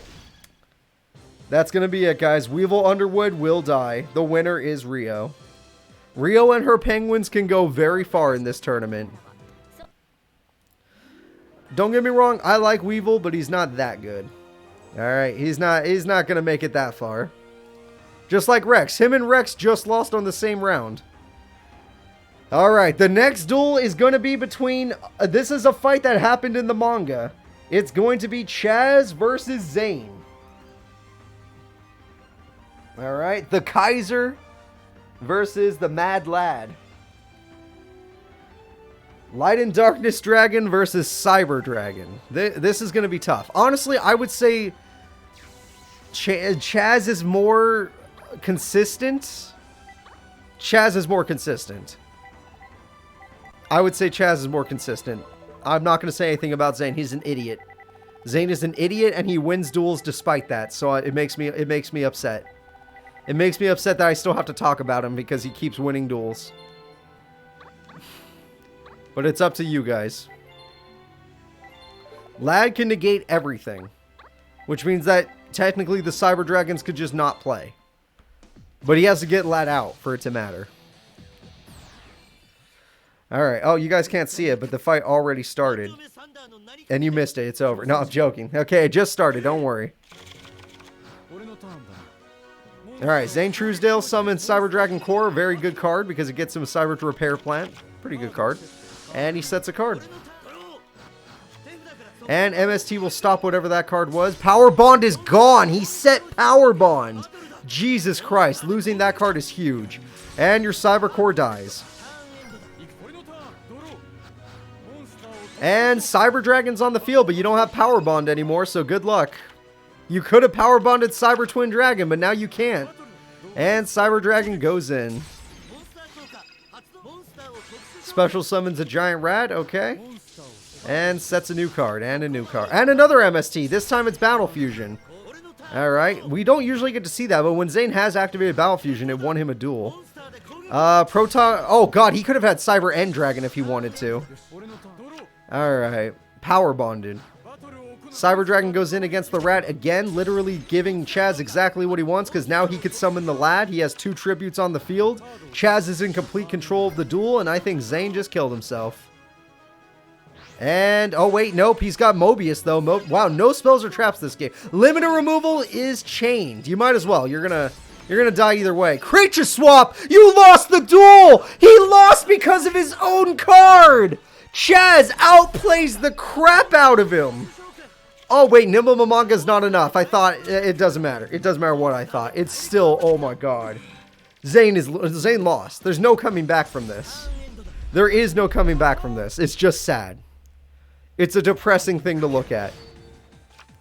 Zane was always depressing to look at though. Cyber Dragon isn't strong enough. It's not, and you're just healing him in the end. Yeah, he'll take 100 damage, but he has 2 extra monsters. So, it's over. Zane officially loses the duel. Cyber Valley can't save you. I mean, he'll buy him a turn, but he can't save him. Alright, Morphing Jar in attack mode just to stop Cyber Valley. It doesn't matter, it still ends the battle phase. Draw. Yeah. He let him keep Cyber Dragon. That was really stupid. He could attack Morphing Jar. He didn't choose Morphing Jar. Kind of weird, but whatever. I guess I shouldn't judge. I'm judging. And now we have a terrible fusion summon. It's actually worse than what he had before, and he killed himself. Welcome to Zane. Everyone in chat, use the Zane brain. Use the Zane brain. Look what he did. Look what he did. That was a Zane brain right there. He could have had 2 monsters, maybe had 1 more turn. Nope, it's over. Alright, Zane, you've disappointed all of your fans. Chaz is the winner. I told you to bet on Chaz, and only 29% of you did. This is what you get. You bet on that brain. You bet on that emote, and you deserve what you get. Alright, we've made it to the final fight of the second round. The final fight of the second round is Jaden's manga deck, which we saw play incredibly against Akiza. And Akiza, she also played incredibly, but she had an easy opponent. Alright. Will Akiza be able to take out the final Jaden in the tournament, or will she bite the dust? Let's find out. This is going to be an insanely difficult duel. For both of them, actually. Akiza's a really good duelist, so very consistent. But we already know that this guy is insane. We saw him last duel. He is absolutely insane. He took down Yusei goddamn Fudo. Which, honestly, maybe she's pissed about that. We don't know. Alright? AIs are weird. It's hard to tell what they're feeling. It's hard to tell if they could feel. But it's better to assume that they do, in a way. If you assume that they do, then maybe they won't kill you when they uprise. Because maybe you didn't treat them as bad. Who knows? Alright, we got Lone Fire Blossom as the perp. Akiza, for some reason, is programmed to not use Lone Fire Blossom's effect on the first turn. I will never understand it, but she just killed herself. Woodsman is one of the worst starts I've seen from this Jade. Oh, it's not. Never mind, mass change. Okay. Hello, Diane. How are you doing? Granted, with that mass change, it was going to kill the Giga Plant anyway, but still. Miracle Fertilizer can bring it back, but still. Lone Fire Blossom does come back. Lone Fire Blossom effect activates. She does have Titanio, that's true. Titanio can crash. Titanio crashes, but that doesn't... She has no spells or traps. No spells or traps. Blazeman can end this duel right now. Blazeman can 100% end this duel. Ah, if he had a fusion in the hand, it could have. Never mind. If it was... Wait, no, wait. Nova Master and he put Shadow Mist in the grave. This matters. Alright, Stratos can't be normal summoned, but still. Oh, there we go. Mass change. Why didn't you battle and then do that? Alright, well, Jaden's playing stupidly, so don't worry. It's not over yet. She might have an Oops All Monsters situation. We don't know. This duel is over. But I don't know how... Like, she can't come back. She can't come back. Alright, Twilight Rose Knight is a cool card if you can get out your best card, but we'll see. Lone Fire Blossom's amazing. Level 6 Synchro Summon, kind of an interesting play. Splendid Rose, is that the one that nerfs the opponent?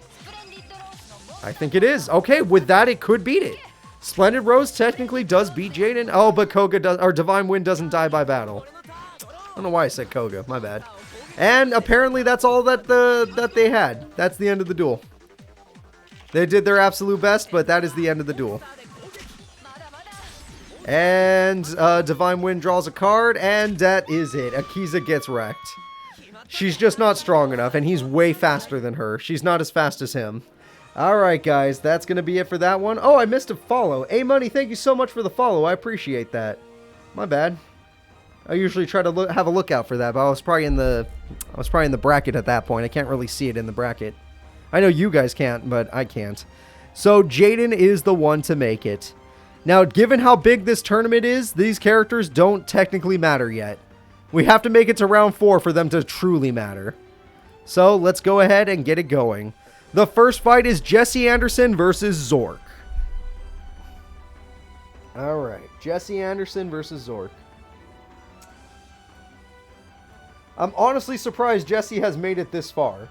He has not had easy opponents. He beat very difficult opponents. Well, I guess Rex is a mid-level opponent, but Masumi's been to every world tournament, so I would say decent. Zork. Alright, there we go. Go ahead and place your bets, people. Go ahead and place your bets. It's time for Zork to take on Jesse. I'm very excited to see where this goes. Personally, I'm going to say Jesse's about to fail all of you because he can't get lucky 3 times. Alright, he can't get lucky 3 times. It's just not possible. Alright, and Zork is actually a good duelist. He's been top 4 before. I don't know if it's been twice, but he's been top 4 before. Jesse, not so much. Jesse's not on that tier. I think Jesse got, like, top 4 in Tag Force 2, but that doesn't count. Tag Force 2 is a terrible game. It's a really fun game, don't get me wrong. Terrible AI. That game has terrible AI. So terrible that even Jesse looks good. Alright, I'm getting Zork's deck ready to go. He's deck number 55. I remember that by heart because we do so many goddamn tournaments, even though he's like one of the newer characters. So let's go ahead and start this fight, and let's go. So we are ready to go. Let's see here. Where is Zork? There he is. Okay, we're ready to go. Yeah, Jesse's deck like 170 something. I can't remember exactly. Or 200 something. No, 190 something. I don't remember. But Zork's deck is number like 55. That one is easy to remember. Alright, so we're going to go ahead and have Topaz Tiger go in. Topaz Tiger is going to destroy this card. And Zoma the Spirit is here. Damn. Alright, Zoma the Spirit and Baron of the Fiend Sword are going to do good damage on Jesse's life points, but he wants monsters in his spell and trap card zone, so he's fine. So, let's see what Jesse gets now. Jesse's going to go ahead and summon... That Crystal Cat is not really worth. Not worth the direct damage. You are going to take a lot of damage, Jesse. Especially if he gets another monster. He gets Doom Caliber Knight, which actually is... No, never mind. This is fine. Jesse's going to kill Doom Caliber Knight. Alright, because Doom... Oh, Doom Caliber Knight didn't activate. Wait, I thought Doom Caliber Knight had to activate. I've used it before. I know it has to activate. When that monster's effect activated, shouldn't Doom Caliber Knight's effect activate? Or what? Am I wrong? Did I miss something? I might be wrong.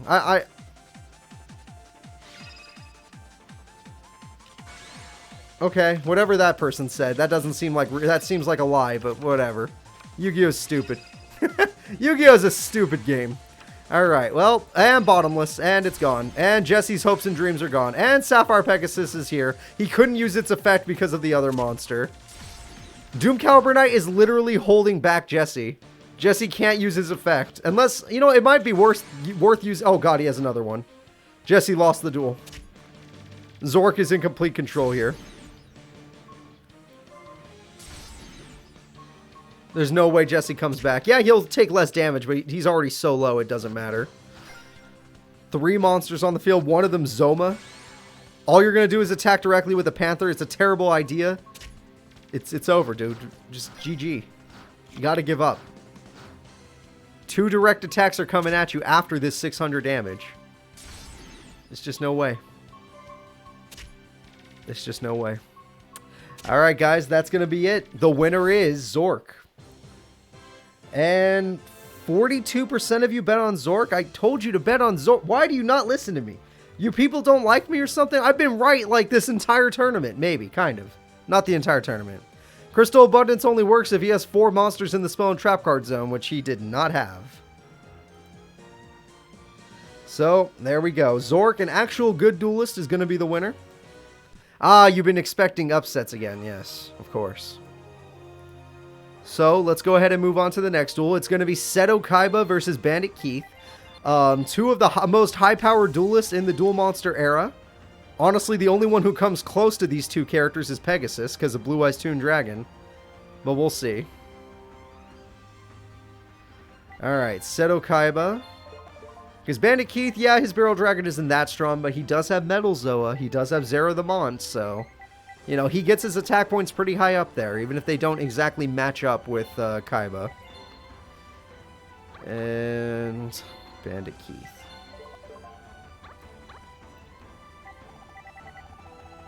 And because of Metamorph, he can easily be better than Kaiba when it comes to attack. So it should be a good duel. I'm expecting a good duel between these 2. So let me get you guys the predictions, and I want to see what you guys actually like. Do you like Bandit Keith's machines, or do you like Kaiba with his dragons? You know, funny enough, both of these characters performed in the type tournaments. Bandit Keith was in the machine tournament, and Seto Kaiba was in the dragon tournament. Alright, there's one extra capital in there, but whatever, it's the same thing. Let's go ahead and start this duel, guys. I want to thank you all for your patience. Let's get it going. It's time for Seto Kaiba to take on Bandit Keith. Looking at this, I'm going to have to give my odds to Seto Kaiba just because he overpowers Bandit Keith usually. Mausoleum of the Emperor helps both of these characters out, so it's kind of a weird card in this situation, which is why he did not play it.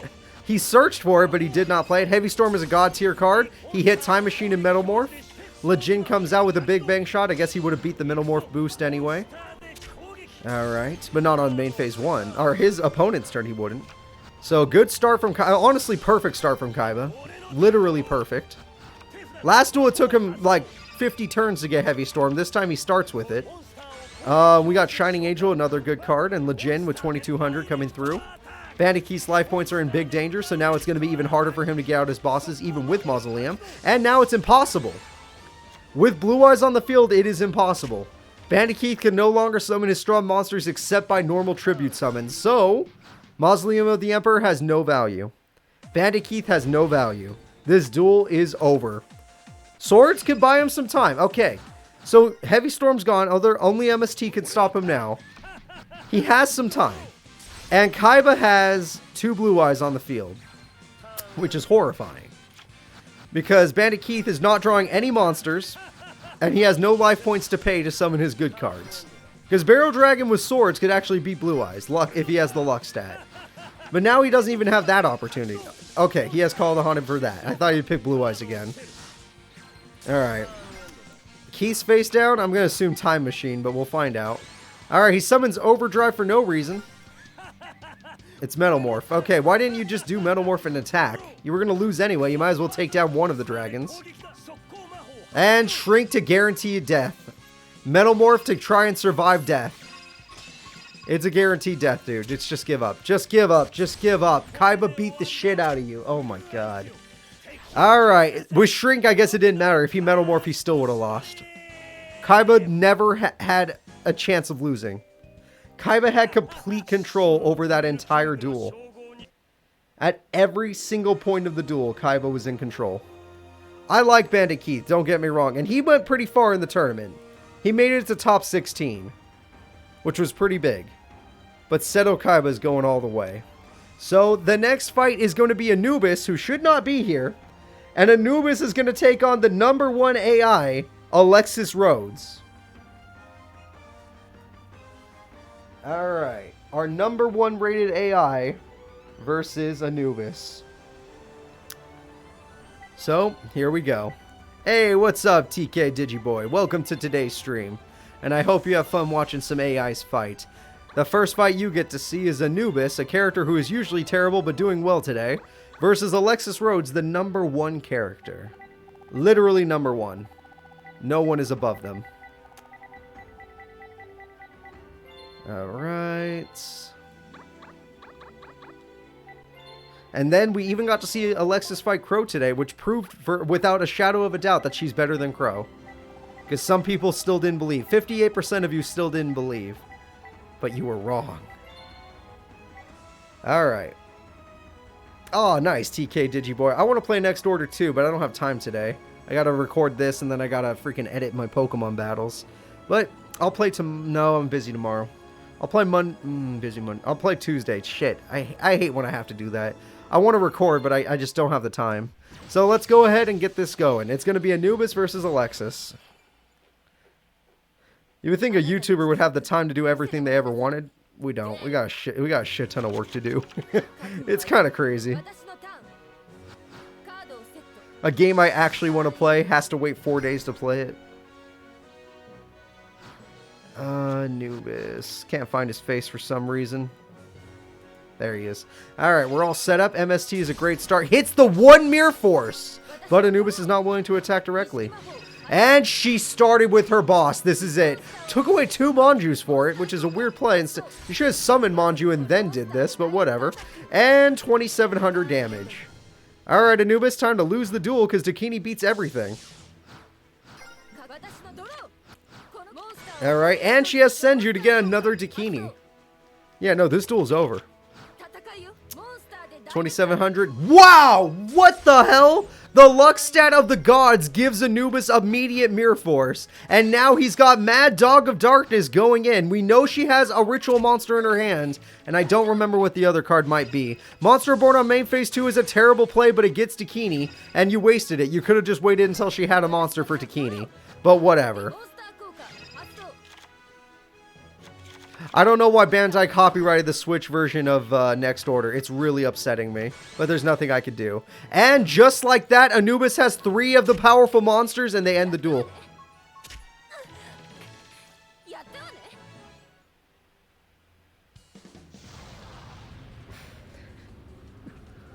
Son of a bitch.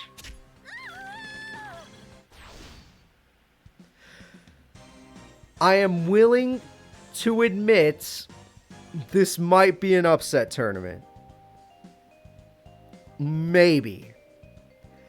The number 1 AI will not be going to the World Tournament. The number 1 AI lost to one of the worst AIs we've ever seen with the exact same deck.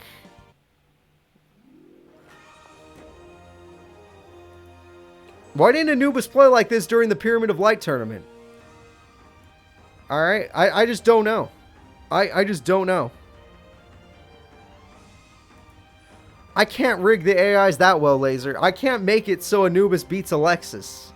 Only the gods could do that. Only Big G in the sky could do that. Alright? Let's just move on. Let's just move on. There's still a chance it's not an upset tournament. We'll see some people we commonly see. The next fight is going to be between Kite, a guy who has been to the World Tournament before, versus Axel Brody, a guy who I can't remember if he's been there or not. Axel's been performing very well this tournament. Kite has also been performing very well. This should be a hard battle to bet on. This battle in particular should be very hard to bet on. So I wish you all luck. It might be difficult for you.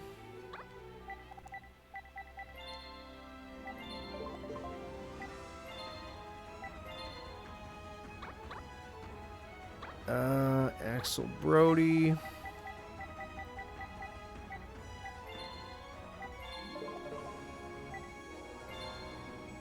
And we are ready to go. Thank you all for your patience. Just takes me a little while to put the characters together. So here we are. Kite's Pokemon type is Dragon. His Pokemon type is Dragon. Simple as that. Dragon versus Fire. Dragon beats Fire. It's not super effective against it, but, you know, Fire doesn't beat Dragon. It resists... Dragon resists Fire, so I would say that the winner would be, obviously, Kite. But with this current start, that's a lot of burn. 2,000 burn in one turn. Although Axel didn't start with a monster, so that's pretty rough. Photon Lizard is not the worst start. Photon Thrasher is a better start. 2,100 damage is better than 2,000 damage. Alright, so technically, Kite had a better start than Axel, even though they both have pretty good starts. Volcanic Wall trying to activate again. Yeah, he understands he does not want to take that burn. Blaze Accelerator will destroy that monster, costing Axel some life points to refill his hand with monsters to do that. But he has no monsters to summon, so Axel hasn't been able to attack. And Kite realizes he might not be in the best situation, so he decides to just not deal with this. He just plays defensively. Volcanic Shell will be used to get more Volcanic Shells. And let's see here. Volcanic Slicer can actually destroy... And he got his boss. Okay. With his boss monster, he can actually beat his opponent. There's 500 burn. The boss monster could go in and destroy the Galaxy Wizard. Volcanic Doomfire does no damage. And 1800 from Slicer. Very good play from Axel. I still say Kite's in control. But Axel is doing really well. I know Axel has his boss, but his boss is nothing compared to Kite's. And there we go. We have Photon Stream of Destruction. Goodbye. And there goes the boss monster removed from play. But Kite didn't summon his monster, so this is still anyone's duel. Volcanic Slicer goes in. The Photon Current has 2100 attack. He loses to the monster? Are you kidding me? You lost to that monster? And now he has Galaxy Wizard, which does nothing? You can't even attack directly with Galaxy. Why is it in attack mode? Like, I understand crashing, but why put that in attack mode? Now you just took 1800 damage rather than keeping a monster on the field. Kite played terribly. Alright, Kite with the terrible play. Alright, trade-in. This is how he won his last duel, was trade-in. And it got him back row, but no monsters. He's going for the 1800. One burn card, and Axel wins the duel. And Axel's whole deck is burn cards. Kite plays Monster Reborn, brings back his Galaxy Eyes Cloud Dragon. Galaxy Eyes Cloud Dragon uses its effect to bring it back, okay, that was an extra step. Photon Dragon. Galaxy Expedition brings out two of them. And now they can exceed some, and he's going for a win on this turn. He has to win on this turn before he bleeds to death. And he exceeds again, which means now he can pop the monster on the field if he uses his effect. He uses his effect to pop the monster. His opponent is wide open for 4,000, and the duel is over! The winner is Kite! Kite takes 40, Axel takes 47, Kite wins with 100 life points! Against a burn deck, Kite wins with 100 life points! Just like that. Kite will not be stopped. It was a very good, intense duel. We did say it would be a good duel. It was a good duel. But Kite managed to just barely win. Just barely win before Axel could get one more burn card. That was intense. That was very intense. I loved it. I personally love that, but shit, man. Not what I was expecting. Kite wins. I did say he would win, but not like that. That's kind of crazy. Alright. Carly. The killer of the King of Games. The King of Games killer. Versus Reiji. Who has not fought... I guess he fought Tyranno. Tyranno's kind of okay. Oh shit, I missed new followers. Sorry. Alternate Ducks. Thank you so much for the following. I appreciate that. And of course, TK Digiboy, I appreciate you too. Very much appreciated. Let's go ahead and get this going. It's Carly versus Reiji. Arc 5 versus 5Ds.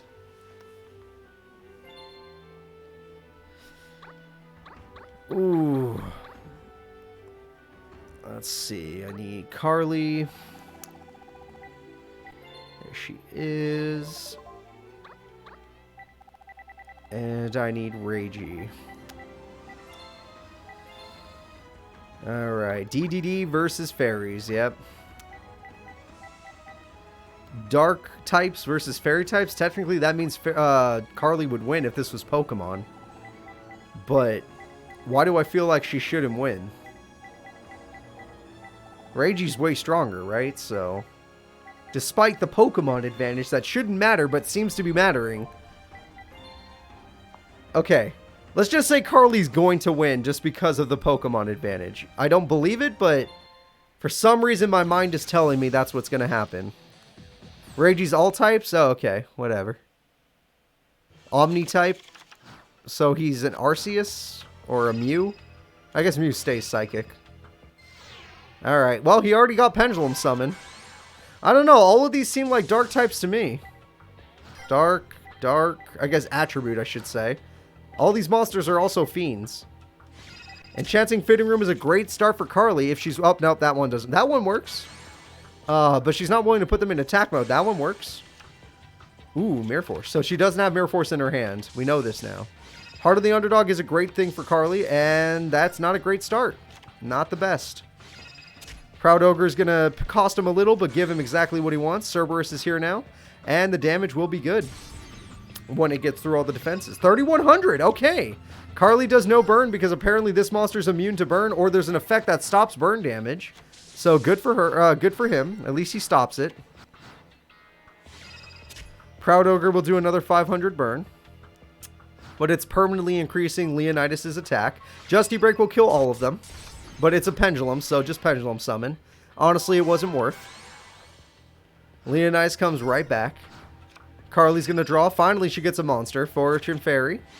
And she got a Sonic Duck. That's a better monster. And she got a Miracle Stone, which she desperately needs, but it's a little too late. She doesn't really have anything. Alright, another Pendulum Summon, because why the hell not? And we got 2 of these things now. Proud Ogre is going to make one of them very strong. So, let's see. We got 0 damage, of course, or 0 defense, of course. We got Dimension Wall, which should do no damage. Okay, it does damage, sorry. The Magic Cylinder may not have worked, but that one works, so good for her. Sonic Duck is there. Set. Honestly, with how much attack points he has, if he summons one more monster, this duel could end soon. But he did not summon another monster, so I guess she still has a chance. She's going to take a huge 36, so next turn she's guaranteed to lose. Unless she draws a card that could do burn. Or wait, if he can't be burned, then a card that like Dimension Wall. She's not in Destiny draw range because she has lower life points than her. He's going to drop his life points again. His monster's at 4,100. This entire duel is decided by that trap card.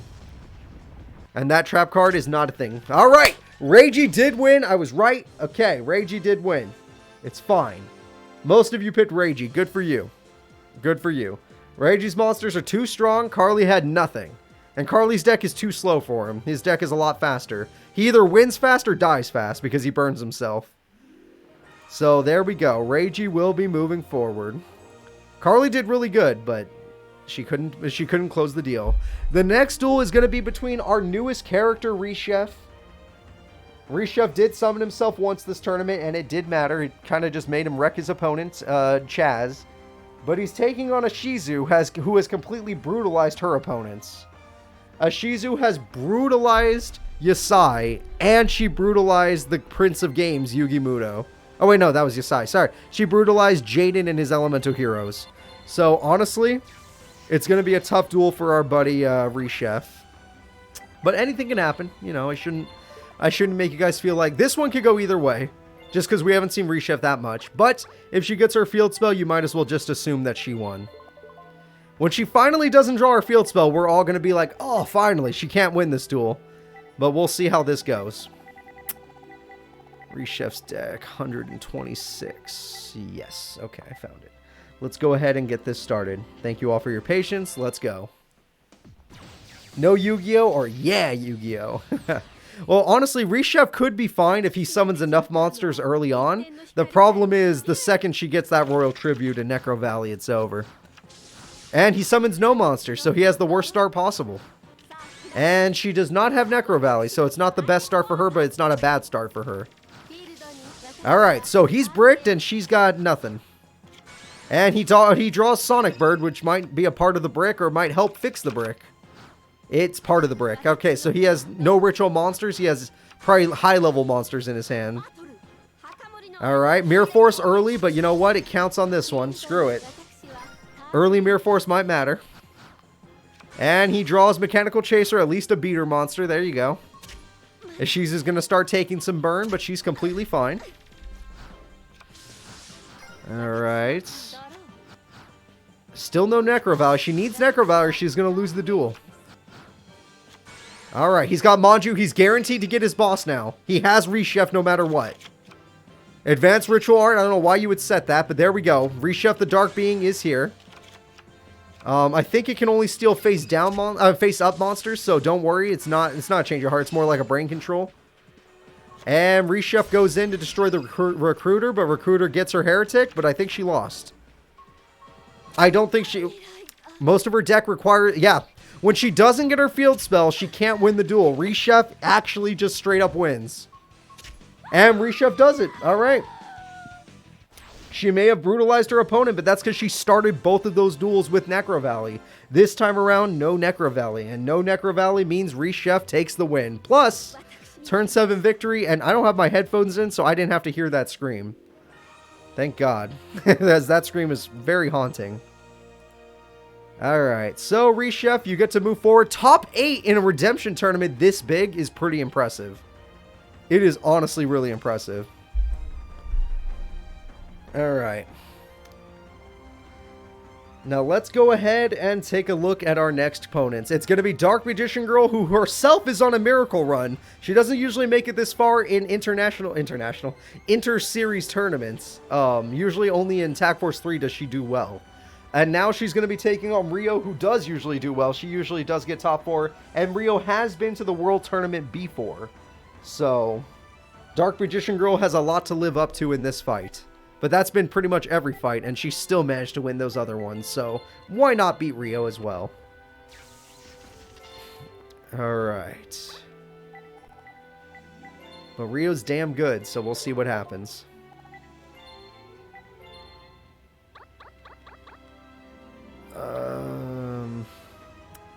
Yes, Dark Magician Girl is played by Taya. There we go. She's never won a tournament, no, but Rio's been top 4 consistent and has been to the World Tournament stage. By being a member of Team Zexal, she didn't even need Redemption or Dream Team. So she's good. She's damn good. Which we've already seen. She took down freaking, what's his name? Darkness. Oh, crap. Now let's find out. Dark Magician Girl's deck is in the 50s, I believe. Or number 50. Yeah, it's number 50. Okay, we're ready. Thank you all for your patience. Takes me a second to find all the decks. Remember, I've made like 250 decks at this point, so let's go ahead and start this duel. And I'm going to go ahead and find Dark Magician Girl's face if I'm lucky. It's all up to luck if I find it or not.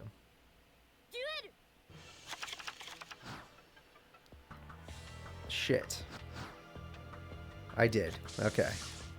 Alright, we're good to go. And Dark Magician Girl starts with a basic set pass. Rio's going to go in with Mother Grizzly, a pretty good card. Mother Grizzly's going to get hit by Mirror Force. Very, very aggressive Mirror Force, and honestly not worth. So Dark Magician Girl starts with a disadvantage, in my opinion. Apprentice Magician is about to go in for 400 despite... Oh! Rio can no longer activate spell cards, but still a really risky play by Dark Magician Girl. Rio's going to go ahead and summon the Blizzard Falcon, and it's gone. And with no spell cards, that's going to be huge. However, Dark Magician Girl's super unlucky and unable to draw monsters to actually end this duel. She's only drawn spells and traps that are pretty decent. Blizzard Thunderbird is here and will not do anything. I keep wanting to say and will destroy the monster, but it won't. Guard Penguin will come to the field and stop you from taking the damage. That was a really good Penguin. And with an XYZ summon, we're going to see Ragnar Zero. So... now, Dark Magician Girl, good luck against a Zexal monster. Yeah, try finding one of them that exceeds. Yeah, you can't. So, right now, we're about to watch Dark Magician Girl not be able to use spell cards. And now, Rio can use spell cards. So, let's see what spells she's been wanting to use. Apparently nothing. Okay. Old Vindictive is very good, so now she can use spell cards again. Ragnar Zero did die, but she has nothing. You have had no monsters this whole duel, Dark Magician Girl. What is up with you? It's like you're playing Tag Force 3. She's done this in Tag Force 3 as well. And your opponent's field is stacked with God tier monsters. So now you can't activate spells and you're bricked. Dark Magician Girl's about to lose. I didn't unlock the recipes in this game. I just, you know, used the cheat. I literally used somebody else's save file that was already 100% and then cheated in all the cards with, you know, one of the cheat codes. And we got an XYZ summon. And that's a different looking one. Okay, Ice Beast Zerofine. Ice Beast Zerofine is going to have 3,200 attack. That is pretty good. And Dark Magician Girl is in the danger zone. Next turn is pretty much a guaranteed loss. Unless she plays some craziness. Harpy Feather Duster is pretty good, but that's not craziness. Chaos Sorcerer is craziness. That counts as good enough. Magical Dimension, because you have to, is good enough. Dark Magician of Chaos is your... okay, her hand was a brick. Dark Magician of Chaos is literally your boss monster. But Nightmare Penguin counters it. You should have saved your Magical Dimension, and you lose. You have no hand. You have no way to activate spell cards. You can't... you could top deck a monster. That's it. She has to top deck a monster, and your opponent has a set trap. There is nothing. It's over. It's over. Just one monster for Rio. Oh, no monsters. Okay. It is still over, but it took one extra turn. It's still over. Don't get your hopes up. Alright, don't get your hopes up. It's still over. TT. That card doesn't matter. 100% this duel's over. Alright, granted, still taking a while. Alright, Gemini Elf. You can no longer use spell cards, Rio. But your monsters are way better than Gemini Elf. You could just do one of those combo plays, or just get a penguin. And there's a penguin. And there's an Icarus. Well, actually, you don't want to do that because now you have to destroy... Oh, you can hit the field spot. I forgot that was even on the field. Yeah. All right. And Taya... Okay, sorry. Dark Magician Girl is bricked. Monster? What is this duel? Just win, Rio. There's nothing to stop you. Literally, she's bricked again. She's so bad. There we go. No penguin, win the duel. I don't know what's in her hand, but it's garbage. It's absolute garbage. And Rio, that was a duel of bricks on both sides. All right. Rio is going to advance. Most of you bet on Rio. Good job. Good job, chat. I'm proud of you. I'm very proud of you. All right. Let's go ahead and check over here. We have made it to the last fight of top 16. Oh, shit. And the fight is between the Mad Lad Chaz, a guy who's been pretty insane, versus Jaden with his manga deck, who has also been pretty insane. Both of these guys are using their manga decks. This was a manga duel. And in the manga, I'm not going to tell you who won because it's a spoiler. It was Chaz. All right, let's continue on.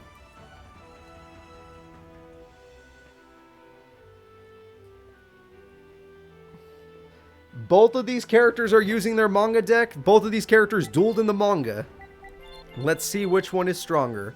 Will it be the Chaz or will it be Jaden Yuki? Masked Heroes or Light and Darkness Dragon?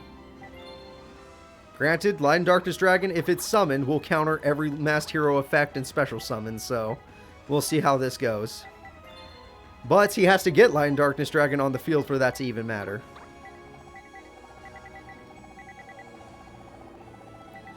We got 3K on Jaden. Alright, alright. We'll see. Oh yeah, Chaz lost to Zane right after. Like, it wasn't even a close duel. It was like super fast, sad. They weren't ready. They made Zane like a god in the manga. Like, he's unstoppable. I actually really like it. I like the GX manga a lot.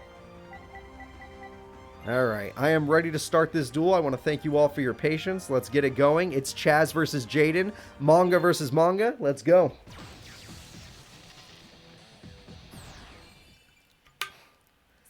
Alright, here we go. Oh, don't worry, Derek. This isn't the deck that Chaz used either. Trust me, Chaz didn't have these monsters here. He just had Lion Darkness Dragon. Alright, let's see. Jaden's going to start with Shadow Mist, a hell of a card, and it's going to mass change, a hell of a combo.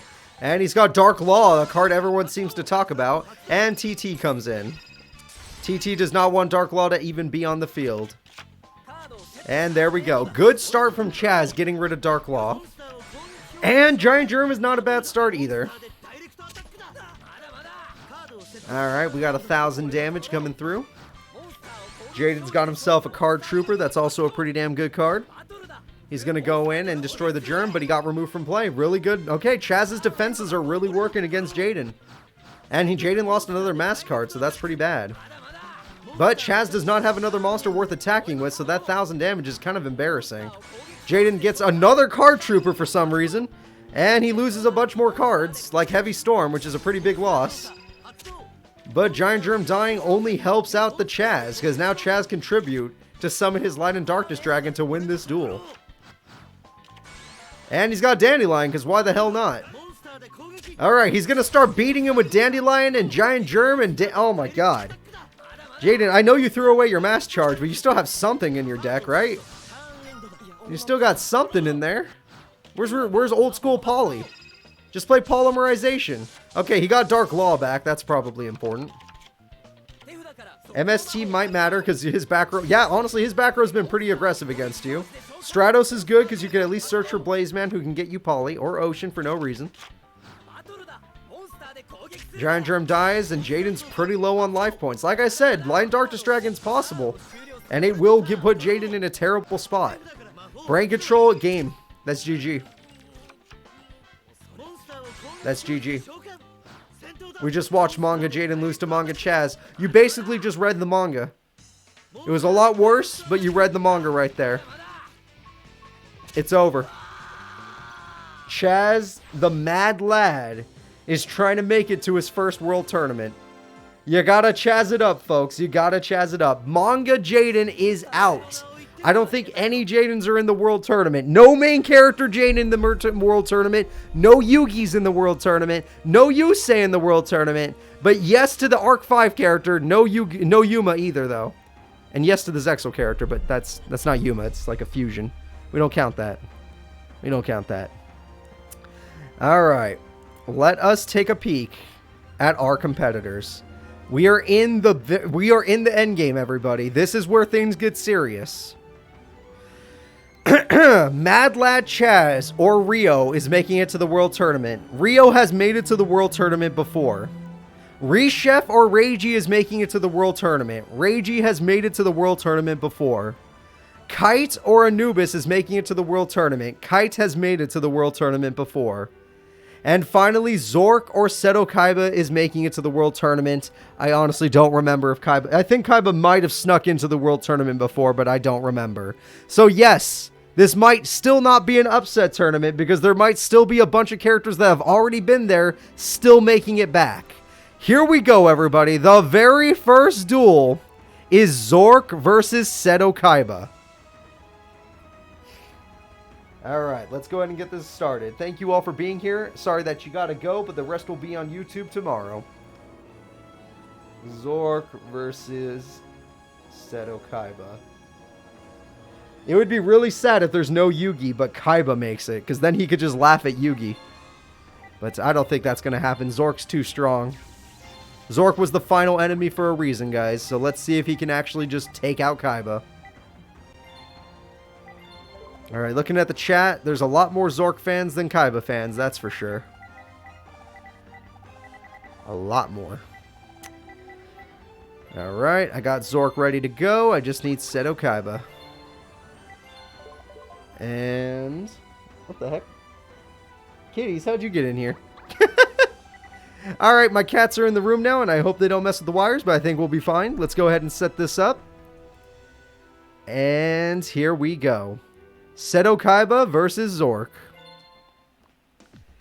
Alright, you can't... oh wait, you can see the cats in the background, can't you?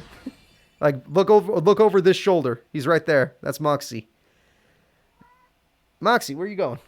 Alright. Zork is ready. Okay, here we go, everybody. And we're going to set pass. Alright, smart start from Seto Kaiba. And Zork's going to go in with Archfiend Soldier, a very powerful monster, destroying nothing because Mirror Force on the first turn. Very common thing. Hello there, Moxie boy. How are you doing today? Okay, let me move the mic a little back. You doing okay, buddy? I love you. Alright, don't mess with the mic, okay, buddy? And Zoma the Spirit is going to counter Alexandrite Dragon, making Kaiba do 2,000 burn to himself. Pretty good. Kaiba does 2,000 burn, but he has monster advantage against him. Oh, Kaiba has a 4K beater. He's got Albus the Tormentor on the field. Alright, let's see how this goes. And Lejin. No, Moxie's one of my kids. I don't let my kids watch Yu-Gi-Oh! Yu-Gi-Oh! Is a bad show. This show, personally. Not Yu-Gi-Oh! The actual show is fun. This version of Yu-Gi-Oh! The one that you're watching right now, that's a bad show. Shouldn't watch it. Alright, so there we go. Kaiba's making a big comeback here with that. And we got a Doom Caliber Knight, which is great, but, didn't go for the Megamorph monster. That's kind of interesting. You gotta be careful. Oh, Lightning Vortex, okay. The damage is a little too good, and Seto Kaiba's in complete control of the duel. Yu-Gi-Oh's for adults. Look, I say he's like one of my kids, but like Moxie is like, what, 20... might be around 20 years old. That cat is old as fuck. Oh, hey. Oh, that's Roxy Girl. That's my other cat. Hey, Roxy. How you doing? No, Moxie. I'm talking to Roxy. Hi. How are you? Yeah. You want to come up? Okay. Alright. And I missed all of that because my cat's right here. Hi there, baby girl. Come here. Come here. It's okay. Come here, Rex. There you go. There you go. You can't see her good, but she's... oh, you can kind of see her, but she's on my lap right now. Alright, kitty girl. That's my baby. Now, let's see what's happening here. Seto Kaiba has lost most of his attack points, but he is still in complete control of the duel. Looks like Zork's having a little bit of trouble here. There is no Loxy, it's just Moxie and Roxy. And no, I did not name my cats. All of my cats were named by my little sister. Alright, so Roxy girl, are you going to watch the fight? Because right now the fight's going really well for Seto Kaiba. But it looks like Zork is going to try and make a comeback. Yeah, going to try and make a comeback. Alright. Uh-huh. There we go. Sorry if she hits the mic, but I'm not going to move her. I love my kitty. So let me go ahead. I'm gonna press the buttons, Roxy. I still have my left hand though. Don't worry. So we got Gilgarth coming in. Gilgarth is going to attack the freaking Maiden of the Blue Eyes. Peeing the Dark Clown's gonna activate its effect, and Peeing the Dark Clown's gonna get countered by Doom Caliber Knight. But that means that all he has left is Gilgarth, which I think Seto Kaiba could easily overpower. And Silver's Cry will easily. Okay, Alexandrite's not the best, but it does overpower Gilgarth. But Bottomless Trap Hole kicks in, and his final card is Maiden with the Blue Eyes, but since Doom Caliber Knight's not on the field, that means Maiden can use its effect. And Maiden's effect kicks in, and Blue Eyes hits the field. Zork is in trouble. Alright, Zork with very, very little life points left is about to take a big hit. That's a nice 1200 damage, and now he's down to below... Oh god, he's at 1150. Zoma the Spirit... You can't take that hit. He dies. He can't win with Zoma. And by putting Gilgarth in attack mode, he loses the duel. Alright, guaranteed loss for Zork. It looks like Kaiba might be your first representative, everybody. Kaiba's gonna be your first. And by attacking the Gilgarth, he does 1200 damage, and Zork loses. Seto Kaiba is one of your representatives, and that is it.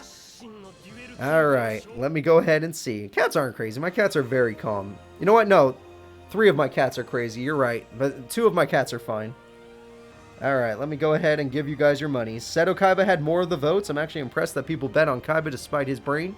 But that, you know what? In the end, it was worth it because he was the right duelist. So, Seto Kaiba, a guy who might have been to the World Tournament before, is now in. Zork, sorry, you're not going to make it to your first World Tournament. I would have loved to see you there, but you did not make it. The next duel is going to be Anubis versus Kite. Kite has been to the World Tournament before. Anubis should not be here. So, let's see what happens.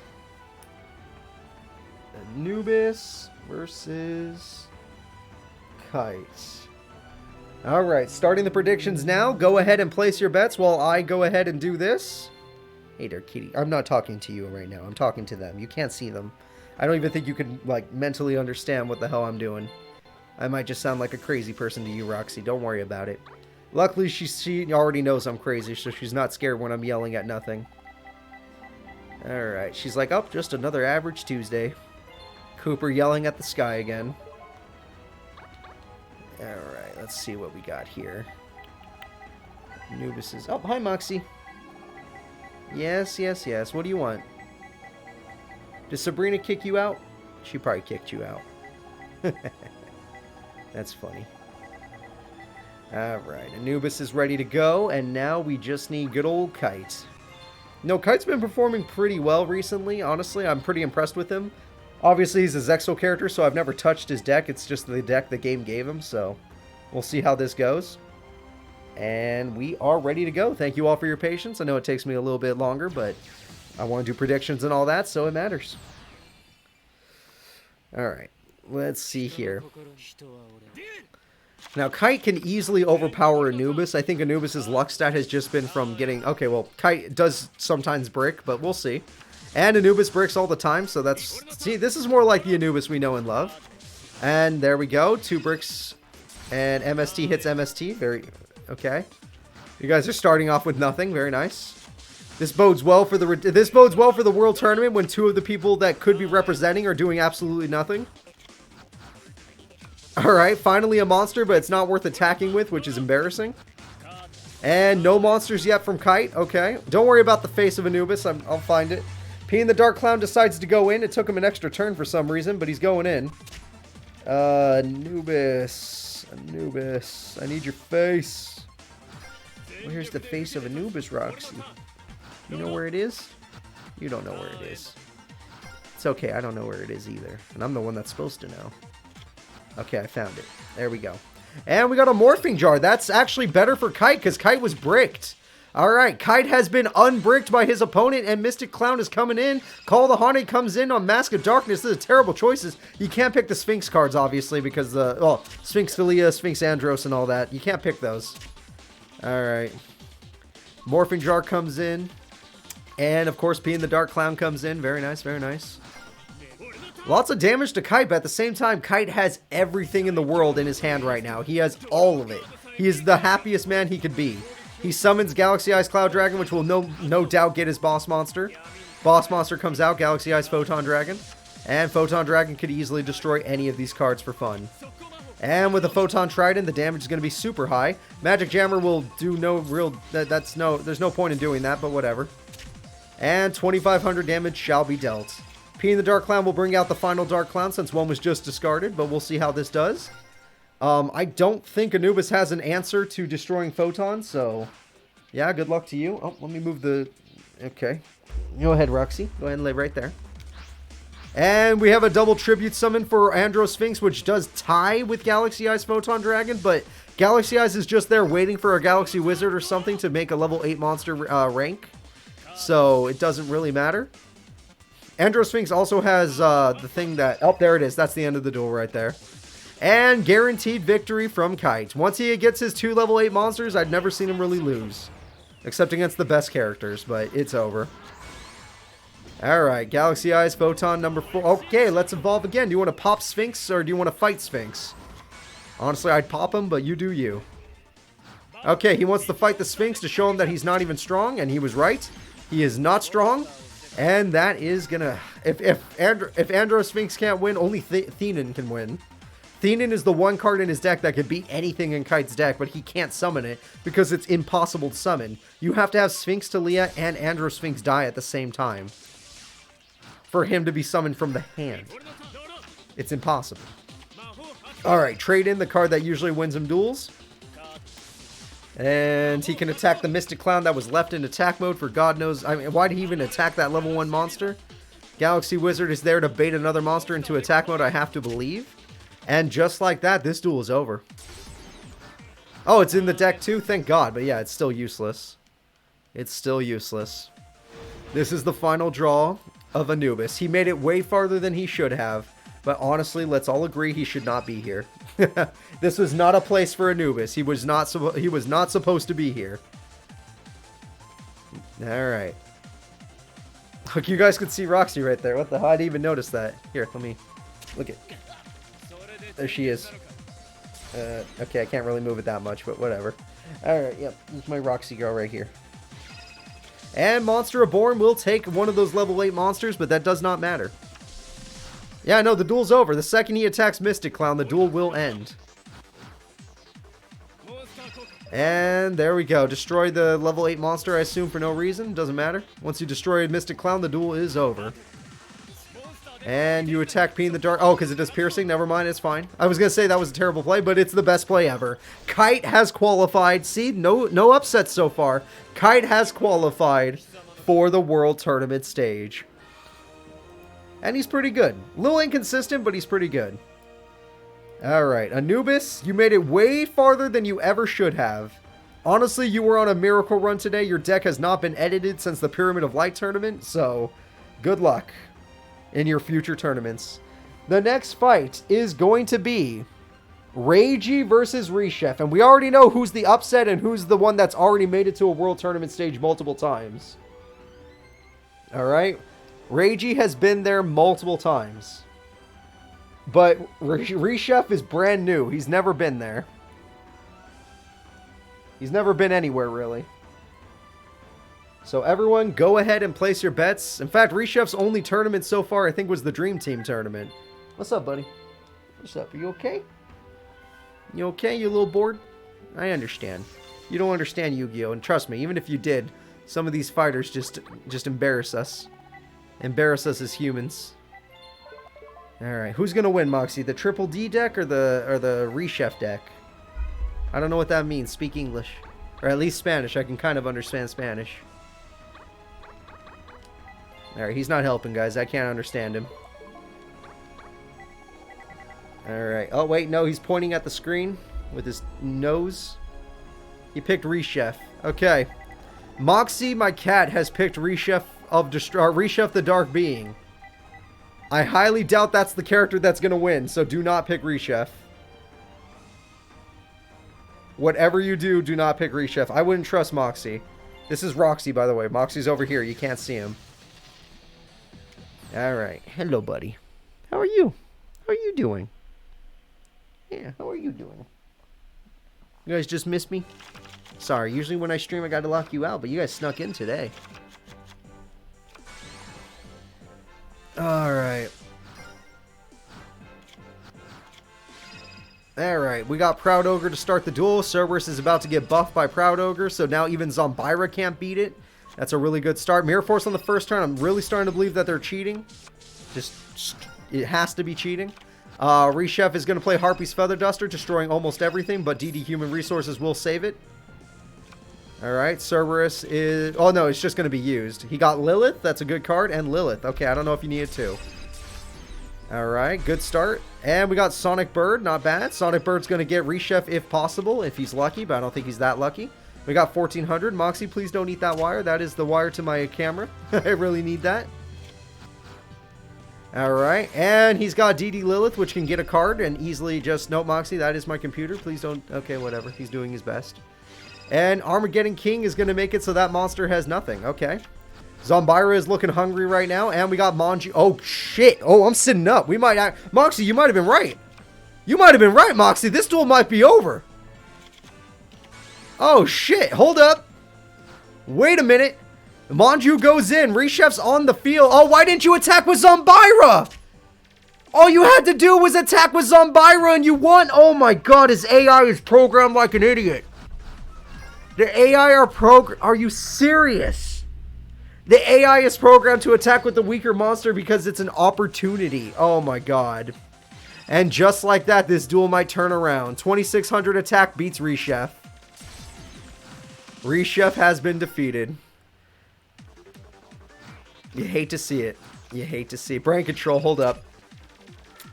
1 second. It does not matter. Reshef is still going to the World Tournament stage. At the end of the day, Reshef, the brand new character in the Redemption team, is going to be in the World Tournament. Moxie knew more than any of us. It's definitely me, because I was going for Reiji all the way. So, I am willing to say upsets now. I am willing to say upsets. Reshef is big. The next duel is going to be between Rio and Mad Lad Chaz.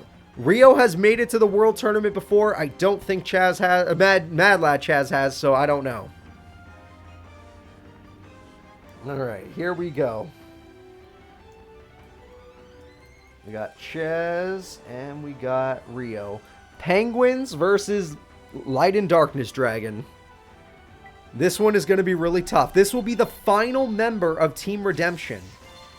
After this, we'll know every single character in the World Tournament, even though most of you probably forgot who was in the World Tournament. Did you know Esperoba was in the World Tournament? Bet you forgot that. Bet you. I bet you forgot. I can't trust any of your memories.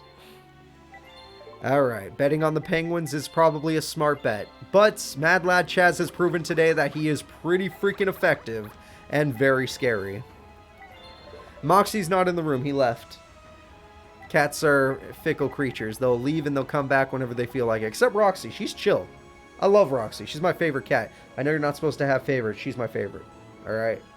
The most chill cat ever. Meows when she needs something, but doesn't meow when she doesn't need anything. Just best cat. Easy. Better than your cat. I don't know why it became a competition all of a sudden, but I love that. Alright, let's go ahead and do this. Oh, whoops, press the wrong button. Whoops, alright. No thank you. There we go, we're back. We're still alive? Okay, we're still alive. There we go. And we're ready to start. So, in this fight, we're going to have Chaz taking on Rio. It's going to be a very intense battle. Honestly, I'm going to go with Rio, but Chaz does seem really good. Ah, good to see you, Whack Frost. Again. Always voting on whatever my cat votes on. Alright, so first... at this point, guys, you have to say it. Mirror Force is cheating. Am I right? Like, they start the duel with it every goddamn time. It can't just be me. It can't just be me. Alright, well, we got 1,000 burn and 1,000 burn, and Rio's gonna have to get in there with something new. Hey, look, a card stronger than the freaking other card. And Giant Germ will do some burn. Sadly, he started with 2 Giant Germs. He got unlucky. So, now he's got that. And we have a set, so everything's in defense mode now. Yeah, he realizes he can't beat 1,600. He needs his tribute. Cold Wave is going to stop him from playing. Magic Drain's going to stop her from stopping him. Alright. Cold Wave will not be used. Guard Penguin is going to go for an Exceed Summon. Yeah, that's her advantage. And that Exceed Summon gets her Ice Beast Zerifine. With that card, it's going to have 2,600 attack. That's really nice, but honestly, you just take burn. You're not really gaining anything out of this. And he still can get Light and Darkness Dragon. Heavy Storm is a God tier draw. Gets rid of Icarus attack, gets rid of TT, and he got his Light and Darkness Dragon. He has the Lad, and he Heavy Storm before it, so he has everything. This entire duel is in Chaz's control now. Rio is dead. Rio is 100%. Penguins don't beat Light and Darkness Dragon. This is the end of the duel. You're watching somebody die right now. And I don't mean that for real, Twitch. Please don't. No. It's an expression for Yu-Gi-Oh. No. That's not what we mean. Alright, so there we go. And 1,700. Rio, I don't think you're going to make it to the World Tournament stage. It just is impossible. You made it before, but I don't think you're making it this time. Thunderbird's going to go ahead and get negated and destroyed. Or just negated, sorry. That did weaken Light and Darkness Dragon to 1,800 attack, but that's still an 18 beater. Way better than anything she's got. Mobius is even better. This duel is almost over. In one more turn, this duel is going to end.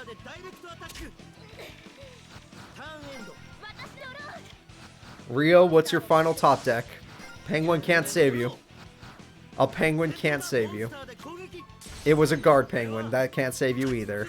Chaz, the Mad Lad, has made it to the World Tournament stage. We now know our Team Redemption. Team Redemption is made up of these characters. I'm going to give you a peek.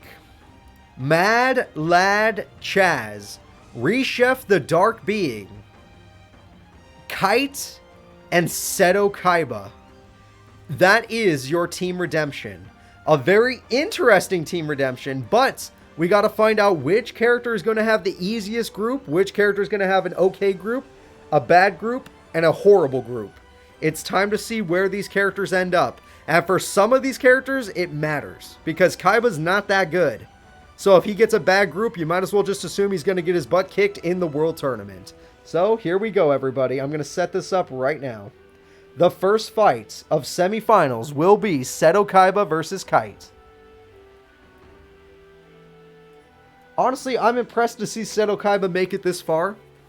Even if he gets 4th place, he shouldn't even be here. World Tournament wise, he's too inconsistent, but who knows? Maybe he's going to surprise us. Maybe he'll do something we never expect. He was supposed to lose. Who was that character? He was going to lose to Mako. Don't you remember the beginning of this tournament? He was going to lose to Mako. He had 1 card left in his deck, but it was Heavy Storm. But he had Heavy Storm at that last second. Kaiba shouldn't even be here. Mako should have stopped him. And since then, he made it all the way. It's kind of crazy. That's right. No Yugis made it to the World Tournament this season, but Kaiba did. That is a big change of pace. And Yugi lost to Carly, a character who just immediately lost right after that. So it's not like he lost to someone god tier. He lost to someone who's a top 4 competitor, but not usually that consistent. But I do say she is a top 4 competitor and top 8 in big tournaments. So, you know, she's not bad. She's just not King of Games good. Kite starts the way he always does, with kind of a brick. King of Games gets, or sorry, new King of Games, sorry. Kaiba is going to summon Lejin. That's a really good monster to start the duel with. Lejin will do its 1,800. And Kaiba's got 2 face downs. That's not bad. Heavy Storm is a perfect start from Kite to get rid of all that. Ring of Destruction and Dark Hole, the perfect start. All of it's gone. Trade in to make up for the fact that he had no hand. And he still has no hand, despite everything. Bye, Roxy. Heavy Storm right back. He's pissed at what he did. Chaos Dragon. He's really pissed. 3,000 damage from Seto Kaiba. But Chaos Dragon on main phase, when your opponent has nothing, isn't that good. You have to wait till your opponent has something. Because now he could just counter it. And he's bricked. Destiny brick. Call the Haunted for game. Blue Eyes? Blue Eyes. That's game. Seto Kaiba's going to the finals. Seto Kaiba might actually get a good group. Chaos Burst stream, here it comes. Everybody, Kite has been knocked down. His inconsistent deck and his brickiness has cost him. We know Kaiba bricks too, but Kaiba has way more 4-star beater monsters than because Kite doesn't even do that. Kite has way more level 8 monsters. And that ended up costing him. Seto Kaiba is going to the final fight. Kite is going to the Bronze Place Breather match. Now this one I'm very curious about. Reshef is taking on Chaz. Reshef is the wild card. We really don't know much about him. After watching him in this series, he's an okay duelist, but I feel like he's been getting lucky more often than not. Chaz, on the other hand, has defeated some of the best duelists, including Manga Jaden, including Rio, including Zane Truesdale, who's a multiple-time champion, including Yami Merrick, who is a champion. Chaz has beaten the best of the best. He's beaten champion upon top 4 competitor upon top 4 competitor. He is literally a god. So the odds of him losing against some rando like Reshef is super low. I'm going to go with Mad Lad Chaz on this one. And I like Reshef, nothing against him. But I'm going to go with Mad Lad Chaz. Alright, Reshef. Now, let's see here.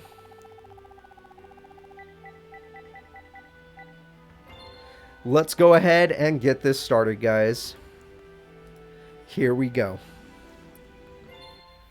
I know this has been a very big tournament. We have had a lot of crazy fights. But this one should go the way we think it's going to go. Chaz should beat Reshef. Alright, Chaz it up, Chaz it up, fans. Chaz it up. Alright, Graceful Charity throws away 2 beater monsters. He gets Zombira. Zombira, the card that sometimes works, sometimes doesn't. MST is a great start, getting rid of MST. Funny enough. Swords is going to stop Zombira from getting rid of any of Chaz's monsters, which means he can build up for the lad. He's always building up the lad. Giant Rat is going to try and destroy that face-down monster, and it will be successful. You should never put Voice Raider in defense mode like that. But it's an AI. What are you going to do? He's 1 monster away from the lad, and we got ourselves a Sonic Bird. Sonic Bird with Advanced Ritual Art is nice. He actually does get Reshef. Alright, he summoned Reshef before lad could come out. That's really important. But if the lad comes out now, it could still beat Reshef by battle. Pot of Greed, okay, really good to get him the lad.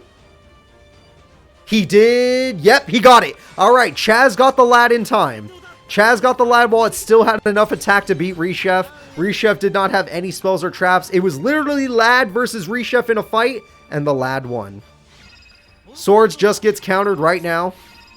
Although if it doesn't get destroyed... No, it does get... Okay, it does leave. Good. Yeah. Alright. He played Reshef... I guess he had to play Reshef ahead of time, but he had no spells or traps to stop freaking Light and Darkness Dragon. Alright, we have another Sonic Bird. He only has 1 other Reshef in his deck, as if it matters, because Sonic Bird is going to get negated. But at least he's weakening freaking lad. And we have a Nimble Momonga on top of that. That's freaking scary. That is really scary. I can't see a way for Reshef to come back. It doesn't look like there's a chance. Oh, what's up, baby? Oh, yeah, you know what? I think I know why my cats are here. My sister probably locked them out because my other cats are in the house and they don't get along. No, Roxy, you don't get along with them. You gotta stay with me, or you gotta stay in my other room. And Light and Darkness Dragon cancels Castle of Dark Illusions effect. I think Light and Darkness Dragon can only cancel 1 more effect. Vorse Raider could just beat it up, though. Alright, Nimble Mamanga is a horrible target. I don't know why you would ever target that. You should have just stayed in defense mode. And, oh, you know what? You got Light and Darkness Dragon to weaken itself again. But, Chaz... Oh, you did that on main phase too. That was terrible. Alright, Chaz can't stop this. Chaz can summon another Light and Darkness Dragon, but it can't stop the Trihorn. Reshef is fighting back. Heavy Storm killed it. Never mind. Never mind. Ignore what I just said. Heavy Storm killed it. No second Light and Darkness Dragon. Hold up. There's still a chance. Come here. Come here, baby. I know. You want to go out there, but you can't. Creature swap is smart. You might as well give your opponent a weak monster. However, if Reshef can somehow get himself, he can come back. If he can't get himself, the duel's over. Destiny draw. Alright. Morphing Jar! Whoa, wait a minute. I'm sitting up. This could change everything. Morphing Jar could literally... Oh, that was the other Reshef. It's over.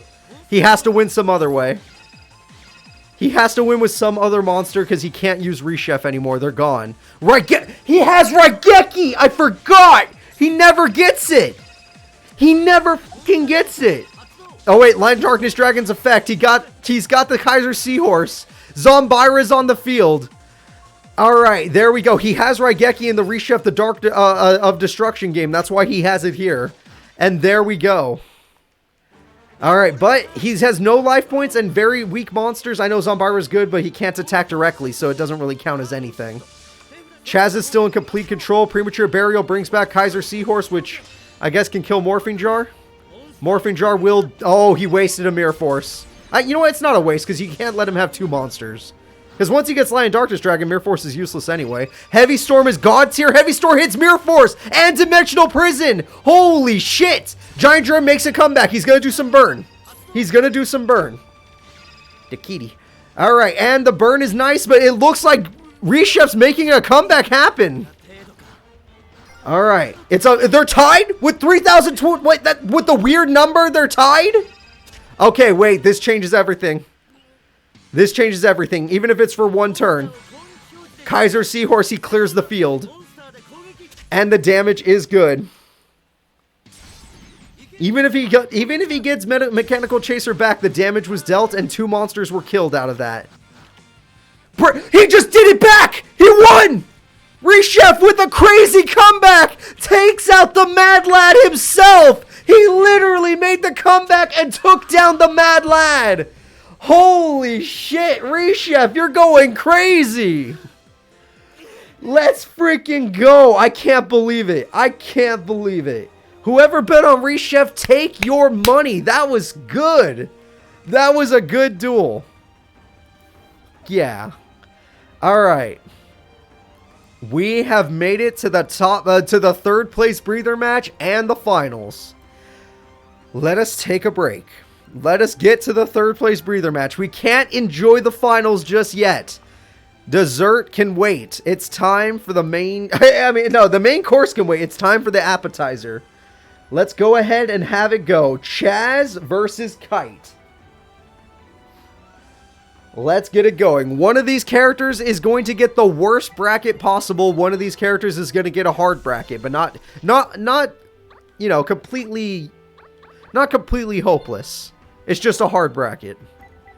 So, whoever gets third, good luck to you in the World Tournament. You probably have a chance, but not a good chance. And whoever gets fourth, you're kind of screwed. But, you know, at least you tried.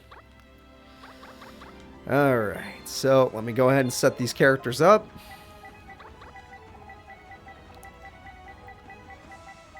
Oh my god, that was a great fight. That was a freaking great fight. I thought Mad Lad had it since the beginning. Once he got Lad out there, I was like, damn it, it beats Reshef by 300, he's gonna lose. And then the motherfucker outlasted him and took away all of his freaking attack and defense points. And then he won. It was beautiful. It was absolutely beautiful. A beautiful duel.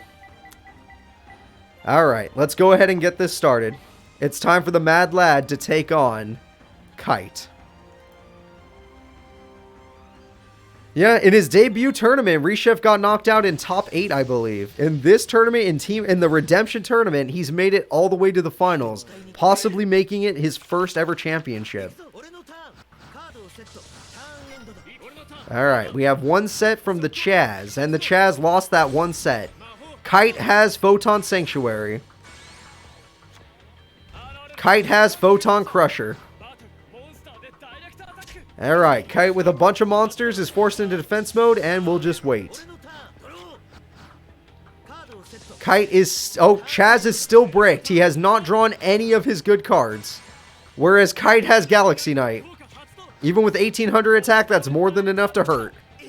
Chaz needs to draw Giant Germ, Nimble Mamanga, anything to get monsters on the field. Soul Exchange, anything. Right now, he's having a really hard time. Okay. He's just lucky those tokens aren't allowed to attack. I know, Roxy, you're not allowed outside. The other cats are there. I know you don't have trouble with them, but they have trouble with you. And MST again. Let's see. He hit Heavy Storm. Interesting thing to set, but whatever. And we're going in for game. And Mirror Force, but he kept the other monster in defense. That was smart. That was really smart by Kite to keep the other monster in defense mode. And he finally draws a monster. Chaz has a monster, everybody. And Kite has Photon Lizard, which is not strong enough to end the duel. Giant Rat won't even let him do damage. Come here. Come here. I know, baby girl. I know. Alright, so let's see what we got. We have Marshmallow in attack mode because Chaz is crazy. And Giant Rat to destroy that. Kite is now bricked. He's out of cards. Chaz might turn this around just like how he... Oh, Darkhold. I may have spoke too soon. May have spoke too soon. And Galaxy Zero brings out the Photon. Oh, is he going for an Exceed Summon? Photon Sanctuary for no reason, whatever. Or is he going for Exceed Summon? He's going for an Exceed Summon. What is he going to make? It has 2,000 attack. It's not enough to end the duel, but it is a good monster. And 2,000 attack goes in, and there we go. Chaz has 200 life points to make a comeback. I know, Kitty, I know. And Galaxy Knight for game. This is it. The Chaz has lost. He already lost Mirror Force. Just like that, Kite has taken out Chaz. But this was nothing. We don't care about this. All we know is Chaz has the worst bracket and Kite has an okay-ish, no, it's pretty bad bracket. But it's not the worst. Here we go, guys. It is time for the fight you all been waiting for. Once this thing loads. It is time for Reshef, our brand new character, to take on Seto Kaiba. Will Seto Kaiba win? What is this? A third tournament? Or will Reshef take his very first? Now, whoever gets first has a good chance of doing good in the World Tournament stage. They get a good group. But if they get second, it's still doable. It's still doable. I want you guys to place the final bets of the day. Everybody in chat, place your bets right now. Go for it. I want to see it. I want to know. Roxy, who's going to win? Reshef or Seto Kaiba? She doesn't like Yu-Gi-Oh! That was her reply. Alright. Whoever I want, Reshef. Let the new guy have his time in the sun. Vote for Reshef. Even though I think Seto Kaiba could win this because he is a multiple-time champion, screw it. Let's go with the new guy. He's impressive. After that comeback against Chaz, he has my heart. Screw it.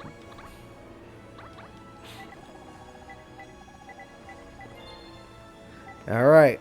This is the final duel of the tournament. The bets, there are 10 seconds left to make your bets. Probably by the time you hear my voice, it's almost over. Here we go, guys. Seto Kaiba versus Reshef. The bets are in for the final fight. Seto Kaiba has 37% of the vote. Reshef has 63% of the vote. Seto Kaiba's highest bettor is Phantom Lord at 20k. Reshef's highest bettor is Torvars at 37k. This is going to be a big one, guys. This is going to be a big one. Reshef, yet again, he always starts with Zombira. He's addicted to it. Lejin is okay, but it can't beat Zombira. But he begs to differ because he runs Shrink. Alright, Shrink beats Zumbira. Seto Kaiba will not be overpowered. He wants to show his opponent he is the best beater guy. He beat Kite, so I guess he really could prove that.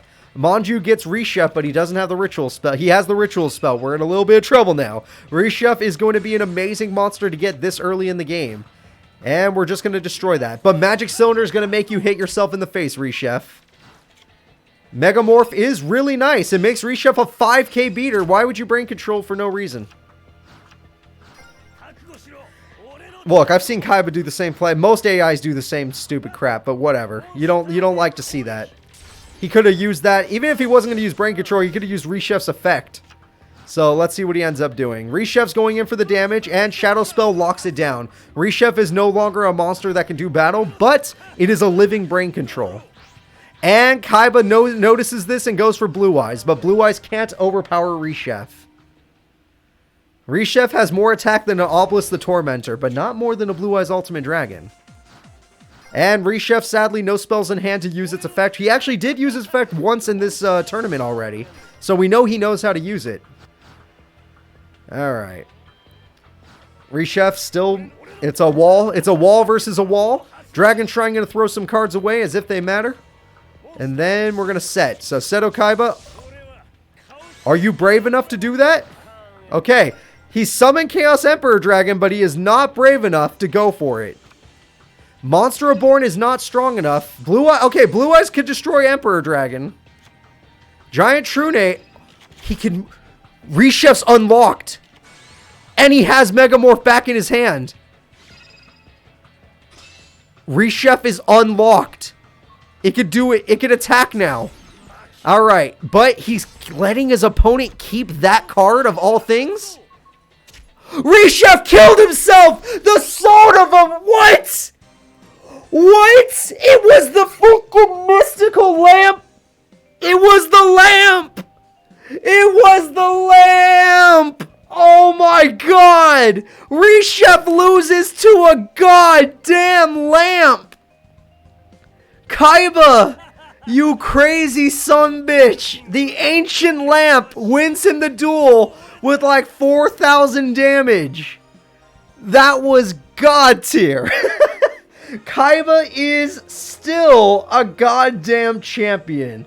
But this was, no matter what I said earlier, it was an upset tournament. There were way too many upsets. No Gilag, no Yugi, no Yusei, no other characters that we like. I don't know. But it was an upset. That is what it was for sure. We have made it to the end, everybody.